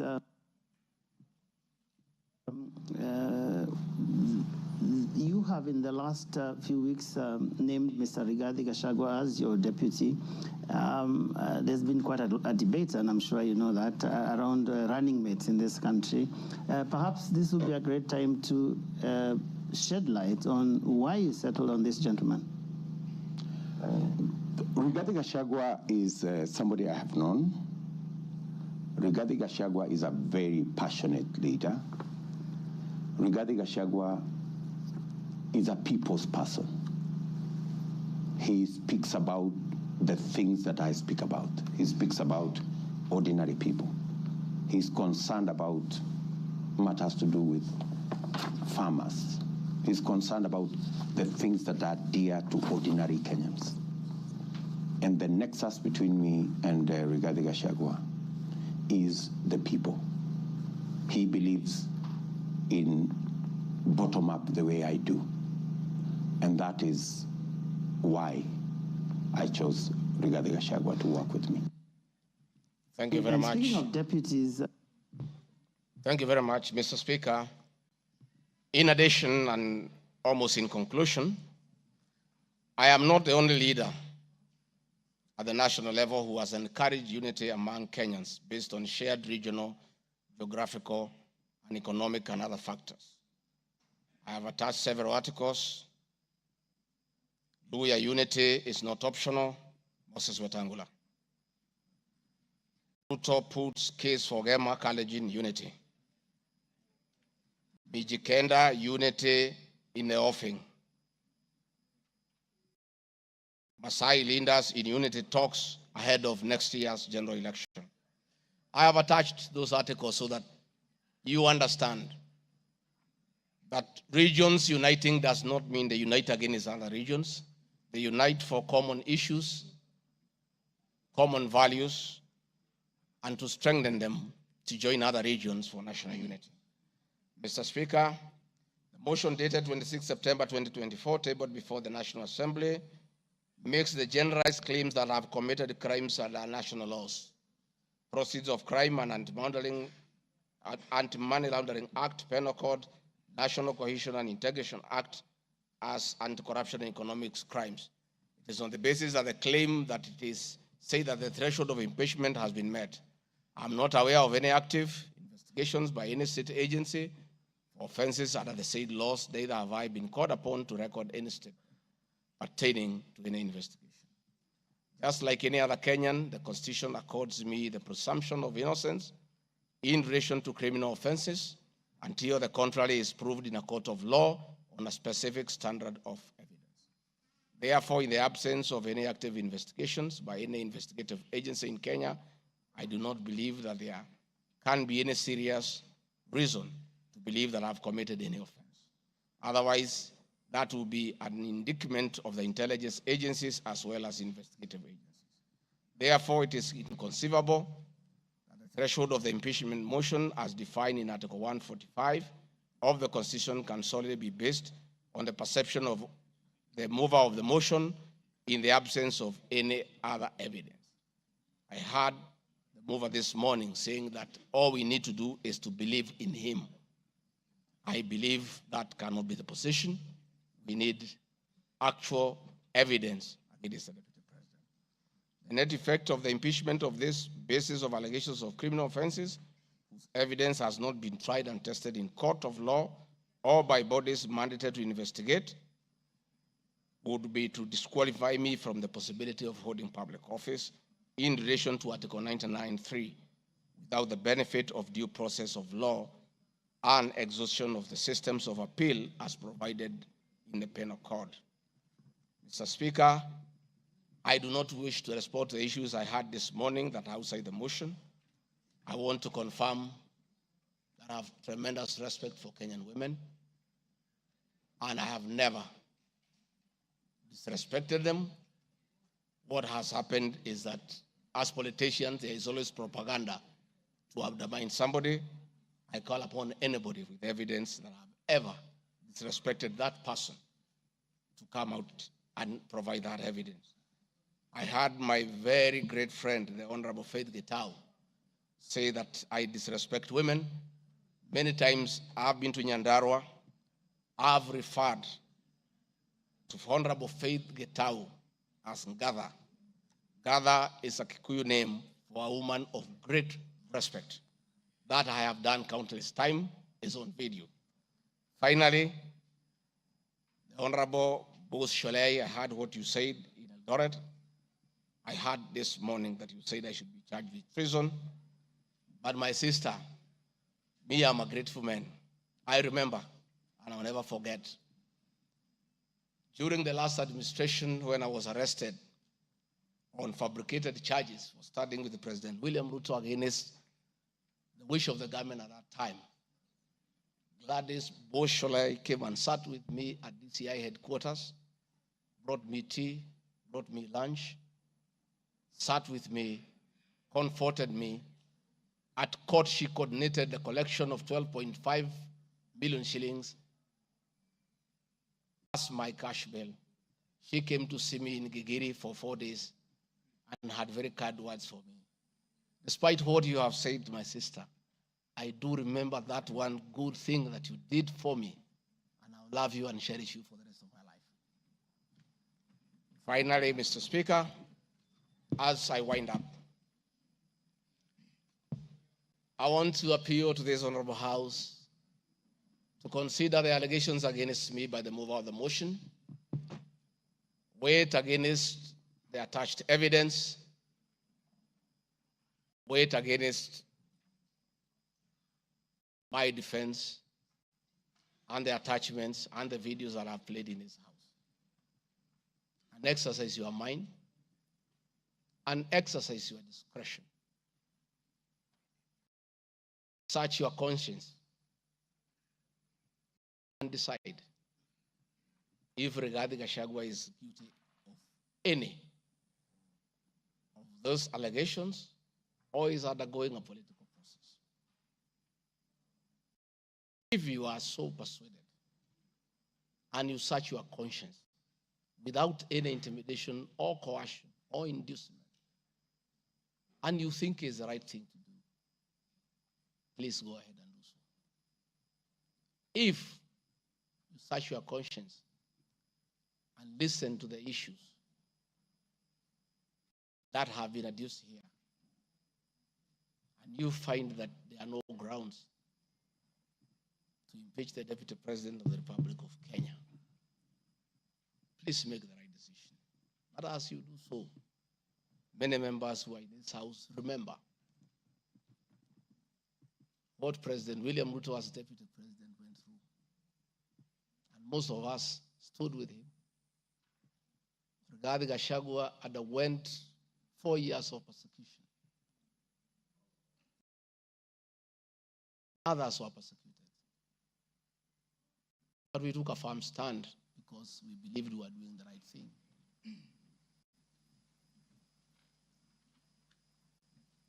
His family underwent humiliation. His friends underwent humiliation. He was a haunted man. And on Inauguration Day, he pronounced himself that freedom is here. Again, under the new administration, the same Rigathi Gachagua, who underwent humiliation and persecution, finds himself in the same space under that administration that he fought for. reflect and apply your conscience and make the right decision. Mr. Speaker of the House, I want to thank you for granting me this opportunity. And my address last night was not in any way meant to disrespect the House. Despite, Mr. Speaker, you having ruled that the matter should not be taken out of the House, it was being discussed in every TV station, in every meeting across Kenya. And Kenyans did not have a chance to also hear my side of the story. So I decided, since the accusations against me were everywhere in the country, the people of Kenya, and more so those who voted for me and President William Ruto, deserved also to hear my side of the story. I have tremendous respect for the National Assembly and your ability and capacity to make the right decision. Mr. Speaker, I want to thank you. Asanteni sana. Thank you very much, Deputy President.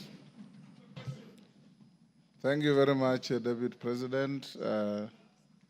I'm sure your fears that you will not be heard fairly have been allayed. You've been heard in absolute silence.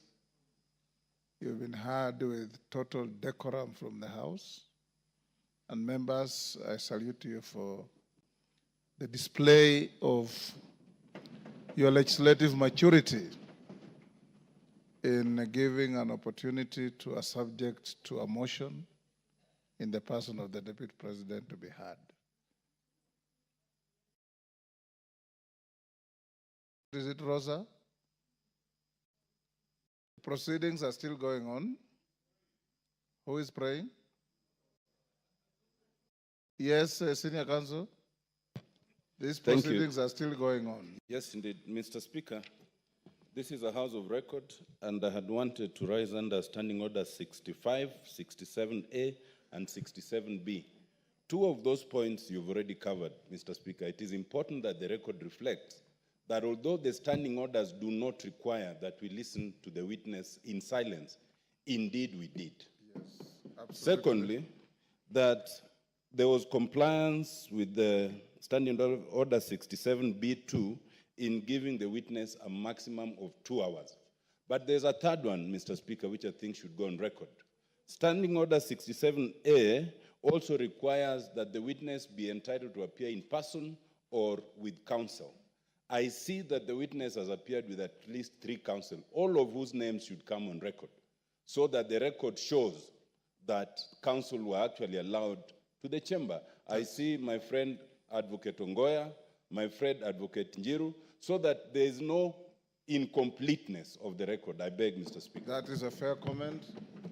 Counsel for the Deputy President, without making any unhelpful speeches, just put your names on record. I'm sure you have a team leader. The team leader will introduce himself and introduce his accompanying colleagues. Ongaya. Thank you so much, Mr. Speaker, sir, and thank you so much, honorable members. The team representing the Honorable Rigathi Gachagua, the Deputy President in these proceedings, is as follows.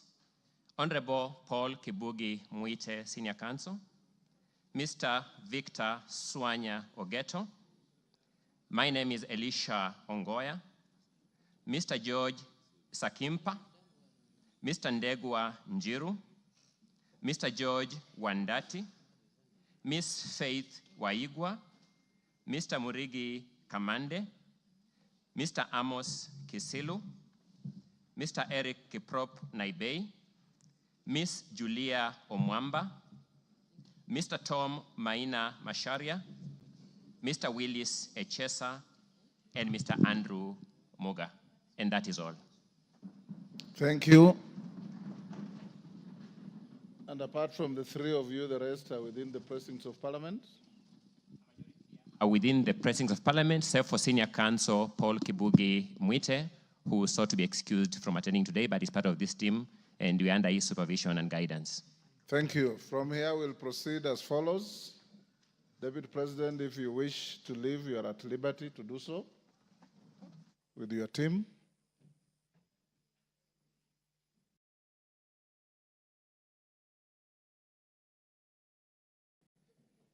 Na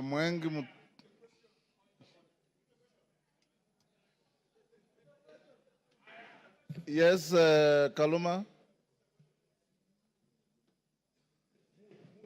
I thank you, Honorable Speaker. Honorable Speaker, our prayer at the end says that we always be fair to those who are committed to our church. And Honorable Speaker, in his address to the House this afternoon, the Deputy President appears to have referred to some documents. I know we are moving towards the end of this particular session in considering this matter. And Honorable Speaker, I want to thank you for upholding Article 47 of the Constitution on the right to fairly and secure procedural fairness to every party as required by our Constitution. I wanted to ask Honorable Speaker that so that we consider what the Deputy President is saying in the documents, would I be in order to request the indulgence of the Speaker within the provisions of Standing Order number 1 to adjourn for at least 10 minutes so that we consider what the Deputy President's documents have and come back and make the decisions we need to make. Thank you, Honorable Speaker. The request does not meet my favor. Where's Mutuse? Mutuse, you have 30 minutes to reply before I call the minority leader and the majority leader. Will you exhaust your 30 minutes or you want to share out to anybody? I got an indication that you wanted to share 10 minutes to Kaluma. Pardon? I know. I am organizing the process. He's not going to be... I'm aware, Robert. Mr. Speaker, I will share 10 minutes to senior learned friend Mr. Peter Kaluma, 5 minutes to Deputy Majority Leader, who was my seconder, and I will utilize the rest, which is 15 minutes. Yes.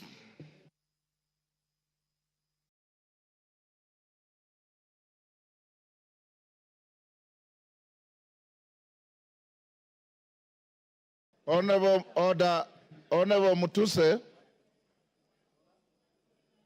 only you has the right to a second bite to the motion. Your seconder has no right to a second bite. So if you have extra minutes, as I call the minority and majority leader, Kaluma will have 10 minutes if you want to donate to anybody else, but not Owen Bayer.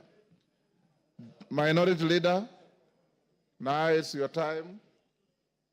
You have 15 minutes.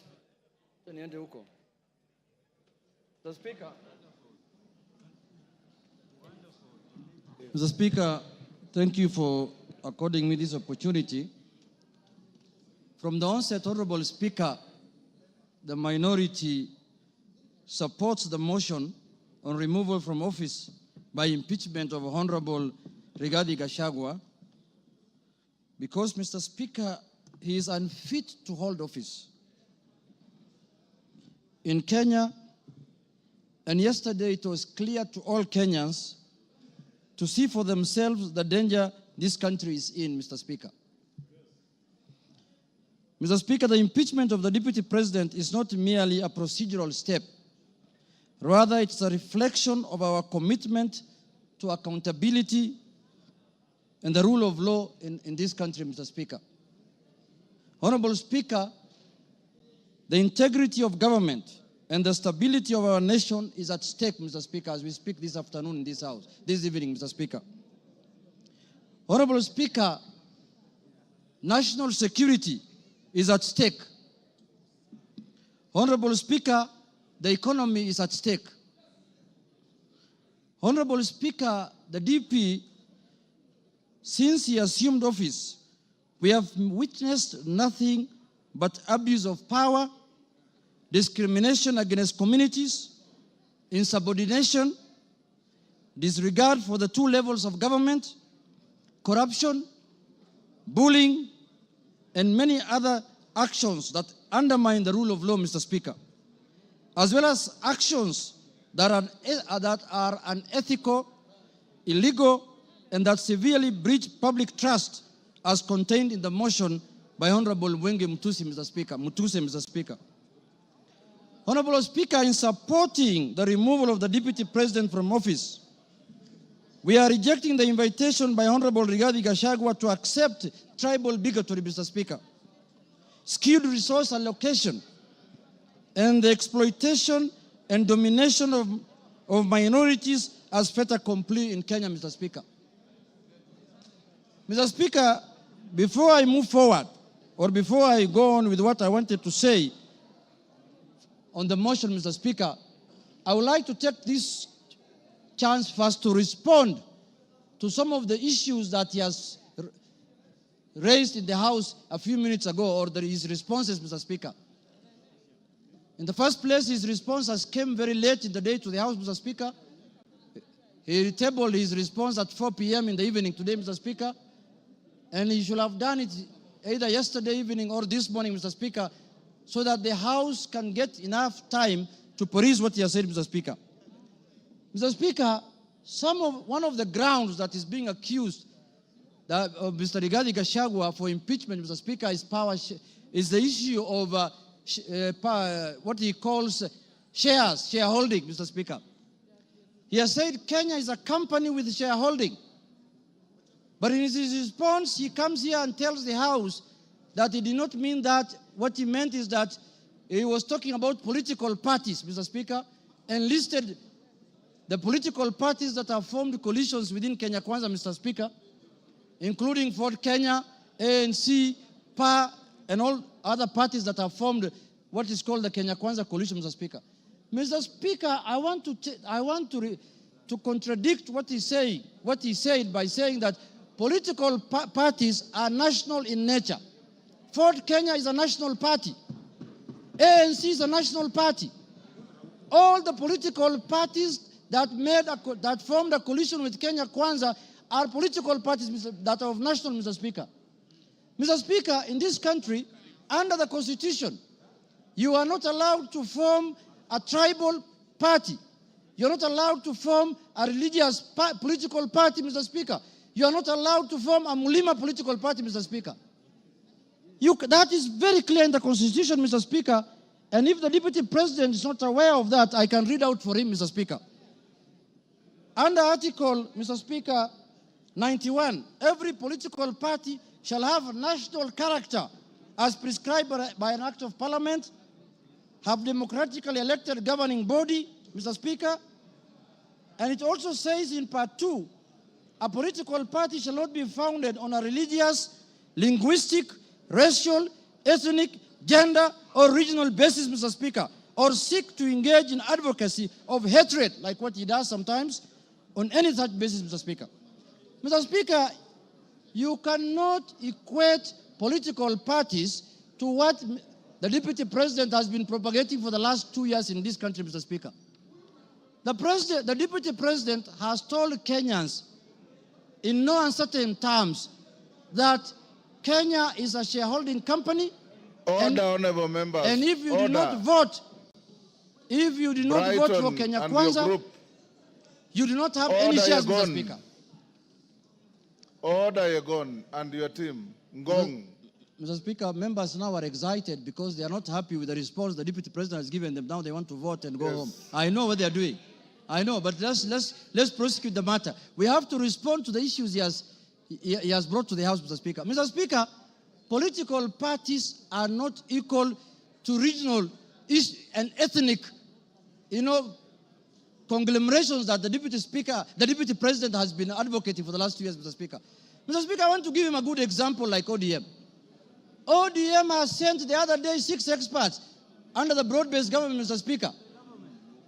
6 experts. Where are those experts coming from? One is from the coast. Beatrice School is from Turkana. Oparanya is from Western. The Attorney General is from Kisumu. Mr. Speaker, when he's talking about 30% of Ford Kenya and 30% of ANC, he thinks those positions were given to lawyers as a community, Mr. Speaker. When Ford Kenya is a national party, those positions belong to members of Ford Kenya who are in Mombasa, who are in Migori, who are in Kakamega, who are in Bungoma, who are in Eldoret. Ford Kenya has membership in all the country, has membership, Mr. Speaker. So, Mr. Speaker, that ground is not, he cannot controvert that ground by saying that he was talking about the power sharing within Kenya Kwanza. No, he was talking about ethnic groups, Mr. Speaker. He said this government was formed by 2 ethnic groups, and that is how they are going to share power, Mr. Speaker. So that ground stands, Mr. Speaker, and that ground is impeachable, Mr. Speaker, on the Deputy President. The other issue, Mr. Speaker, I want to respond to that he has raised here, Mr. Speaker, is the issue of national security. He said that the NSIS, Mr. Speaker, can be called out whenever they are out of order, Mr. Speaker. Mr. Speaker, the man Deputy President sits in the National Security Council, Mr. Speaker. He doesn't need to call out any government organ in the streets, Mr. Speaker, like the people who do their things in the street, Mr. Speaker. He's a man who sits in every governance organ of this country, Mr. Speaker. All organs of government, all governing organs are also oversighted by committee of this House, Mr. Speaker. What happens, Mr. Speaker, in this country if every member of parliament goes out there castigating governing bodies and constitutionally created bodies of governance, Mr. Speaker? We are going to have anarchy in this country. Mr. Speaker, I am not convinced that he has answered in any way that question as to why he was castigating bodies like the NSIS and the police out there when he's the Deputy President of the Republic of Kenya. On that ground, Mr. Speaker, I feel he's impeachable on that, Mr. Speaker. He has not given us any sufficient answer to that question, Mr. Speaker. Mr. Speaker, the issue of Justice Maina. He said that he was not attacking her because of the judgments she rendered against him, Mr. Speaker. And he said that he had filed a petition with the Judicial Service Commission, Mr. Speaker. He who wants equity must come with clean hands. You cannot castigate a judge in the rallies, in burials, and then you want JSC to listen to you. You can't have both ways. If he wanted JSC to deal with that matter, if he was unhappy with the way the judge has handled his case, Mr. Speaker, he should not have castigated her in a burial, Mr. Speaker. He should not have talked about her in a very demeaning manner, Mr. Speaker. He should have kept his cool and filed his petition with the Judicial Service Commission, Mr. Speaker. On that account, Mr. Speaker, he has failed the leadership and integrity, Mr. Speaker, under the Integrity Act, Mr. Speaker, and on that account, he's impeachable, Mr. Speaker.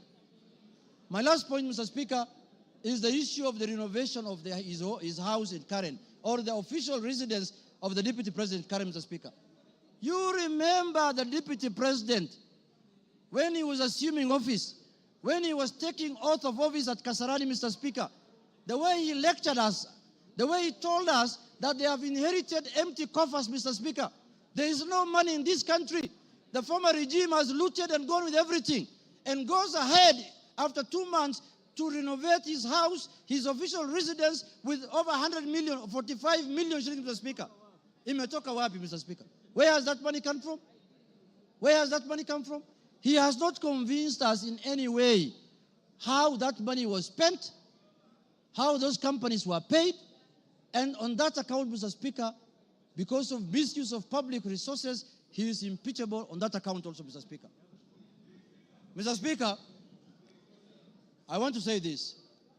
When we gave ourselves the new constitution in 2010, we knew very well that we were coming from an era where we cannot impeach the president, we cannot impeach ministers, we cannot impeach the deputy president. Kenyans gave themselves the new constitution, and they put in there Article 150, knowing very well that one day they will hold their leaders, the president, the deputy president, accountable, Mr. Speaker. And they gave that mandate to this House, Mr. Speaker, and the Senate, Parliament in general, Mr. Speaker. Mr. Speaker, I was shocked under the public participation people saying that kufa makanga, kufa driver, Mr. Speaker. We cannot allow the driver to die because it is an issue. We are witnessing a situation where the makanga wants to take the steering by force. And what happens after that? The driver is carrying 55 million Kenyans, Mr. Speaker. We cannot allow the driver to die because 55 million Kenyans are going to die with him. But the makanga, who is just hanging at the door there of the matatu, can go, Mr. Speaker. If he misbehaves, Mr. Speaker. And, if he's not doing his work properly, Mr. Speaker, the easier one to go first is the makanga, because the makanga is the one who should be telling the driver what to do. And they're telling us here, kufa makanga, kufa driver. The petition of the driver is not with us in this parliament. The petition we have, the motion we have before us today is the motion of the makanga. And we are going to deal with him perpendicularly and thoroughly, Mr. Speaker, this afternoon. Mr. Speaker, I want to tell the House that us, the people of the minority, the Azimio people, Mr. Speaker, we have lived like orphans in this country for the last 2 years. Why do I say so? Mr. Speaker, we are taxpayers. Some of the places that contribute to the highest taxes in this country are areas that are dominated by Azimio people. And then somebody comes here and tells me, you are not a shareholder, you're not going to get services, you're not going to get development. What the hell is that? What the hell is that?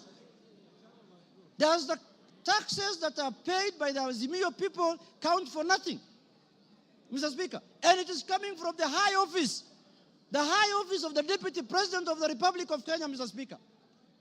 Mr. Speaker, this is the time we are going to correct this thing so that it never happens again, so that we don't have another Deputy President who comes later.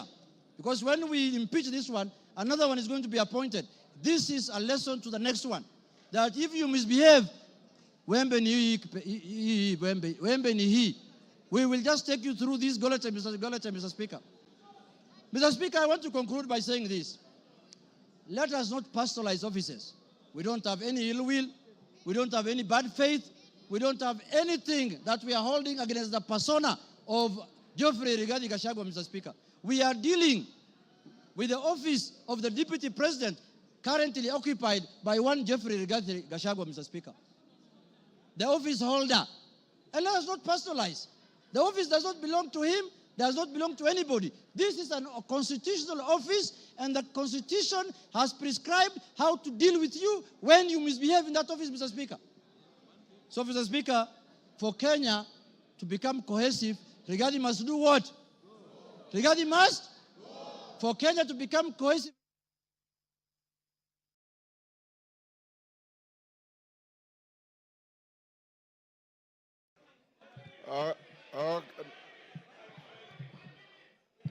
Okay, give him 1 minute.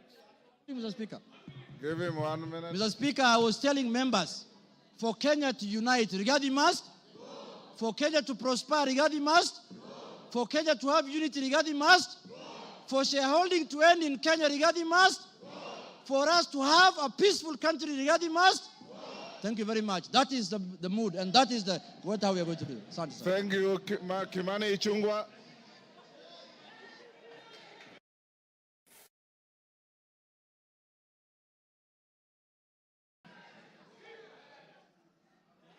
Honorable Speaker, thank you for this opportunity.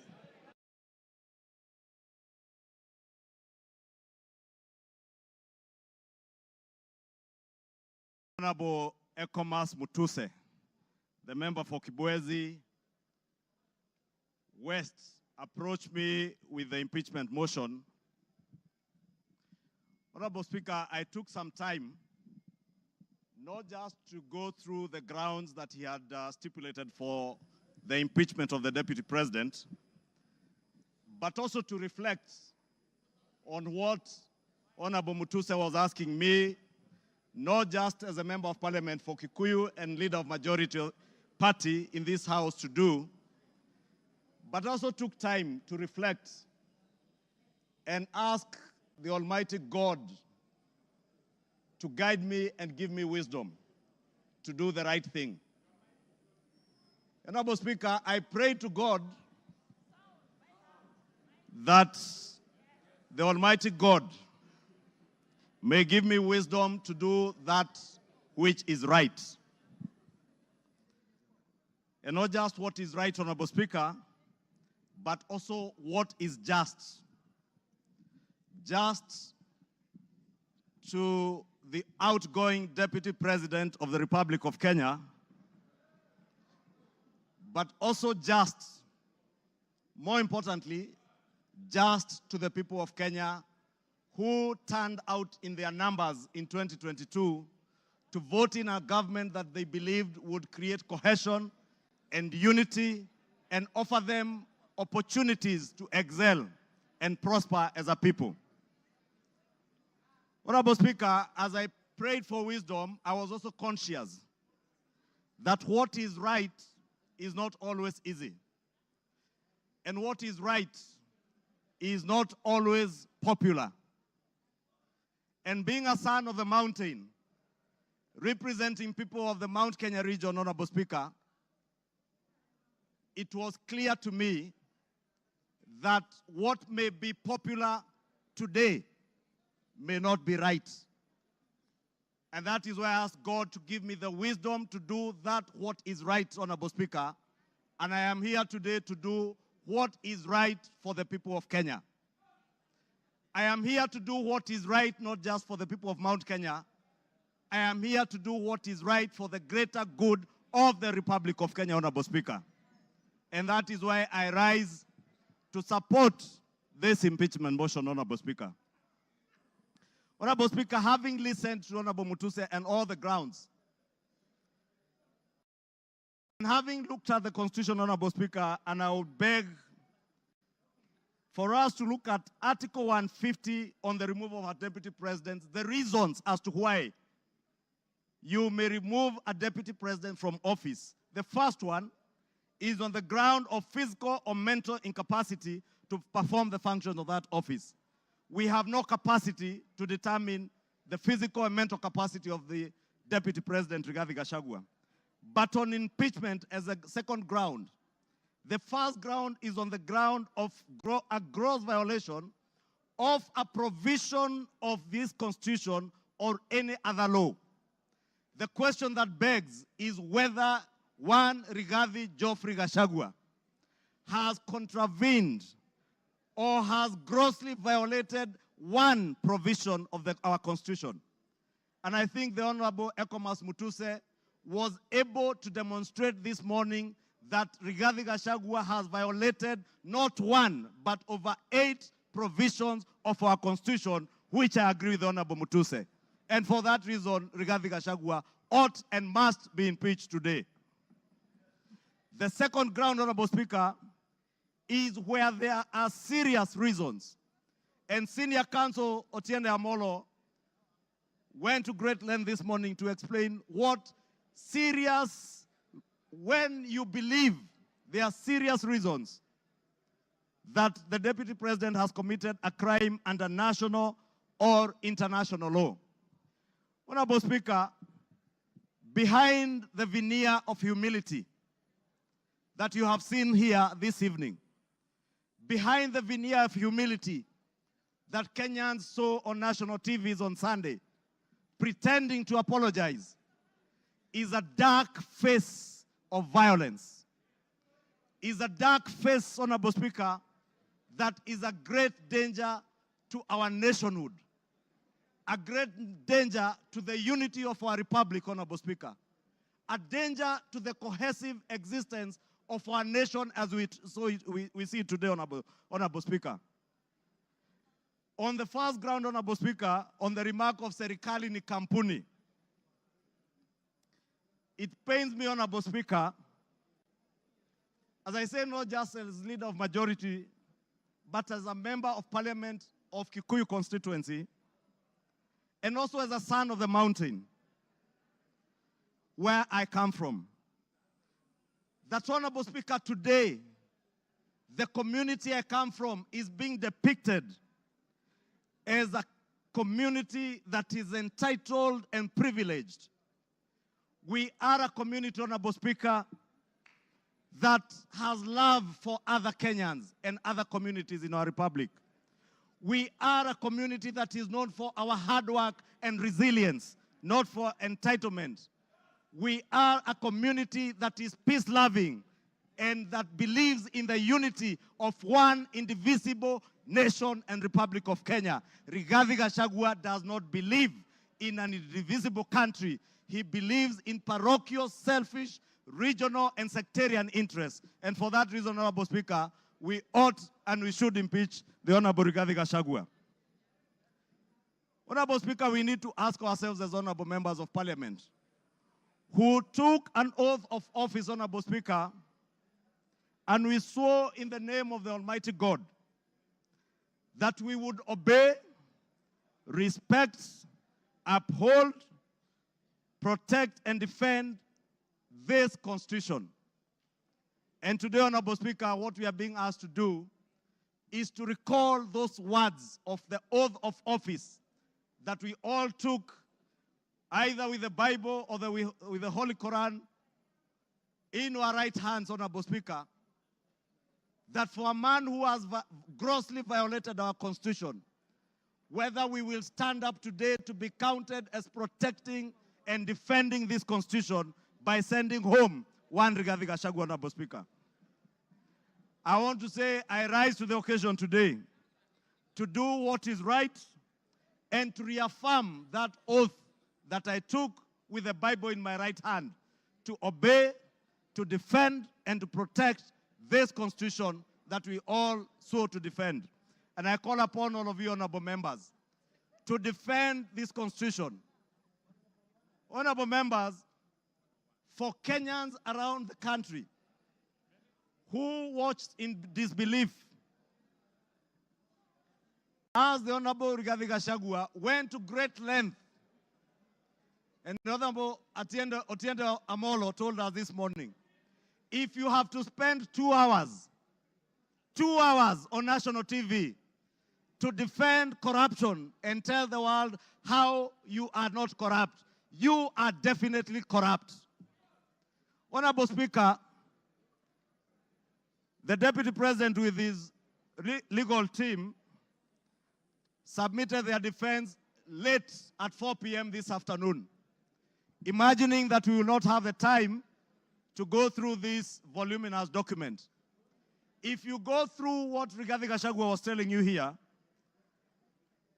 on Olive Garden Hotel, he claims that this hotel was sold by executors to a third party. Honorable Speaker, if you peruse through the documents, the third party that is said to have bought this hotel, Honorable Speaker,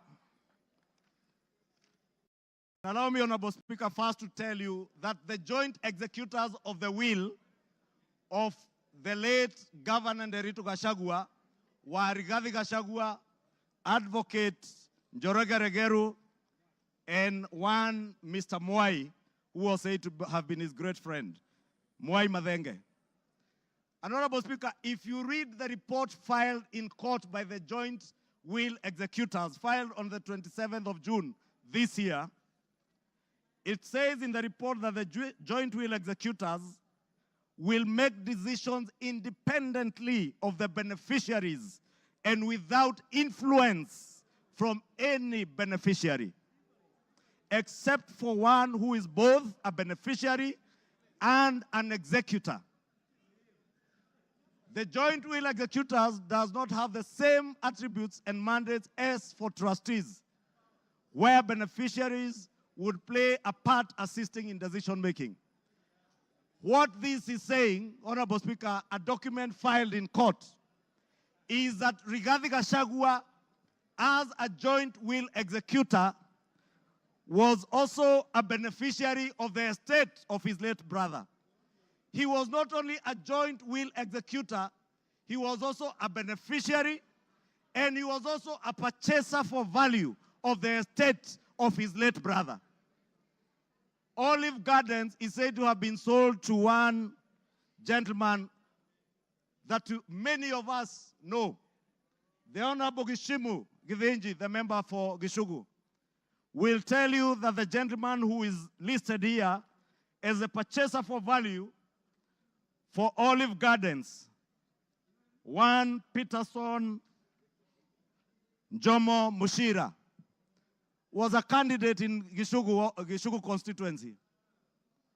He is a direct proxy of one Rigathi Geoffrey Gachagua. Honorable Speaker, I must confess, and I am sorry to my friend Peterson because I know him. I just called him this afternoon when I saw this document. And I asked him whether TM Civil Engineering Limited is his company, and he confirmed to me it is indeed his company. I therefore want to tell you Olive Gardens was purchased through the proxy of Peterson Jomo Mushira with 0 shares and TM Civil Engineering Limited with 6,000 shares. Those who have visited the Annex House, the office of the Deputy President, know this Jomo is a permanent fixture in the office of the Deputy President, and therefore his direct proxy. Honorable Speaker, we are also told, Honorable Speaker, that these very hardworking young Kenyans, in the names of Keith Ikino Rigathi and Kevin Gachagua Rigathi, who are listed on the CR12 of the documents that were tabled this afternoon by Rigathi, are shareholders of Vipingo Beach Resort that owns the Vipingo property in Kilifi County, the one the Honorable Chonga was speaking about. Rigathi Gachagua told Kenyans on national TV that this property is still owned by the family and therefore is still part of the estate. Keith Ikino and Kevin Gachagua, his sons, were not joint will executors of the estate of Nderitu Gachagua.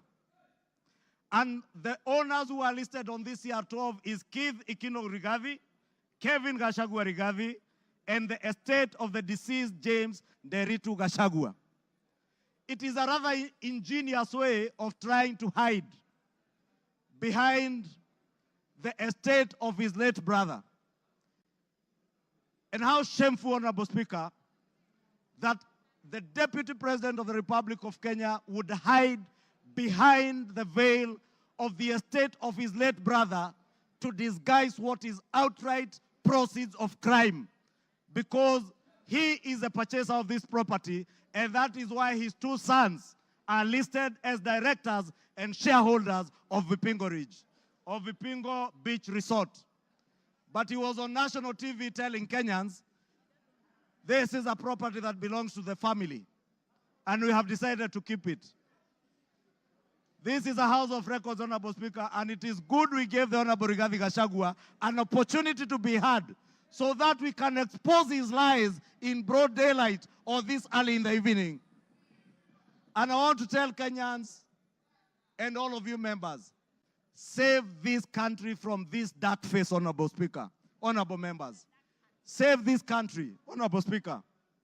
Honorable Speaker, because of time,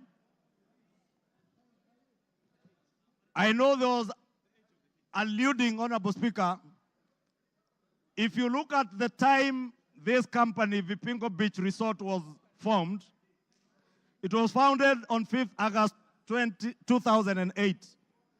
I would guess if Keith Gachagua is 31 years old today, at the time this company was registered, he was only 15 years old or 14 years old. He cannot have been listed as a director. His younger brother must have been 12 or 13. For heaven's sake, Deputy President, give some credit. Honorable Speaker, we also had the issue of shareholding, Honorable Speaker. And we were told that in our coalition agreements, Honorable Speaker, and you are then the leader of Ford Kenya, and you know you never subscribed to shareholding in our coalition agreements within Kenya Kwanza. Anybody who subscribed to the Kenya Kwanza coalition was subscribing not to shares, but to an ideology, a shared ideology, not shareholding, as Rigathi Gachagua wants Kenyans to believe. Honorable Speaker, let me finish by saying, Honorable Speaker, that the mountain is intact. The mountain is intact. The mountain is intact. The mountain is intact. The mountain is named after Kenya because it belongs to all the people of Kenya. We must end ethnic balkanization.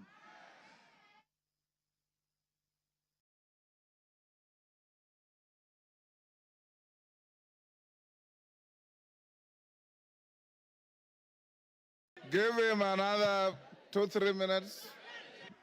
Honorable Speaker, I was saying to conclude, to end the balkanization of our country into ethnic fiefdoms under the control of warlords, we must send Rigathi Gachagua home today. To end divisive politics in our country, Rigathi must. To end the culture of impunity, conflict of interest, abuse of office, state capture, and corruption in high office, Rigathi must. For accountability, for there to be integrity in the political governance of our country, Rigathi Gachagua must. For leaders in high office to bear policy and political responsibility, Rigathi Gachagua must. For national unity, for the fight against graft to bear fruit, for peace and prosperity of our nation as one indivisible whole, one nation under one flag, one people who love their country, who love peace, who want to see a cohesive and working government serving them. Rigathi must. Rigathi must. I submit, Rigathi must go. Thank you. Order. Honorable members, order. The honorable mover has donated his time as follows. Charles Nguna, CNN, you'll start with 2 minutes. Omboko Milemba will follow with 3 minutes. Peter Kaluma will follow with 10 minutes, and then he himself 15 minutes. So, CNN, Charles Nguna. Thank you, Mr. Speaker. Mr. Speaker, let me thank the Kenyans who just expressed their views during public participation on this matter, Mr. Speaker.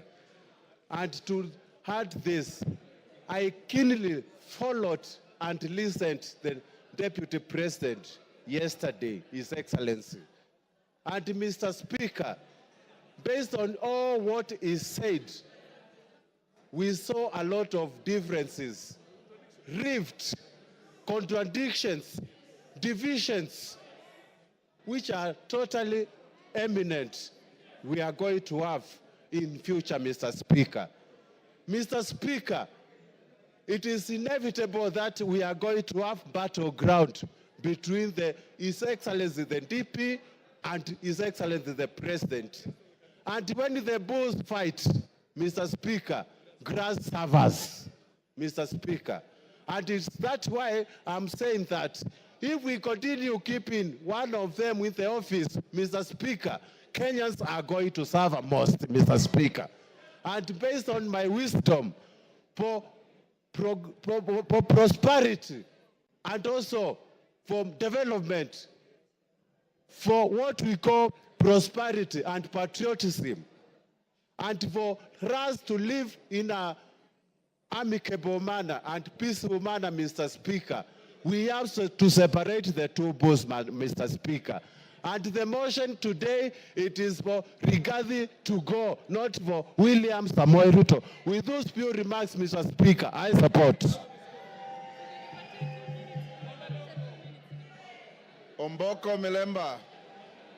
Honorable Speaker, there's a question which makes me stand to speak on. And I want Kenyans and possibly the members who can listen to me to realize that one issue that has not been answered consistently is the question of chairs. Yesterday I listened to the Deputy President and today also. Whenever he's asked about chairs, Honorable Members, can we reduce our levels of conversation? Thank you, Honorable Speaker. Whenever he's asked about the issue of chairs, he picks ANC party agreement and Ford Kenya party agreement. And instead of answering that question, he hides in it.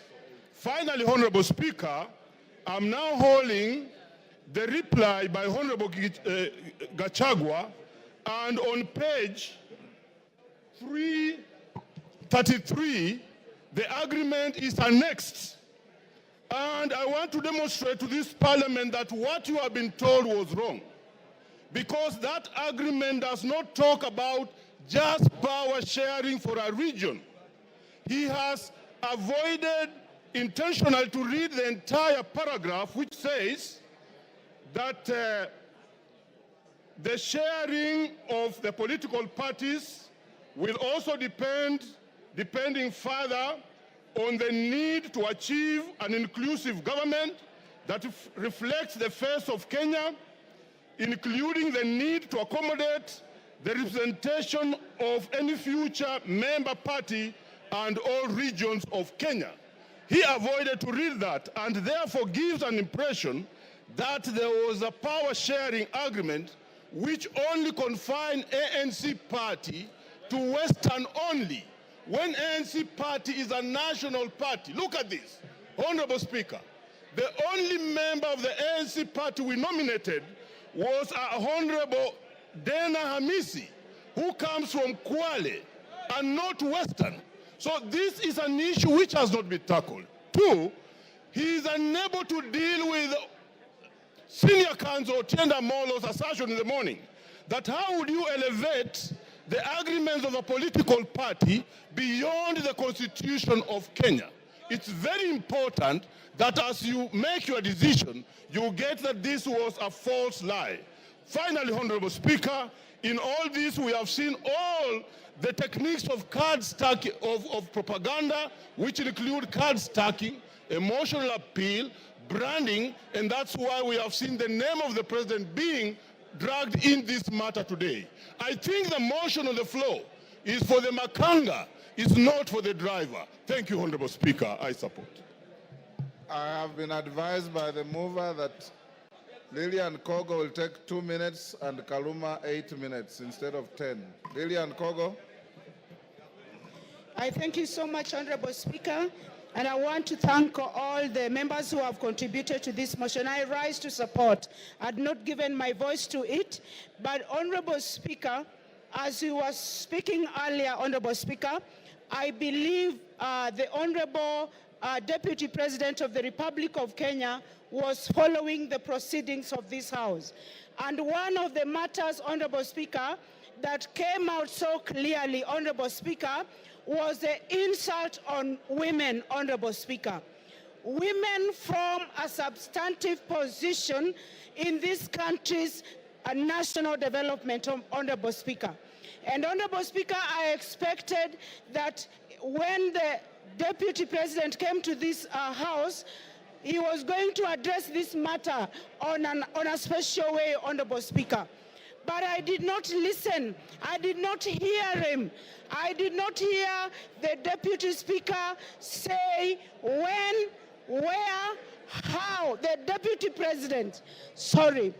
I did not hear the Deputy President, one Honorable Rigathi Gachagua, answer to the question of saying that one noble member of this House, the Honorable Jematia, is a Malaya, Honorable Speaker. It concerns me, and I wanted the Honorable Rigathi Gachagua to tell this House where, how, when, who witnessed him sleep with one Jematia and how he felt. We wanted to know, because we are not going to allow women to be used with derogatory language moving forward, Honorable Speaker. It is nobody's choice to be a Malaya. These are mothers. It is nobody's choice to be a Malaya. These are our sisters. It is not... Time up. Peter Kaluma. Peter Kaluma.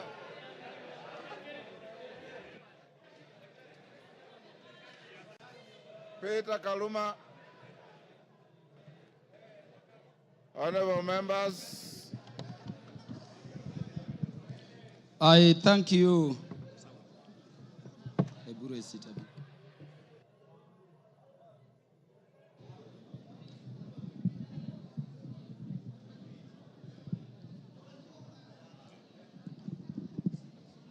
Yeah, Honorable Speaker, I thank you in a very special way.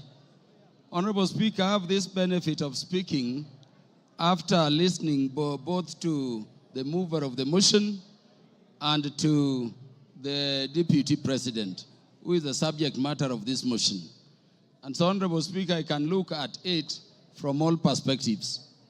Honorable Speaker, allow me to start by saying that I listened to the Deputy President, as I did to Honorable Mutuse, with the mind of a lawyer, looking at how the grounds have been addressed, their particulars, and how they have been addressed by the two respective parties. And Honorable Speaker, let me begin by saying that I don't know what happened, but we had Honorable Mutuse presented before this assembly a motion seeking to impeach the Deputy President on up to 11 grounds. And Honorable Speaker, I don't know whether it is by act of omission or commission, or it is just the nature of some people. The Deputy President focused on those matters concerning property, money, integrity, procurement, forgetting the most fundamental issues. And I want to say that even when he addressed those money issues, there are very patent gaps going to constitutional violations which are stated in the motion to be gross. I expected the Deputy President, for instance, to use the opportunity you accorded him, Honorable Speaker, to explain that SMS which came from his son Ikunu Gachagua on the bid bond issue involving that company. No mention of that at all. Honorable Speaker, before I go to the matters I want to address in substance, let me thank you, the Honorable Speaker of the National Assembly, for ensuring that the process this House is going through has been very fair. And in doing so, Honorable Speaker, for according and upholding and protecting the provisions of Article 47 of the Constitution. I hear people still saying that the courts will intervene. But I'm thanking you for this, Honorable Speaker, because the only time the courts intervene is if we have not secured a party procedural fairness. This motion was advertised across the country for the participation of Kenyans. And Honorable Speaker, allow me to reiterate this short data in 1 minute. 146,429 Kenyans said that the Deputy President should be impeached. And that, Honorable Speaker, constitutes 65.11% of the people of Kenyans. 76,026 of Kenyans said the Deputy President should not be impeached, coming to 33.8% of those Kenyans. Honorable Speaker, 2,452 Kenyans said Kufa Makanga, Kufa Dereva, and those other things. And there are the others. And Honorable Speaker, in terms of our constituency, which is Homa Bay Town constituency, 1,080 Kenyans whom I represent said the Deputy President should be impeached. And Honorable Speaker, that constitutes 89.81% of the population of the people of Homa Bay who are duly notified. 54 Kenyans in Homa Bay Town constituency, constituting 5%, said the Deputy President should not be impeached. And then 56, which is another percentage there, said other things, including Kufa driver, Kufa Makanga. Honorable Speaker, let me clarify this other issue also. That the courts have persistently and consistently said that public participation must be meaningful. If public participation should be meaningful, and Honorable Speaker, you made it so open, at the county headquarters involving all constituencies, and then all constituency officers remained open on that day, and you notified it to the public, Honorable Speaker, following that order of court, then really there is nothing much for us to continue debating here. If public participation is to be meaningful, then the Kenyans have spoken. And as their representatives, we can only give meaning to what they say during public participation by securing what they have said, which is that the Deputy President should be impeached. Honorable Speaker, because I'm running fast, let me say that this Constitution has been termed a living document. And Honorable Speaker, if you look at ground one, people take it lightly. But Honorable Speaker, the idea of the unity of our nation has been the one thing which has been disturbing the people of Kenya in terms of being a nation for very long. Honorable Speaker, allow me to read the preamble of the Constitution. And this is what it says. We, the people of Kenya, proud of our ethnic, cultural, and religious diversity, and determined to live in peace and unity as one indivisible, sovereign nation. When the Kenyans were making this constitution, they identified the need for unity as one people, as one thing they had to deal with. Honorable Speaker, I request the members to look at Article 4, Sub-Article 2 of the Constitution. It says Kenya is a multi-party democratic state founded on the national values and principles of governance under Article 10 of the Constitution. And Honorable Speaker, people have said so many things about this Constitution. But let me say today, before this House, Honorable Speaker, that Article 10 of the Constitution, if this spirit has a soul, if this Constitution has a spirit, then you can only find it in Article 10 of the Constitution. At Article 10, Sub-Article 2, those national values which were identified by the people of Kenya during constitution making as the things which Kenya needs to address are the following, Honorable Speaker. Patriotism, national unity, sharing and devolution of power, the rule of law, democracy and participation of the people, human dignity, equity, social justice, inclusiveness, equality, human rights, non-discrimination, and protection of the marginalized. Honorable Speaker, at the very heart of a nation is equal ownership and equal sharing in the resources of the nation. It cannot be therefore, Honorable Speaker, that a state officer at the level of the Deputy President is singing to other Kenyans how they are shareholders and they don't belong to this country. And Honorable Speaker, it saddens me that having given him the opportunity, the Deputy President did not proffer a defense, the Deputy President did not offer an apology, but the Deputy President said other people are also doing it. Honorable Speaker, let me say an impeachment motion proceeds in personam. It proceeds against a specific person. You may say Kufa Dereva, Kufa Makanga. Give him 1 minute to wind up. Wind up, Kaluma. Thank you. Honorable Speaker, it does not matter. This motion we have is against a person. You cannot have a motion for impeachment against Kaluma and somebody. Those who are saying Kufa driver, Kufa Makamba, bring the driver and we will also consider it on the merit. And on account of that, Honorable Speaker, this person must go. Honorable Speaker, in the few seconds remaining, let me say that when Westgate came under attack, I lost a cousin in the name of Jackton Port. He was the first one to be shot there. When Garissa University came under attack, Honorable Speaker, I lost Solomon Oludo from Marindi, a son of our land I educated at Ubiero Primary School. Honorable Speaker, we have no problem holding the security apparatus of the nation, to account. But Honorable Speaker, we cannot have a situation where you talk that recklessly in public about our national intelligence service being dysfunctional. For a state which is permanently under terror, target, and attack.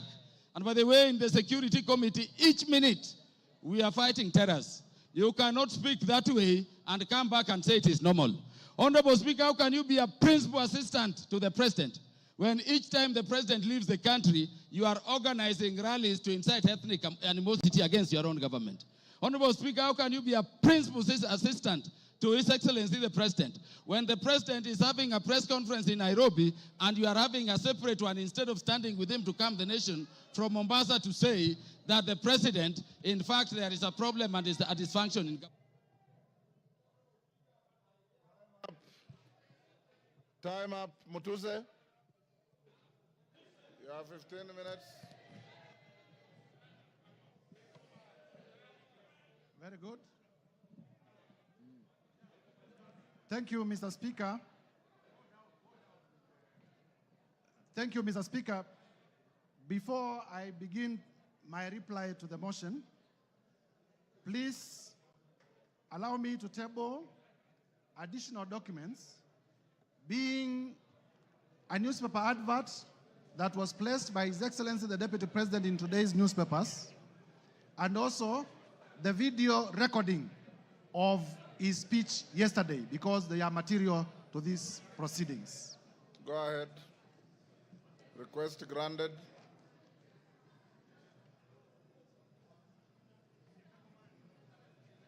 Mr. Speaker, I have tabled the two documents, electronic and physical, because during the course of this debate, members in many instances had referred to them, and therefore it is only fair that they are part of the record. Number two, Mr. Speaker, allow me to thank... The documents were available to me earlier, and I ruled that they are admitted. Thank you, Mr. Proceed. Speaker. Yes. I want to be very brief because I know the National Assembly of the Republic of Kenya wants to make a decision on the matter of impeachment of His Excellency Rigathi Gachagua. Mr. Speaker, to begin with is to thank colleague members of Parliament from both sides of the House for the robust debate in terms of the motion that we presented before the House this morning. Mr. Speaker, I also want to thank Kenyans in their millions from all over the Republic, because in the course of this debate, Kenyans have been commending, Kenyans have been exercising their democratic right through public participation, through their right to odd opinions, and we have not witnessed a single incident of violence anywhere in the Republic. There had been vitisho that if you table an impeachment motion for a person of the magnitude of the Deputy President, there may be violence, people will lose lives, but I thank Kenyans because Kenyans have proven once again that we are a peaceful country and we are able to engage in our democratic processes without violence. Mr. Speaker, allow me to re-examine some of the few issues that have come through the response.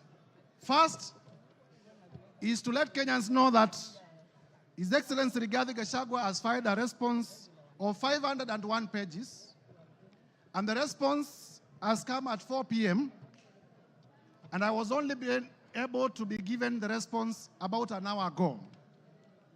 And therefore, in terms of the doctrine of equality of arms, I feel that I needed adequate time so that I may be able, during my reply, to respond to some of the things that he has raised in his response.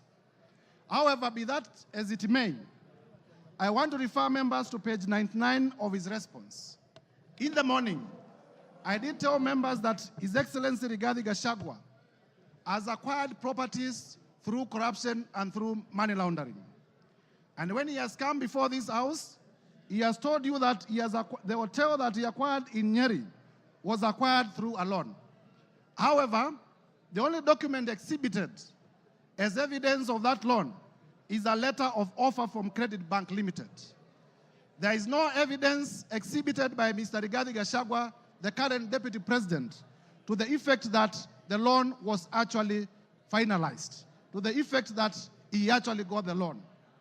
Mr. Speaker, as a term of the letter of offer, in terms of lien and set-off, and I read, a lien and set-off of a fixed deposits of LN Crystal Kenya Limited for an aggregate amount of 300 million Kenya shillings.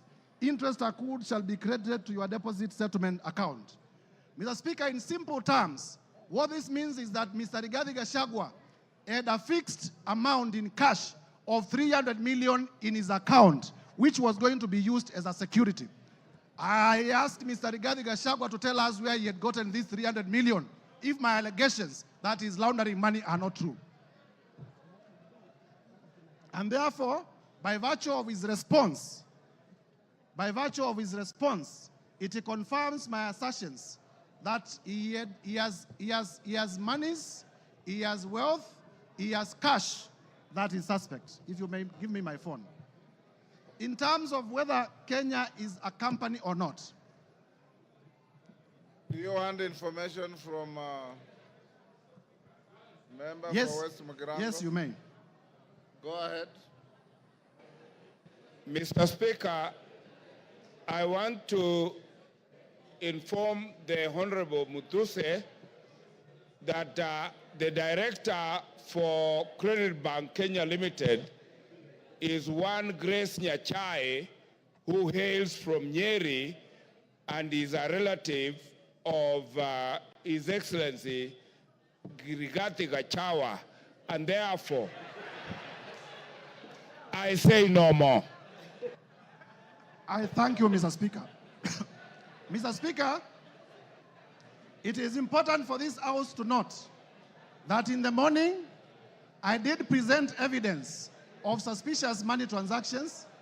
I did present evidence that His Excellency Rigathi Gachagua, either by himself or through relatives or through proxies, has acquired properties that are way beyond his known sources of income, and that evidence remains uncontroverted.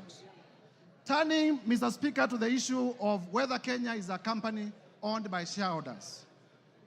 Mr. Rigathi Gachagua is playing with the intelligence of members of parliament and with the intelligence of Kenyans by attempting to twist facts. First, in terms of the law, companies are registered under the Companies Act. They are not registered under the Political Parties Act. So to come before Kenyans and to say that there were coalition agreements registered and therefore those coalition agreements are companies is to play around with our intelligence, because we know companies are registered under the Companies Act, they are not registered under the Political Parties Act. Further, Mr. Speaker, this Rigathi Gachagua was selectively chosen the sections of the Kenya Kwanza's coalition agreement to rely on, and he has failed to read the document in whole.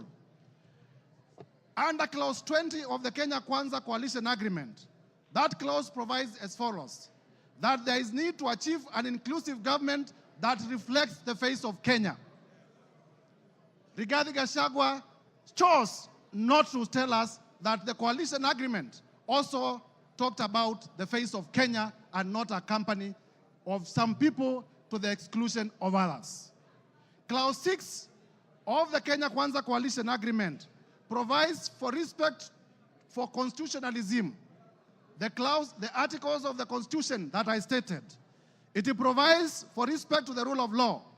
It provides for respect to the national values and principles of government under Article 10.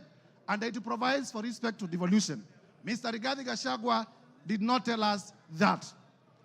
Clause 22G of the coalition agreement among the Kenya Kwanza political parties provides that there will be adjustments that may be necessary to accommodate the development priorities of other parts of the country to ensure equitable distribution of Kenya's national resources and wealth for the benefit of every citizen and every part of Kenya. This Mr. Rigathi Gachagua could not tell you because it was going to destroy his case. And therefore, honorable members, I urge you to find that Mr. Rigathi Gachagua, in his assertions about shareholding and a company, it was not in reference to political parties, it was in reference to regions, it was in reference to communities, and the evidence that we provided remains uncontroverted, and this ground must be confirmed. Mr. Speaker, on the issue of KEMSA, again, to show a man who is a flip-flop, yesterday on live television, Honorable Rigathi Gachagua admitted that he personally called Dr. Andrew Mulwa by his own phone yesterday on television. Today, appearing before us, he denies that he did not call him. So, which part of his testimony do we believe? Do we believe the testimony that he gave yesterday on national television, that he did call Dr. Andrew Mulwa and that he sent his own son to Dr. Andrew Mulwa to collect the bid bond? Or do we believe the testimony that he has brought today, altered testimony that he has brought today? I urge you to find that Mr. Rigathi Gachagua indeed did call to influence investigations. On the issue of cabinet, Mr. Speaker, if you may allow me just 1 minute. On the issue of cabinet resolution, he has admitted and proceeded to justify that despite the existence of a valid cabinet decision in a cabinet meeting that he sat, he chose to defy that cabinet decision. And for that reason, Mr. Gachagua, by his own admission, must be removed from government. Mr. Speaker, as I conclude, this is the National Assembly of the Republic of Kenya. And for the National Assembly of the Republic of Kenya to assert its constitutional authority, Mr. Rigathi Gachagua must be impeached today. I urge members. Mr. Rigathi Gachagua, we have heard from members here, has made inflammatory remarks against the women of the Republic. For the respect of the women of the Republic of Kenya, Mr. Rigathi Gachagua must be impeached today. We have heard that Mr. Rigathi Gachagua has disinherited the widows of his own brother. And for the widows of Kenya, beginning from Madeira, to be safe, Mr. Rigathi Gachagua must be impeached today. And therefore, I urge members to find favor with my motion from clause 1 to clause 11. And as you vote to impeach Mr. Rigathi Gachagua. I thank you, Mr. Speaker, and I beg to move. Thank you. Honorable members on their feet, take your seats. Take your seats. Take your seats. Brighton, take your seats. Today you are very mobile.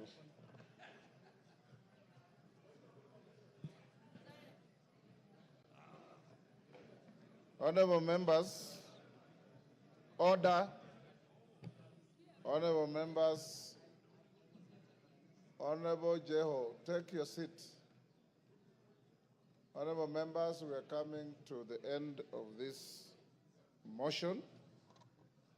And before I put the question, this is one motion where there is no voice vote. We'll go straight into division so that no eyes have it at the putting of the question. The House Business Committee yesterday deliberated on the manner of voting, and it was unanimously agreed that there will be a roll call vote. There will be a roll call vote.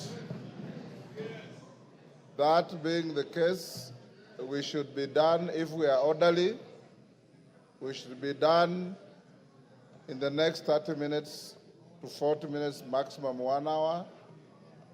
When we start voting, order. When we start voting, I'll instruct the clerk and the teller, having conducted yourselves exemplarily well, any member who precedes his or her vote with a preamble or a speech or a statement will be a spoiled vote. Once you are called, order.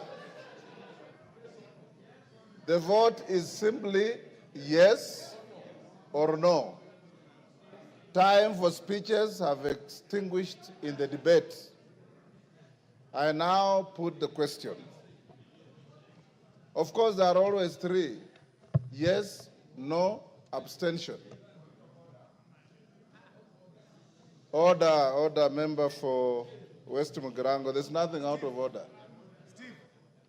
Honorable members, I now put the question, which is that, pursuant to the provisions of Articles 145 and 151B and 2 of the Constitution and Standing Order 64 and 65, this House resolves to remove from office by impeachment His Excellency Honorable Rigathi Gachagua, EGH, the Deputy President of the Republic of Kenya, on the following grounds.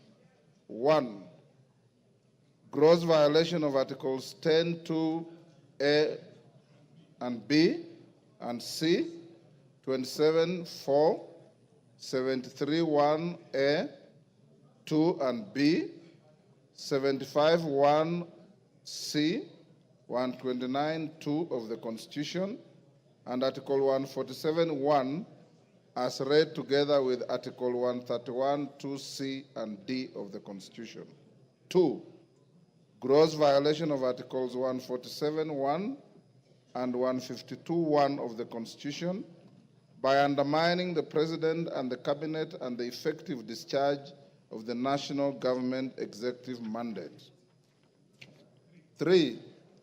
Gross violation of Articles 6(2), 10(2)(a), 174, 186(1), 189(1), and the fourth schedule to the Constitution by undermining devolution. 4. Gross violation of Article 161 of the Constitution on the institutional and decisional independence of judges. 5.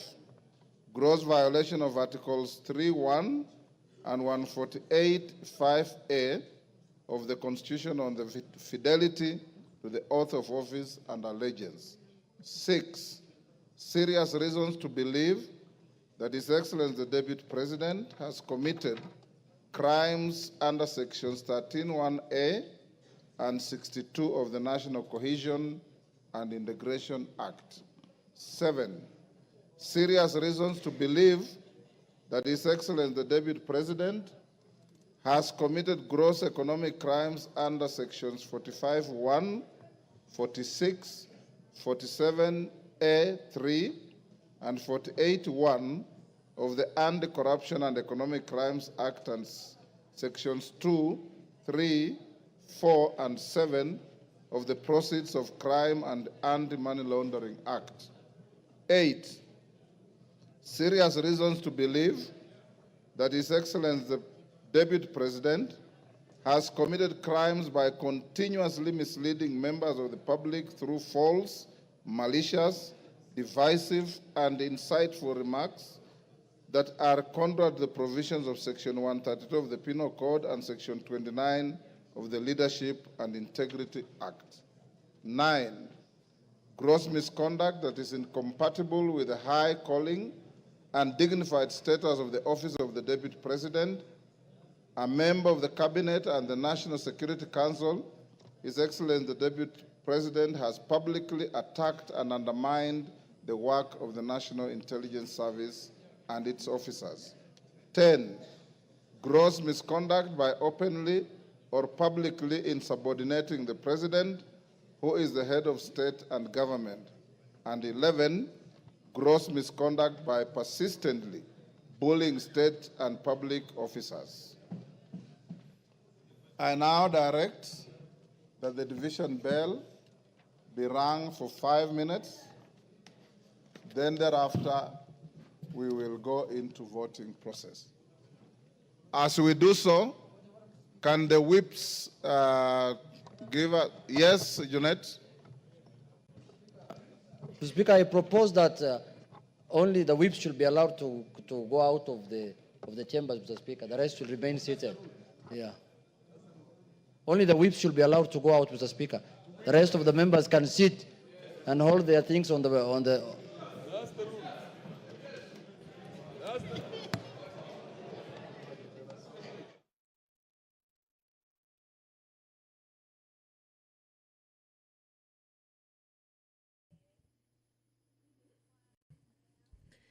Good evening.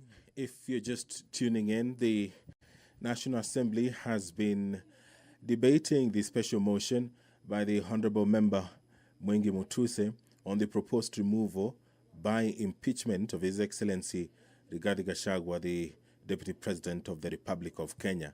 The Honorable Member in the special motion did advance 11 accusations against the Deputy President, and among them is gross violation of Articles 10, Subarticle 2A, B, and C, Article 27, Subarticle 4, Article 73, Subarticle 1A, Article 2B, Article 75, 1C, Article 129, Subarticle 2 of the Constitution, and Article 147, Subarticle 1, as read together with Article 131, Subarticle 2C and D of the Constitution, that the Deputy President has persistently made utterances threatening to discriminate, exclude, and unlawfully deny sections of the people of Kenya and regions of the Republic of Kenya equal opportunities for public service appointments and allocation of public resources. Another charge is that the Deputy President has made unilateral public statements inconsistent with policy positions collectively adopted by the government and contradicted the President on critical matters of governance and the exercise of the President's functions as a symbol of national unity. That is, Excellency, the Deputy President interfered with the running of Nairobi City County Government by inciting citizens against lawful directives of the county government on the planning and relocation of markets, and publicly disparaging the leadership of the county government and its decisions. Charge 4, that His Excellency the Deputy President has undermined the institutional and decisional independence of a judge through public attacks on a judge of the High Court of Kenya and falsely threatening to file a petition for the removal of the said judge in a matter in which he was a party. Another charge is that the Deputy President breached his oath of office and allegiance on account of the utterances and actions attributed to the Deputy President under grounds 1, 2, and 3. Charge 6, that the Deputy President has persistently made inflammatory, reckless, insightful public utterances over the last 2 years in contravention of the law. Charge 7, that His Excellency the Deputy President has committed gross economic crimes, namely conflict of interest, abuse of office, and conspiracy to commit crimes under sections by inexplicably amassing property estimated at 5.2 billion shillings that is incompatible with his known legitimate income and by trading with the office of the Deputy President through proxies. Another charge is serious reasons to believe that His Excellency the Deputy President has committed crimes by continuously misleading members of the public through false, malicious, divisive, and insightful remarks that are contrary to the provisions of Section 132 of the Penal Code and Section 29 of the Leadership and Integrity Act. Charge 9, gross misconduct that is incompatible with the high calling and dignified status of the office of the Deputy President, a member of the Cabinet and the National Security Council. His Excellency the Deputy President has publicly attacked and undermined the work of the National Intelligence Service and its officers. Charge 10, gross misconduct by openly or publicly insubordinating the President, who is the head of state and government, and Charge 11, gross misconduct by persistently bullying state and public officers. The Deputy President was some minutes after 5 p.m.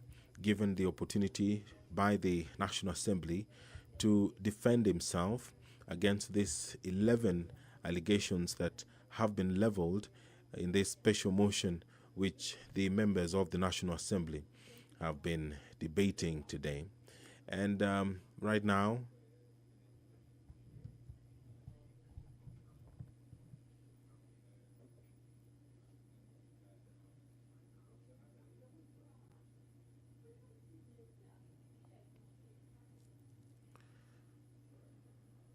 Right now, the respective leadership in the House is whipping members to come into the chambers to allow the division to proceed.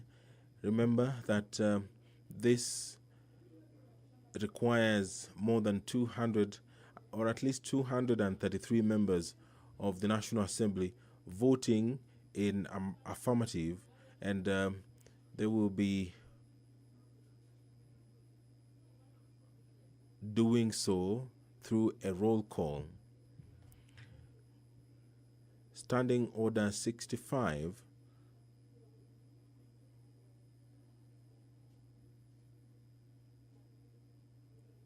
Standing Order 65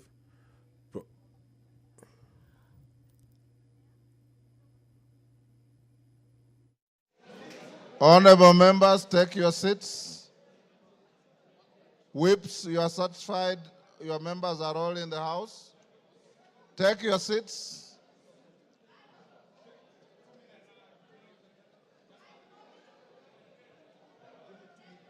Okay. You have 2 minutes.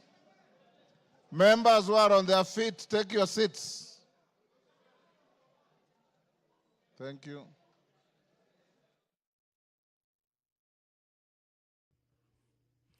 Standing Order 65 of the National Assembly provides for the procedure for removal of the Deputy President. And it says that where a member proposes the removal of the Deputy President on the grounds of physical or mental incapacity in terms of Article 150, Sub-Article 1A of the Constitution, Standing Order 63, which talks about procedure for removal of President on grounds of incapacity, shall, with necessary modifications, apply. You'll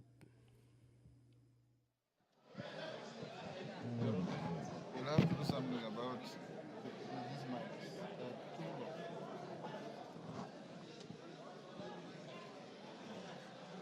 Take your seats, honorable members.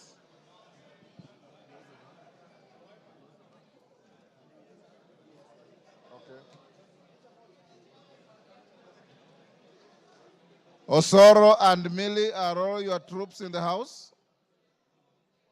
I want to draw the bar.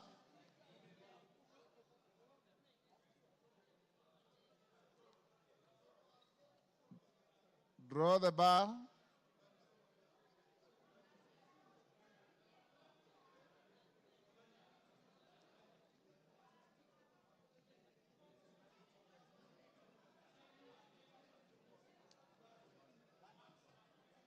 Take your seats.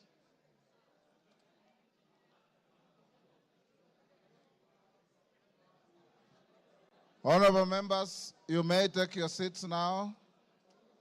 Honorable Dani Wanyama, take your seat. Honorable Minority Whip, take your seat. Honorable members, I have been given the following as whips, as tellers. For the ayes, the Honorable Zaire Janda, MP, and the Honorable Jared Okello, MP. For the nays, the Honorable Onesmus Ngogoyo and Honorable Jane Njeri. You may come forward and join the clerks at the table. Now the voting order, the voting will be as follows. Order. We will start by calling out the Honorable Samal, member for Isiolo. Is it West? Isiolo North. You all know Honorable Samal has a condition and he needs to be assisted. So the clerk and the tellers will go to where he is. The clerk and one on either side go and take Honorable Samal's vote. Once you are done, the constituencies are numbered alphabetically from A to Z. So we'll start with Probably Aina Moi is normally the first and will end up with the last. Pardon?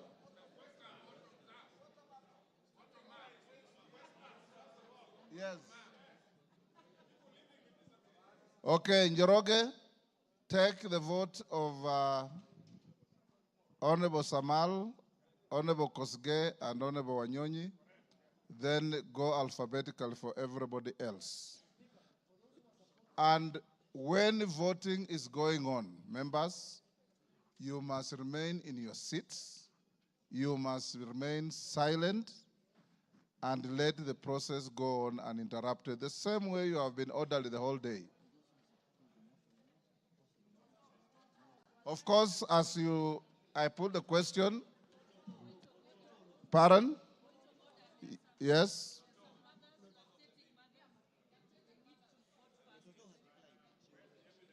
Toto has already indicated to the clerks that she'll wait and vote like everybody else. So she's not in a special case. Is Mother Wangari also lactating?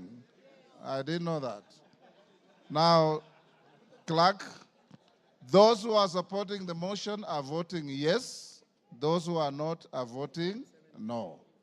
The tellers are, as I've told you, for yes, Janda and Okello, for no's, Kasheri and Gogoyo. Clerk, over to you. Voting starts now. Isiolo North, Lomwa Joseph Samal. Westlands, Wetangula Timothy Wanyonyi. Nominated member, Jackson Kosgei Kipkemoi.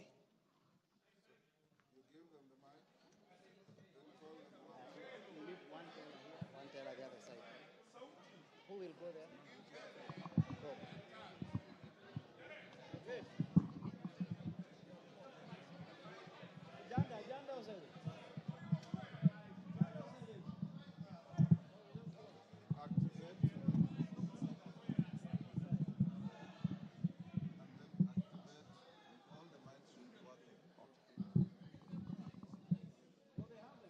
I, Tim Wanyonyi, Member of Parliament for Westlands, I vote no. I vote yes. I vote yes.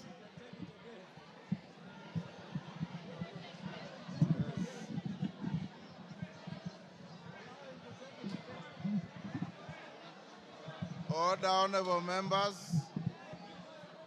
He has voted yes.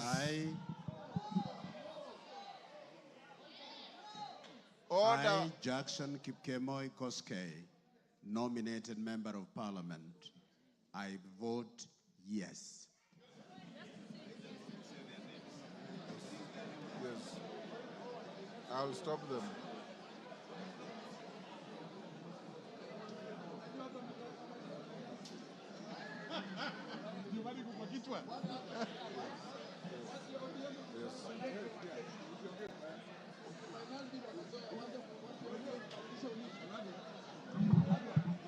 You are done with Honorable Samal? He can't talk. Honorable members, for the rest of the members, when your name is called, don't repeat your name. Just vote yes or no. Okay, go ahead, Njoroge.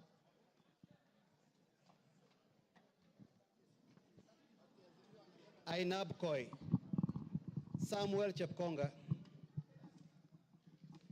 Aina Moi, Benjamin Langat, Aldai, Marian Kitani,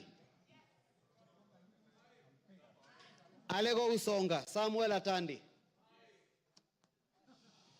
Awendo, John Walter Owino, Bahati, Irene Joki, Balambala, Shurie Abdi Omar, Baringo County, Florence Jamatia, Baringo Central, Joshua Kandie, Baringo North, Joseph Maglap, Baringo South, Charles Cameron, Belgut Nelson Koech.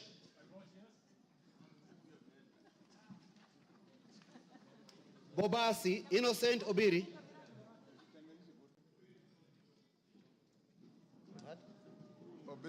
Bobasi Innocent Obiri.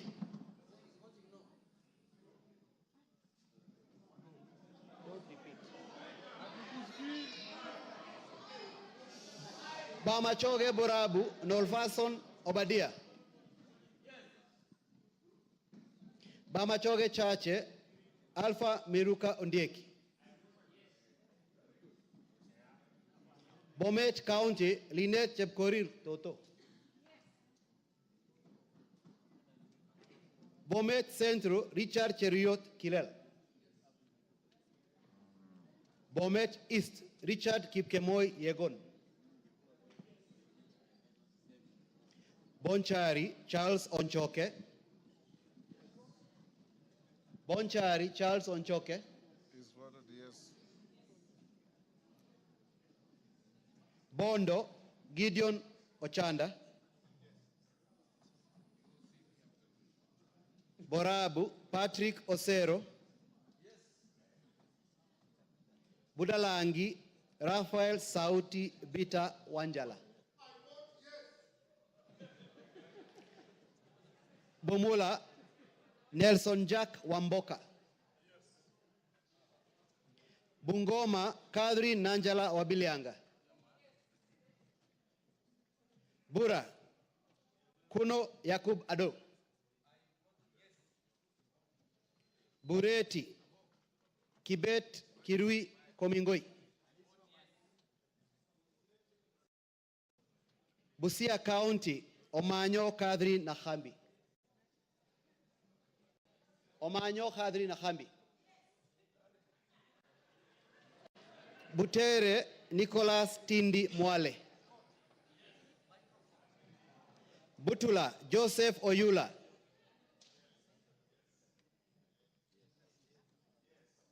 Buuri Muruidhania Rindikiri Mugambi.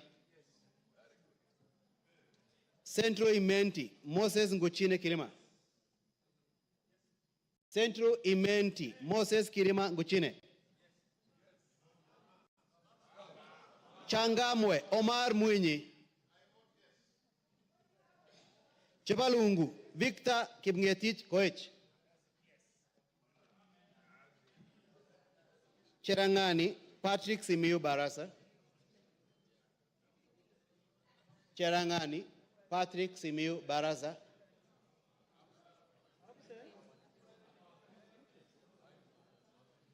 Chesumei Paul Biego.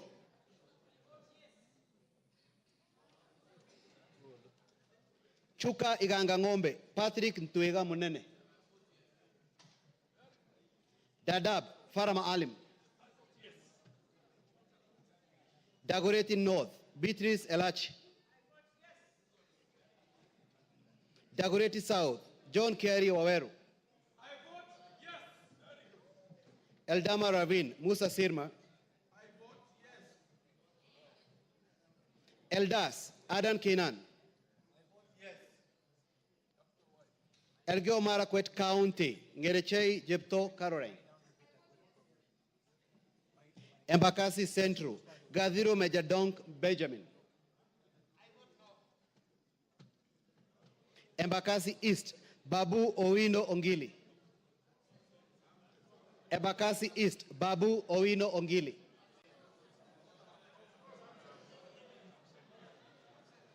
Embakasi North James Gakuya. Embakasi South Julius Mawade.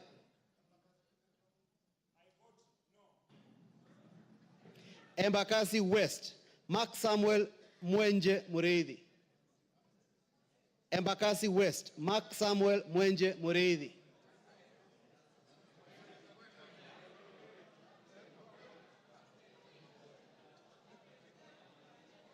Embu County Double N Pamela Njoki.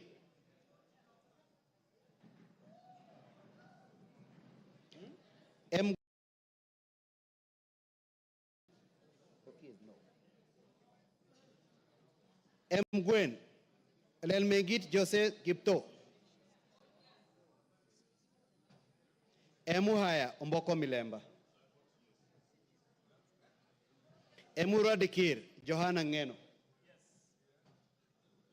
Endebes Robert Pukose. Fafi Yakub Farah. Funyula Oundo Wilberforce. Galole Said Buya Hiribai Said Poster. Ganze Charo Kenneth Tungule. Garissa County Udgon Amina Siad.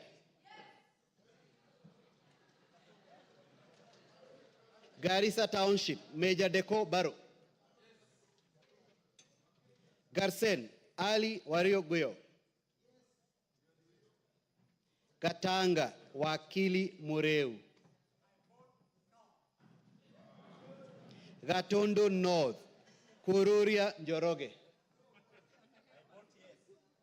Gatondo North Kururia Njoroge.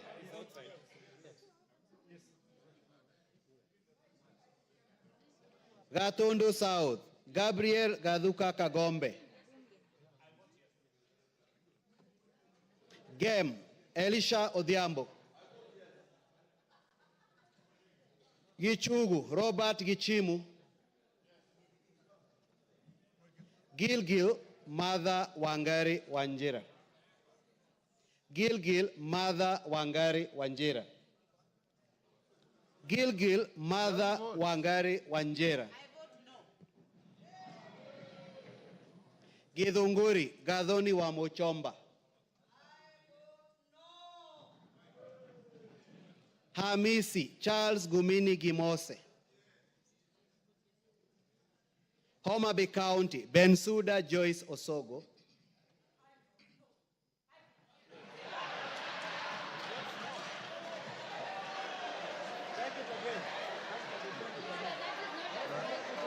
Pardon? Take the vote again. Order Bensuda utaitwa tena.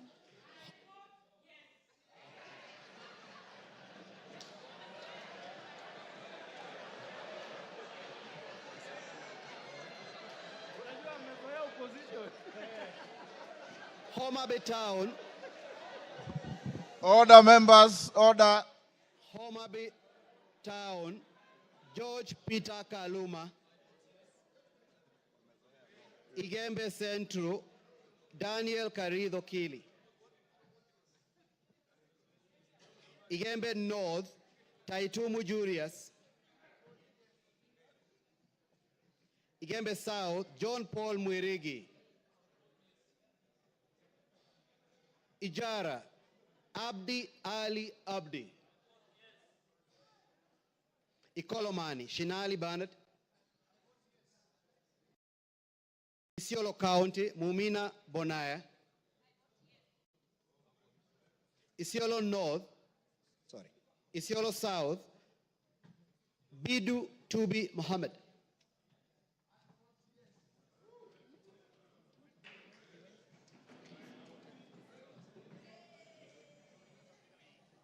Jomvu Badibadi Twalib. Juja George Koimburi.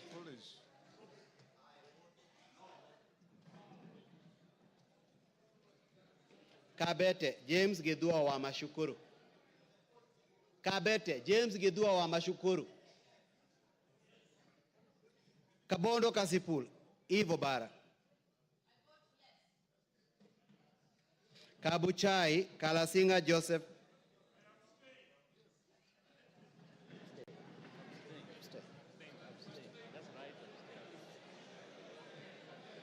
Kacheliba Lote Titus. Kacheliba Lote Titus. Kaiti Joshua Kivinda Kimilu. Kaiti Joshua Kivinda Kimilu. Kaiti Joshua Kivinda Kimilu.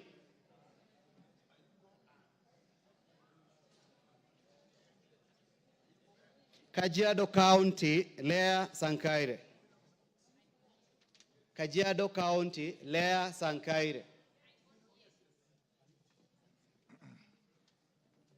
Kajiado Central, Memusi Elijah.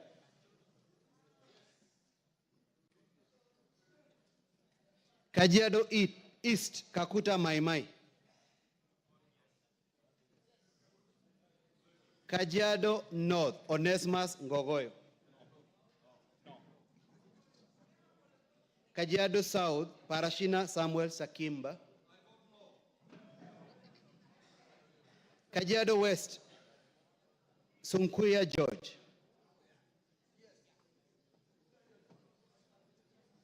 Kakamega County, Elsie Muhanda. Kaloleni, Paul Katana. Kamukonji, Hassan Yusuf. Kamukonji, Hassan Yusuf. Kamukonji, Hassan Yusuf.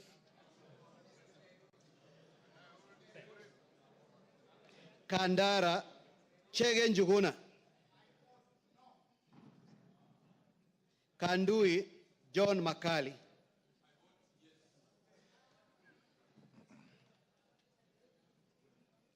Kangema, Peter Kihungi. Kagundo, Fabian Chule. Kapenguria, Samuel Moroto. Kapsaret, Oscar Sudi. Kapsaret, Oscar Sudi.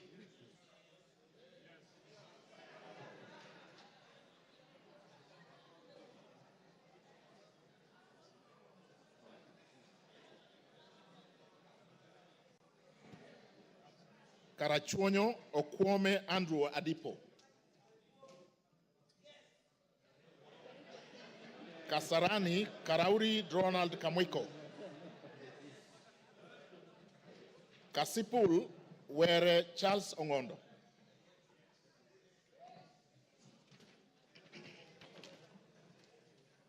Kathiani Mbui Robert. Keyo North Korir Adams Kipsanai. Keyo South Kipkoech Gideon Kimayo.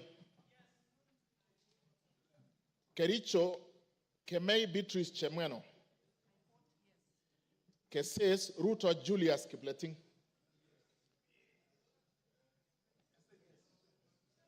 Keses Kuisero Wangaya Christopher Aseka. Kiamba Wanjiko John Jogona. Kiambu Waidaka John Mashua. Kiambu Waidaka John Mashua. Kiambu Town. He's not here. Kiambu Murada Ann Wajiko Mugo. Kibra Orero Peter Ochieng. Kibwezi Mbalu Jessica Nduku Kiko. Kibwezi West Mutuse Ekomas Mwengi. Kieni Wainaina Anthony Njoroge.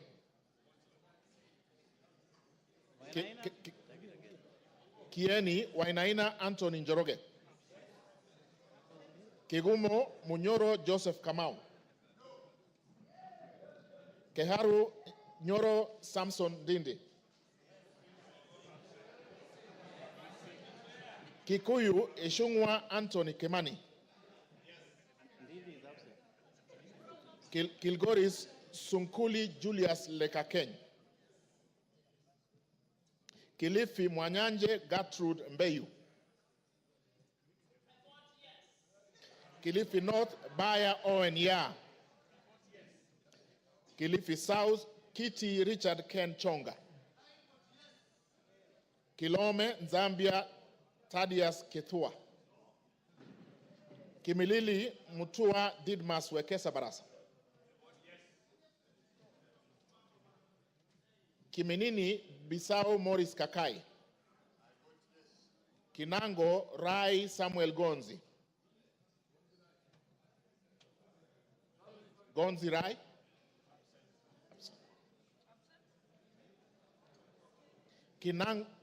Kinangop Thuku Zakari Kwenya. Voted. Is voted. Kipipiri Muhia Wanjiko. Kipkelion East Cheroro Joseph Kimutai. Kipkelion West Hilary Kiplangat Koskei. Kirinyaga Jen Jerry Maina.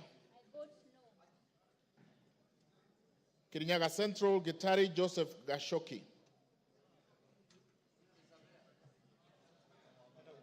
Kirinyaga Central Joseph Gashoki Gitari. Kisauni Bedzimba Rashid Juma.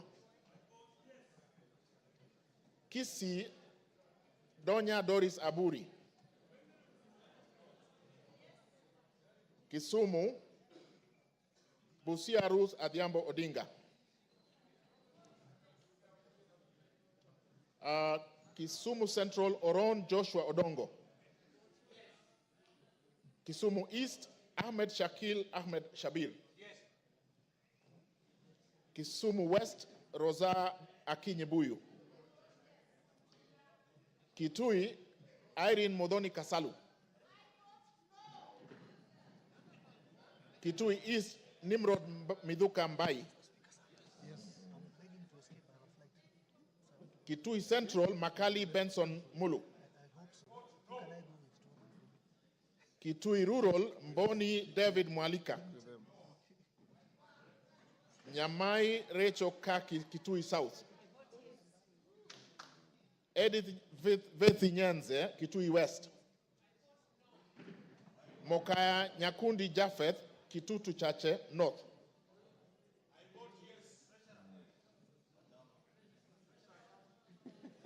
You take it from where? I will repeat from Kitui South. Rachel Kaki Nyamai. She voted. Yes. Nyanza Edith Vethi. She voted. Nyakundi Japheth Mokaya. I vote yes. Kibagendi Anthony.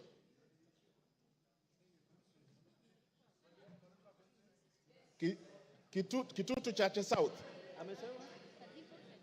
No. Kibagendi amesema? Kibagendi kama Kibagendi. Kitutu Chache South, Kibagendi Anthony. Clive, Kitutu Masabak, Clive Ombane Gisairo.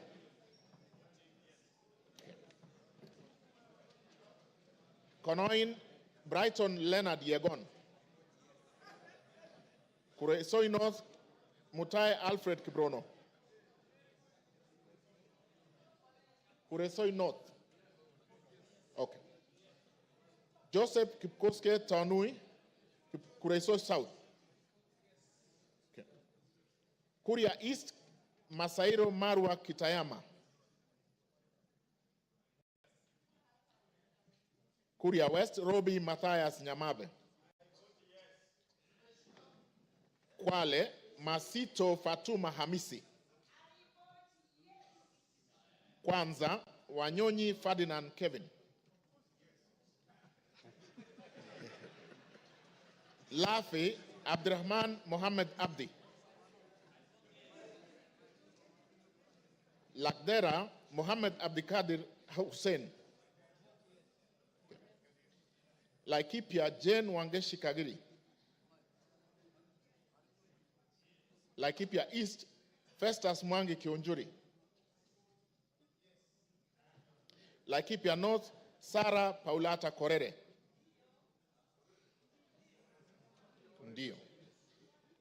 Laikipia West, Stephen Washira Karani. Laisamis, Joseph Lekuton. Lamu, Monica Mudoni Marufu. Lamu East, Obor Weida Muhammad.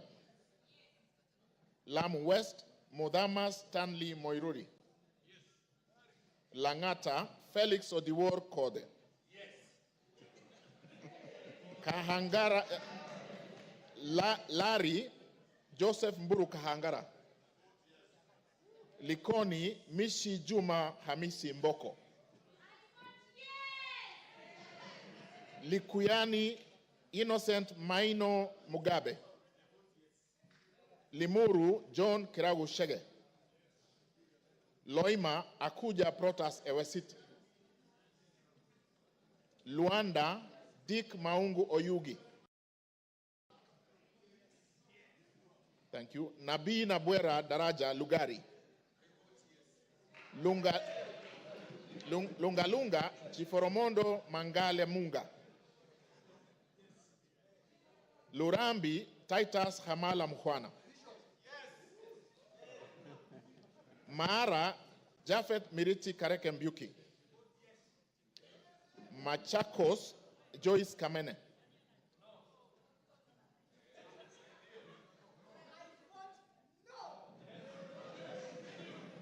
Machakos Town Caleb Mutiso Mule.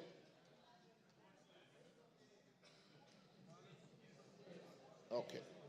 Yeah, but George Aladwa Omwera Makadara.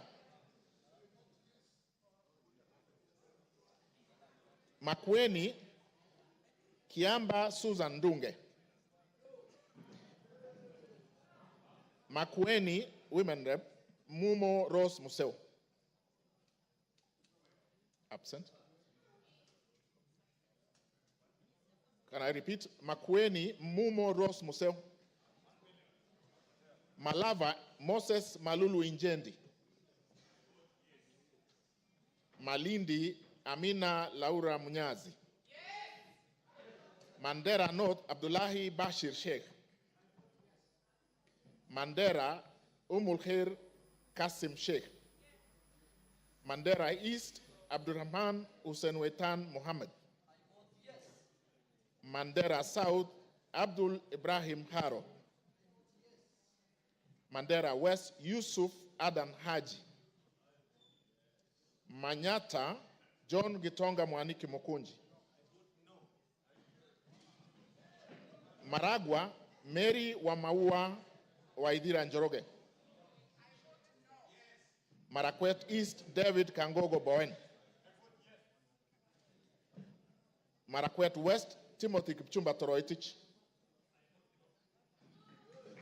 Marsabit Naomi Jilo Wako.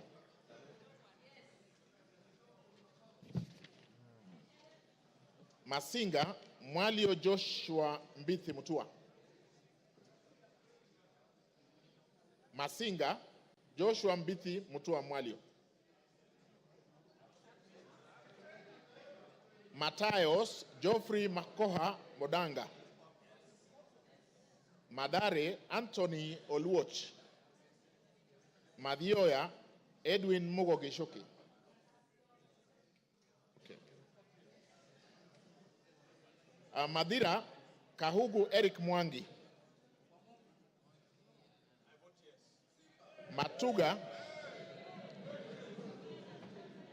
Matuga Tandaza Kasim Sawa. Okay. Matungu Nabulindo Peter Oscar. Is there. Yeah, Tandaza is there. Can I repeat Matuga? Matuga Tandaza Kasim Sawa. Okay, asante. Matungulu Mule Stephen Mutinda. Mavoko Kingola Patrick Makau.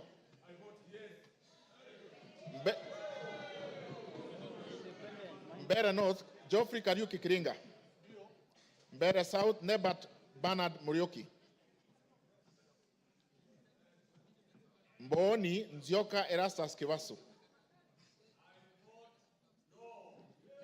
Meru Kailemia Elizabeth Karab. Migori Mohammed Fatuma Zainab. Mogotio Kiborek Ruben. Moiben Phyllis Chepkemoy Barto. Molo Francis Kuria Kimani. Mombasa, Zamzam Muhammad Chimba. Mosob, Abraham Kipsang Kirwa. Moyale, Jaldesa Guyo Wako. Msambweni, Jaldesa. Okay, okay, capture, thank you. Msambweni, Badr Salim Faisal.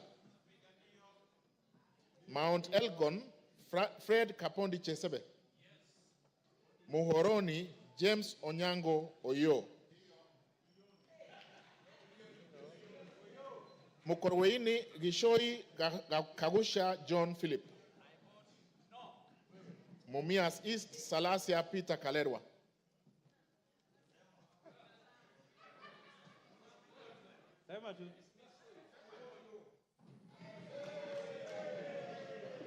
Mumias West, Naika Johnson Manya.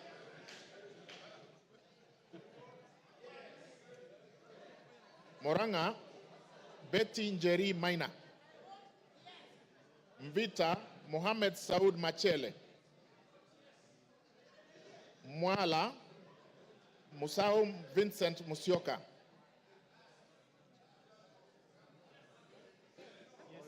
Okay, okay, done. Mwatate, Peter Mbogo Shake. Peter Mbogo Shake.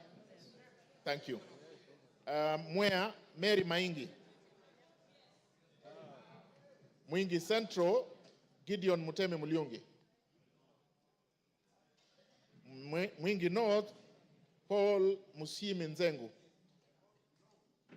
Mwingi West, Charles Ngusi Anguna. Nairobi City, Esther Mudhoni Pasaris. Naivasha, Kihara Jane Wanjiru Njeri. Nakuru, Chelule. Can I repeat Naivasha?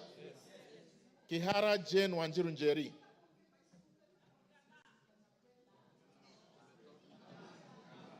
Nakuru, Liza Chepkorir Chelule. Nakuru Town East, Gikaria David. Nakuru Town West, Arama Samuel. Nambale Mulanya Geoffrey Ekesa. Nandi, Cynthia Chepkoske Muge. Nandi Hills, Bernard Kibor Kitur.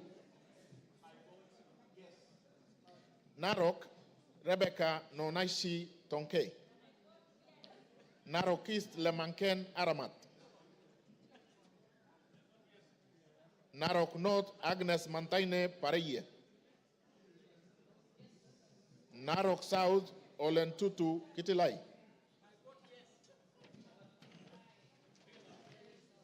Narok West, Gabriel Koshal Tongoyo. Navajolo, Emmanuel Wangwe. Ndaragwa, Gachagua George N. Ndiwa, Martin Peter Sowino. Ndia, GK George Masharia Kariuki. Njoro, Charity Katambi Chepkwony.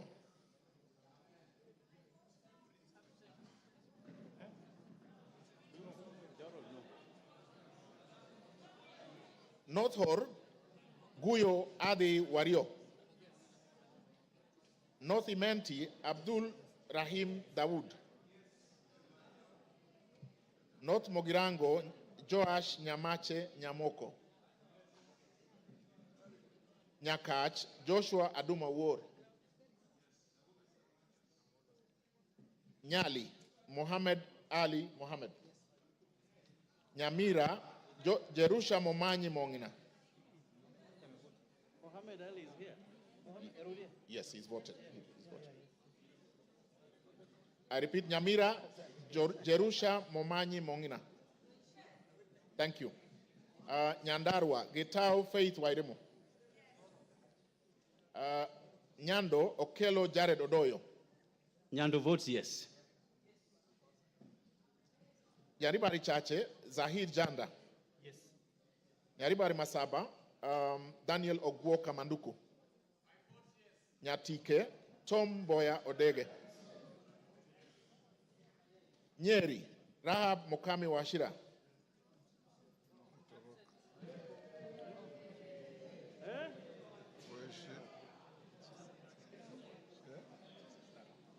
Nyeri Town Duncan Maina Madenge.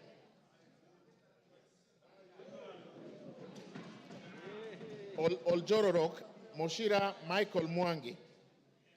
Olkalau David Joguna Kiaraho. Odaya Michael Wambogo Wainaina. Pokot South David Losiakau Kosing. Rabai Mupe Anthony Kenga. I have been asked to repeat Pokot South. Pokot South, Kosing David Losiakau. Thank you. Rabai Anthony Kenga Mupe. Rangwe Gogo Linian Achieng. Rarieda Amolo Paul Otiende. Rongai Paul Kibetchebor. Rongo Paul Abur. Roysambu Agustin Kamade Mwafrika. Ruaraka Francis Kajwang Tom Joseph. Roiro Kingara Simon Nganga. Runyanjes Karemba Eric Muchangi Njiru. Sabatia Sloya Clement Logova. Saboti Caleb Amisi Luyai. Saku Raso Dido Ali. Samburu Pauline Lenguris.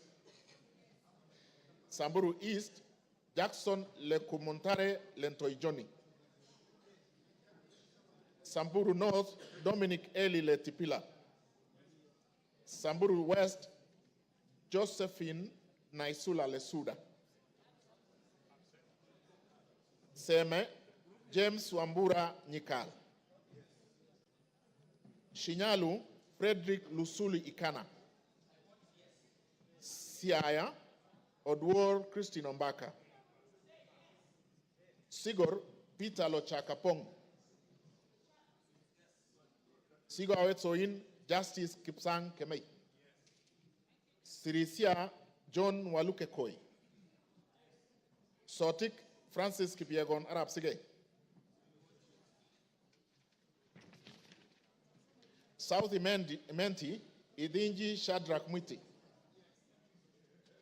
South Mogirango Onyego Silvana Sosoro. Soy David Kiplagat. Starehe Maina Mwago Amos. Suba North Millie Grace Akoto Diambo. Suba South Karoli Omondi. Subukia Kashobe Samuel Kenudia.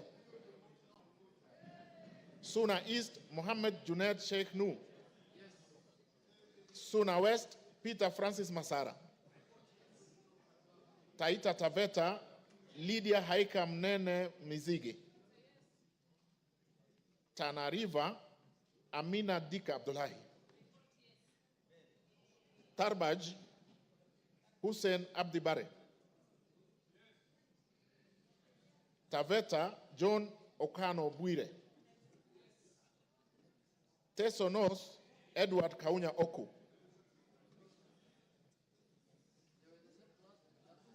Teso South, can I repeat Teso North? Oku Edward Kaunya. Thank you. Teso North, Oku Edward Kaunya. Yeah, yes, Sorry, Teso South, Otucho Mary Emase. Tetu, Geoffrey Wandeto Mwangi. Daraka, Murugara George Gitonga. Tharaka-Nithi, Susan Ngugi Nduyo. Thika Town, Ng'ang'a Alice Wamboi. Tiati, William Kamket Kasait. Tigania East, Lawrence Purwaburi. Tigania West, John Kanwithia Motunga. Tinderet, Julius Melikibiwot. Tongaren, John Murumba Chikati. Trans Nzoia, Lilian Chebet-Siyoy. Tarbo, Janet Chepkemboy Sitiene. Turkana, Cecilia Asinyen Gitit. Turkana Central, Joseph Namwar Emathe. Turkana East, Nicholas Ngikor Nixon Ngikolong.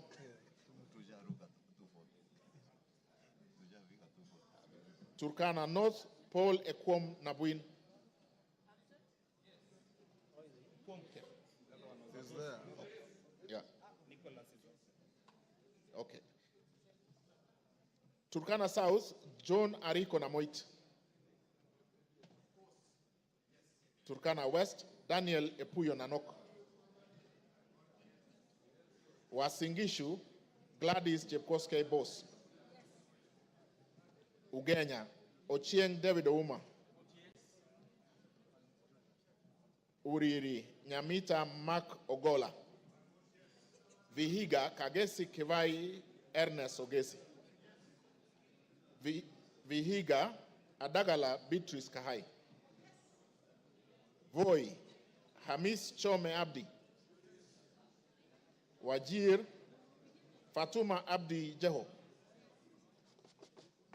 Wajir West, Aden Daudi Muhammad. Wajir North, Ibrahim Abdi Sane. Wajir South, Muhammad Aden Ado. Wajir West, Yusuf Muhammad Farah. Webuye East, Martin Pepela Wanyoni.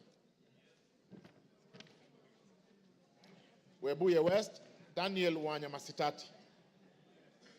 West Mogirango, Mogaka Stephen. West Pokot, Rael Chepkemoy Kasiwai. Westlands, Timothy. He is already voted. Oh, sorry, we have done that, sorry. Undanyi, Mwakuona Danson Mwashako. Basil Robert Ngui Yata. Yata. Is he here? Ali Abdisirat Khalif. Sabina Wanjiru Shege. Joseph Hamisi Dena.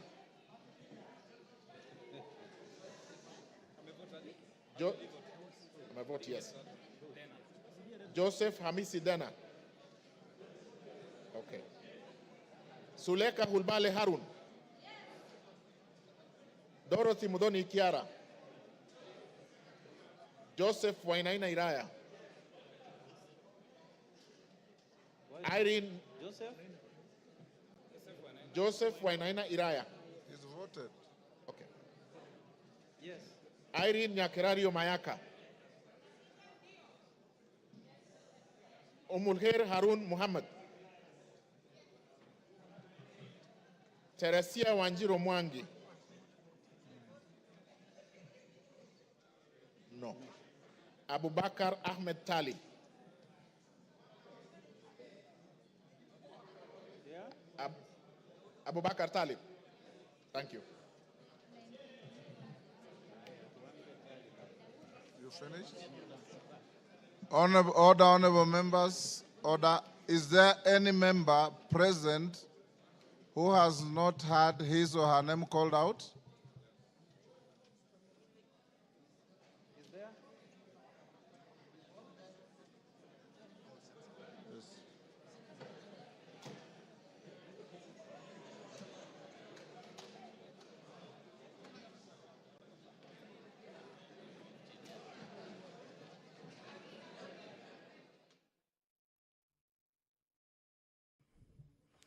Good evening. You are watching the sitting of the National Assembly this evening, where the members have been voting on the proposed impeachment of the Deputy President, Rigathi Gachagua. It was through a roll call as directed by the Speaker of the National Assembly. And what is currently happening is that the tallying of the votes is underway, and thereafter the pronouncement will be made as to how the members of the National Assembly voted this evening. This special motion was moved by the Honorable Member Mwengi Mutuse, and in that special motion, he did list 11 grounds on the reasons as to why the Deputy President, Rigathi Gachagua, should be impeached as Kenya's second in command. The Member of Parliament cited gross violation of various articles, and also he did cite serious reasons to believe that the Deputy President has committed gross economic crimes under Section 45, subsection 1, Section 46, Section 47A3, and Section 48(1) of the Anti-Corruption and Economic Crimes Act, and Section 2, 3, 4, and 7 of Proceeds of Crime and Anti-Money Laundering Act. Those are some of the reasons that the Honorable Member believes that this House should take serious consideration of this special motion to dismiss the Deputy President, who we did hear from this evening between 5 and 7 when he appeared before the National Assembly and made his case, defending himself against accusations that have been leveled against him. And in a couple of minutes, we will hear the results of this division, this historic constitutional moment for the country. And all that you will watch live courtesy of the Parliamentary Broadcasting Unit in conjunction with the Kenya Broadcasting Corporation. The National Assembly was guided by the standing orders, the procedure for removal of the Deputy President, where a member proposes the removal of the Deputy President on the grounds of physical or mental incapacity in terms of Article 150, Sub-Article 1A of the Constitution, Standing Order 63, which talks about the procedure for removal of President on grounds of incapacity shall, with necessary modifications, apply. And Part 2 of the Standing Order 65, where a member proposes to impeach the Deputy President in terms of Article 150, Sub-Article 1B of the Constitution, Standing Order 64, procedure for removal of President by impeachment shall apply with necessary modifications. So the members have been debating, and we will hear the result of this process anytime from now.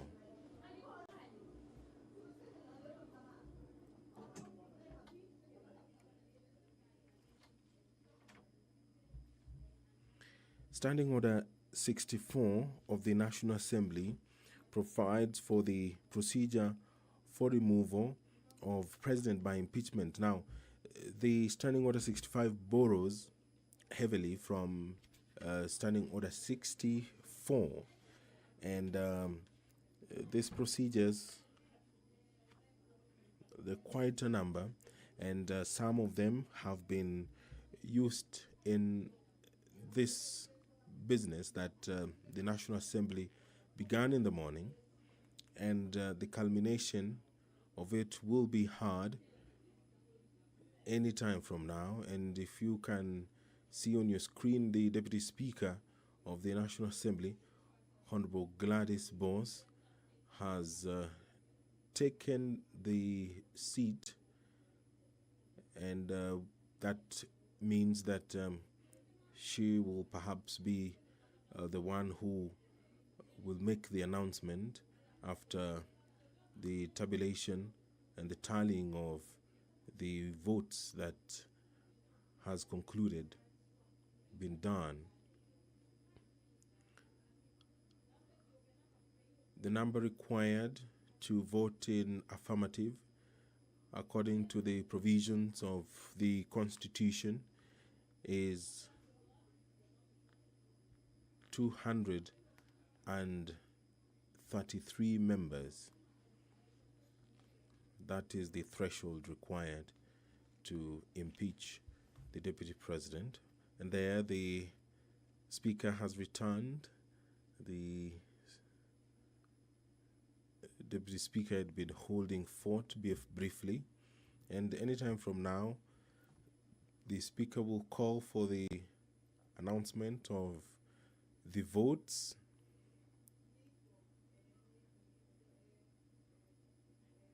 which are currently being verified. It was a requirement that voting be done via roll call, and any moment from now, we will be hearing the result of that roll call. And just a quick recap of the 11 grounds which were outlined by the Honorable Member Mwengi Mutuse. That one, the Deputy President has persistently made utterances threatening to discriminate, exclude, and unlawfully deny sections of the people of Kenya and regions of the Republic of Kenya equal opportunities for public service appointments and allocation of public resources. Ground 2, the Deputy President has made unilateral public statements inconsistent with policy positions collectively adopted by the government and contradicted the President on critical matters of governance and the exercise of the President's functions as a symbol of national unity. Ground 3, that His Excellency the Deputy President interfered with the running of Nairobi City County Government by inciting citizens against the lawful directives of the county government on the planning and relocation of markets and publicly disparaging the leadership of the county government and its decisions. Count 4, gross violation of Article 160, Sub-Article 1 of the Constitution on the institutional and decisional independence of judges. That His Excellency the Deputy President has undermined institutional and decisional independence of a judge through public attacks on a judge of the High Court of Kenya and falsely threatening to file a petition for the removal of the said judge in a matter in which he was a party. Number 5, that His Excellency the Deputy President breached his oath of office and allegiance on account of the utterances and actions attributed to the Deputy President under grounds 1, 2, and 3. And count 6, serious reasons to believe that His Excellency the Deputy President has committed crimes under Section 13(1)(a) and Section 62 of the National Cohesion and Integration Act. That His Excellency the Deputy President has persistently made inflammatory, reckless, and insightful public utterances over the last 2 years in contravention of the law. Charge 7, serious reasons to believe that His Excellency the Deputy President has committed gross economic crimes under Sections 45(1), Section 46, Section 47(a)(3), and Section 48(1) of the Anti-Corruption and Economic Crimes Act, and Section 2, Section 3, Section 4, and Section 7 of the Proceeds of Crime and Anti-Money Laundering Act. that His Excellency, the Deputy President, has committed gross economic crimes, namely conflict of interest, abuse of office, and conspiracy to commit crimes under sanctions by inexplicably amassing property estimated at 5.2 billion shillings, that is incompatible with his known legitimate income, and by trading with the office of the Deputy President through proxies.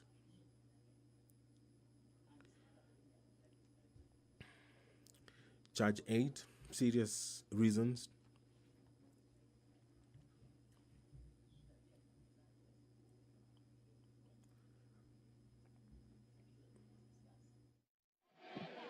Order, honorable members. Give me that. Give me this. Order. Order. Osoro. Order. Order.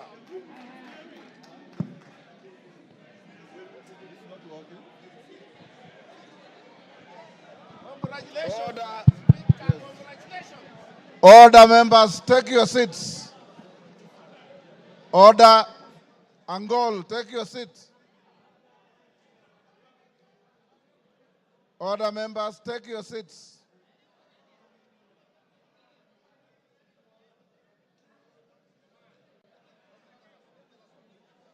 Yeah, I know. Yes. Where's the adjournment note? Order, members, order. Take your seats. Order, honorable members, take your seats for the tellers.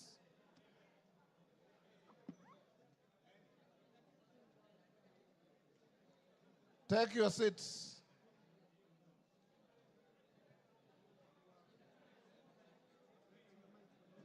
Honor members, Haika, take your seat. Aburi, Aburi, take a seat.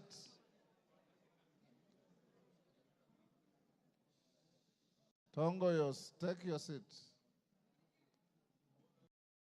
Take your seats, members. All is well that ends well. You have been very orderly, and I must salute you. Tell us, you may now approach the chair and announce the results.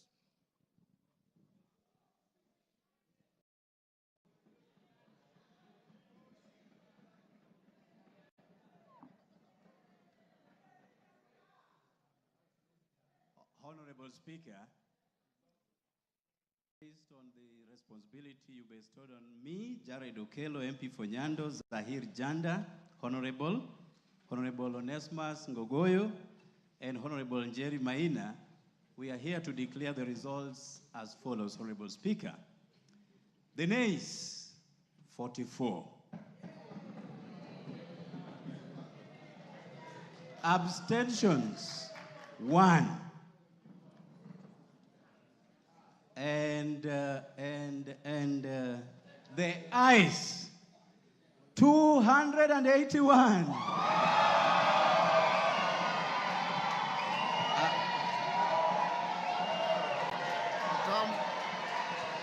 Come forward.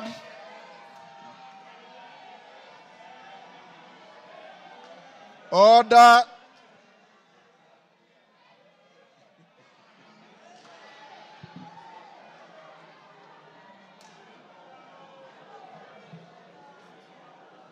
Take your seats. Order, members, order. The House is still in session. Tell us, take your seats. Bensouda, take your seat.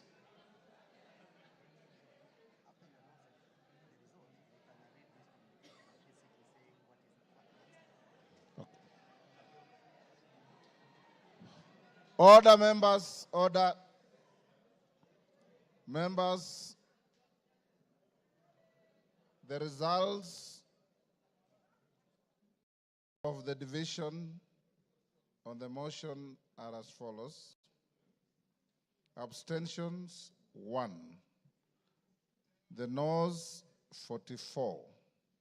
The ayes, 281. So the ayes have it.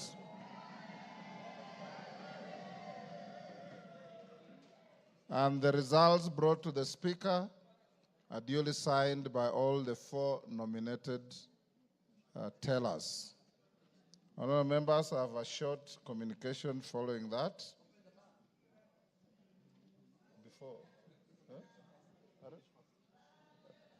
Order. The House is still in session. I have the following communication to make, honourable members, before we open the bar.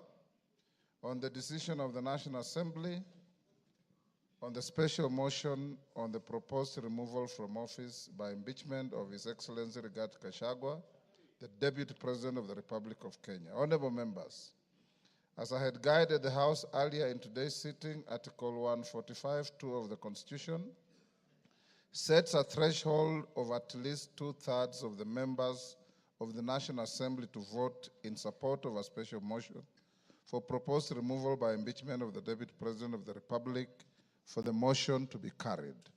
According to the results of the division on the motion that I've just declared, a total of 281 members, being more than 2/3 of the members of the National Assembly, have voted in support of the motion.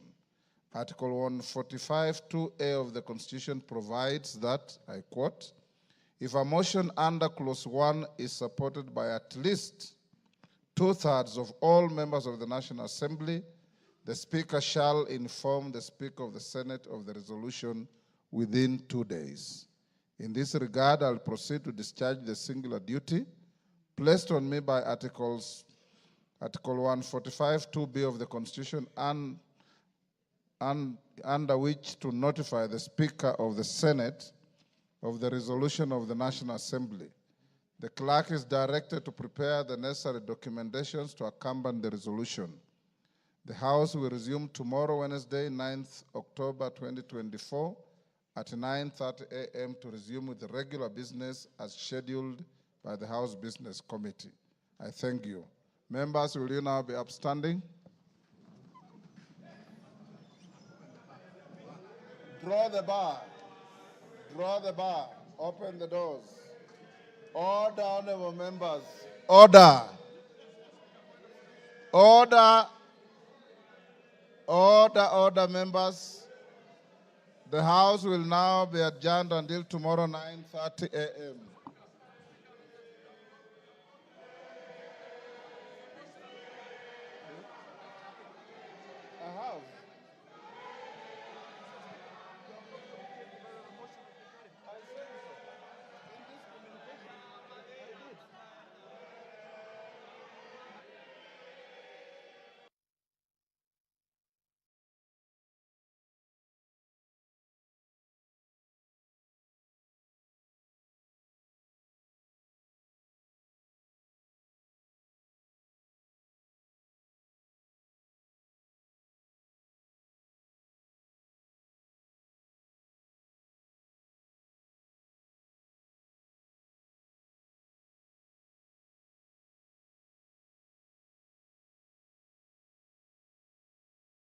We've been watching the sitting of the National Assembly where the House has approved the impeachment of Deputy President Rigathi Gachagua on 11 charges. The special motion was moved by the Honorable Member for Kibwezi West, Honorable Ekomas Mwengi Mutuse.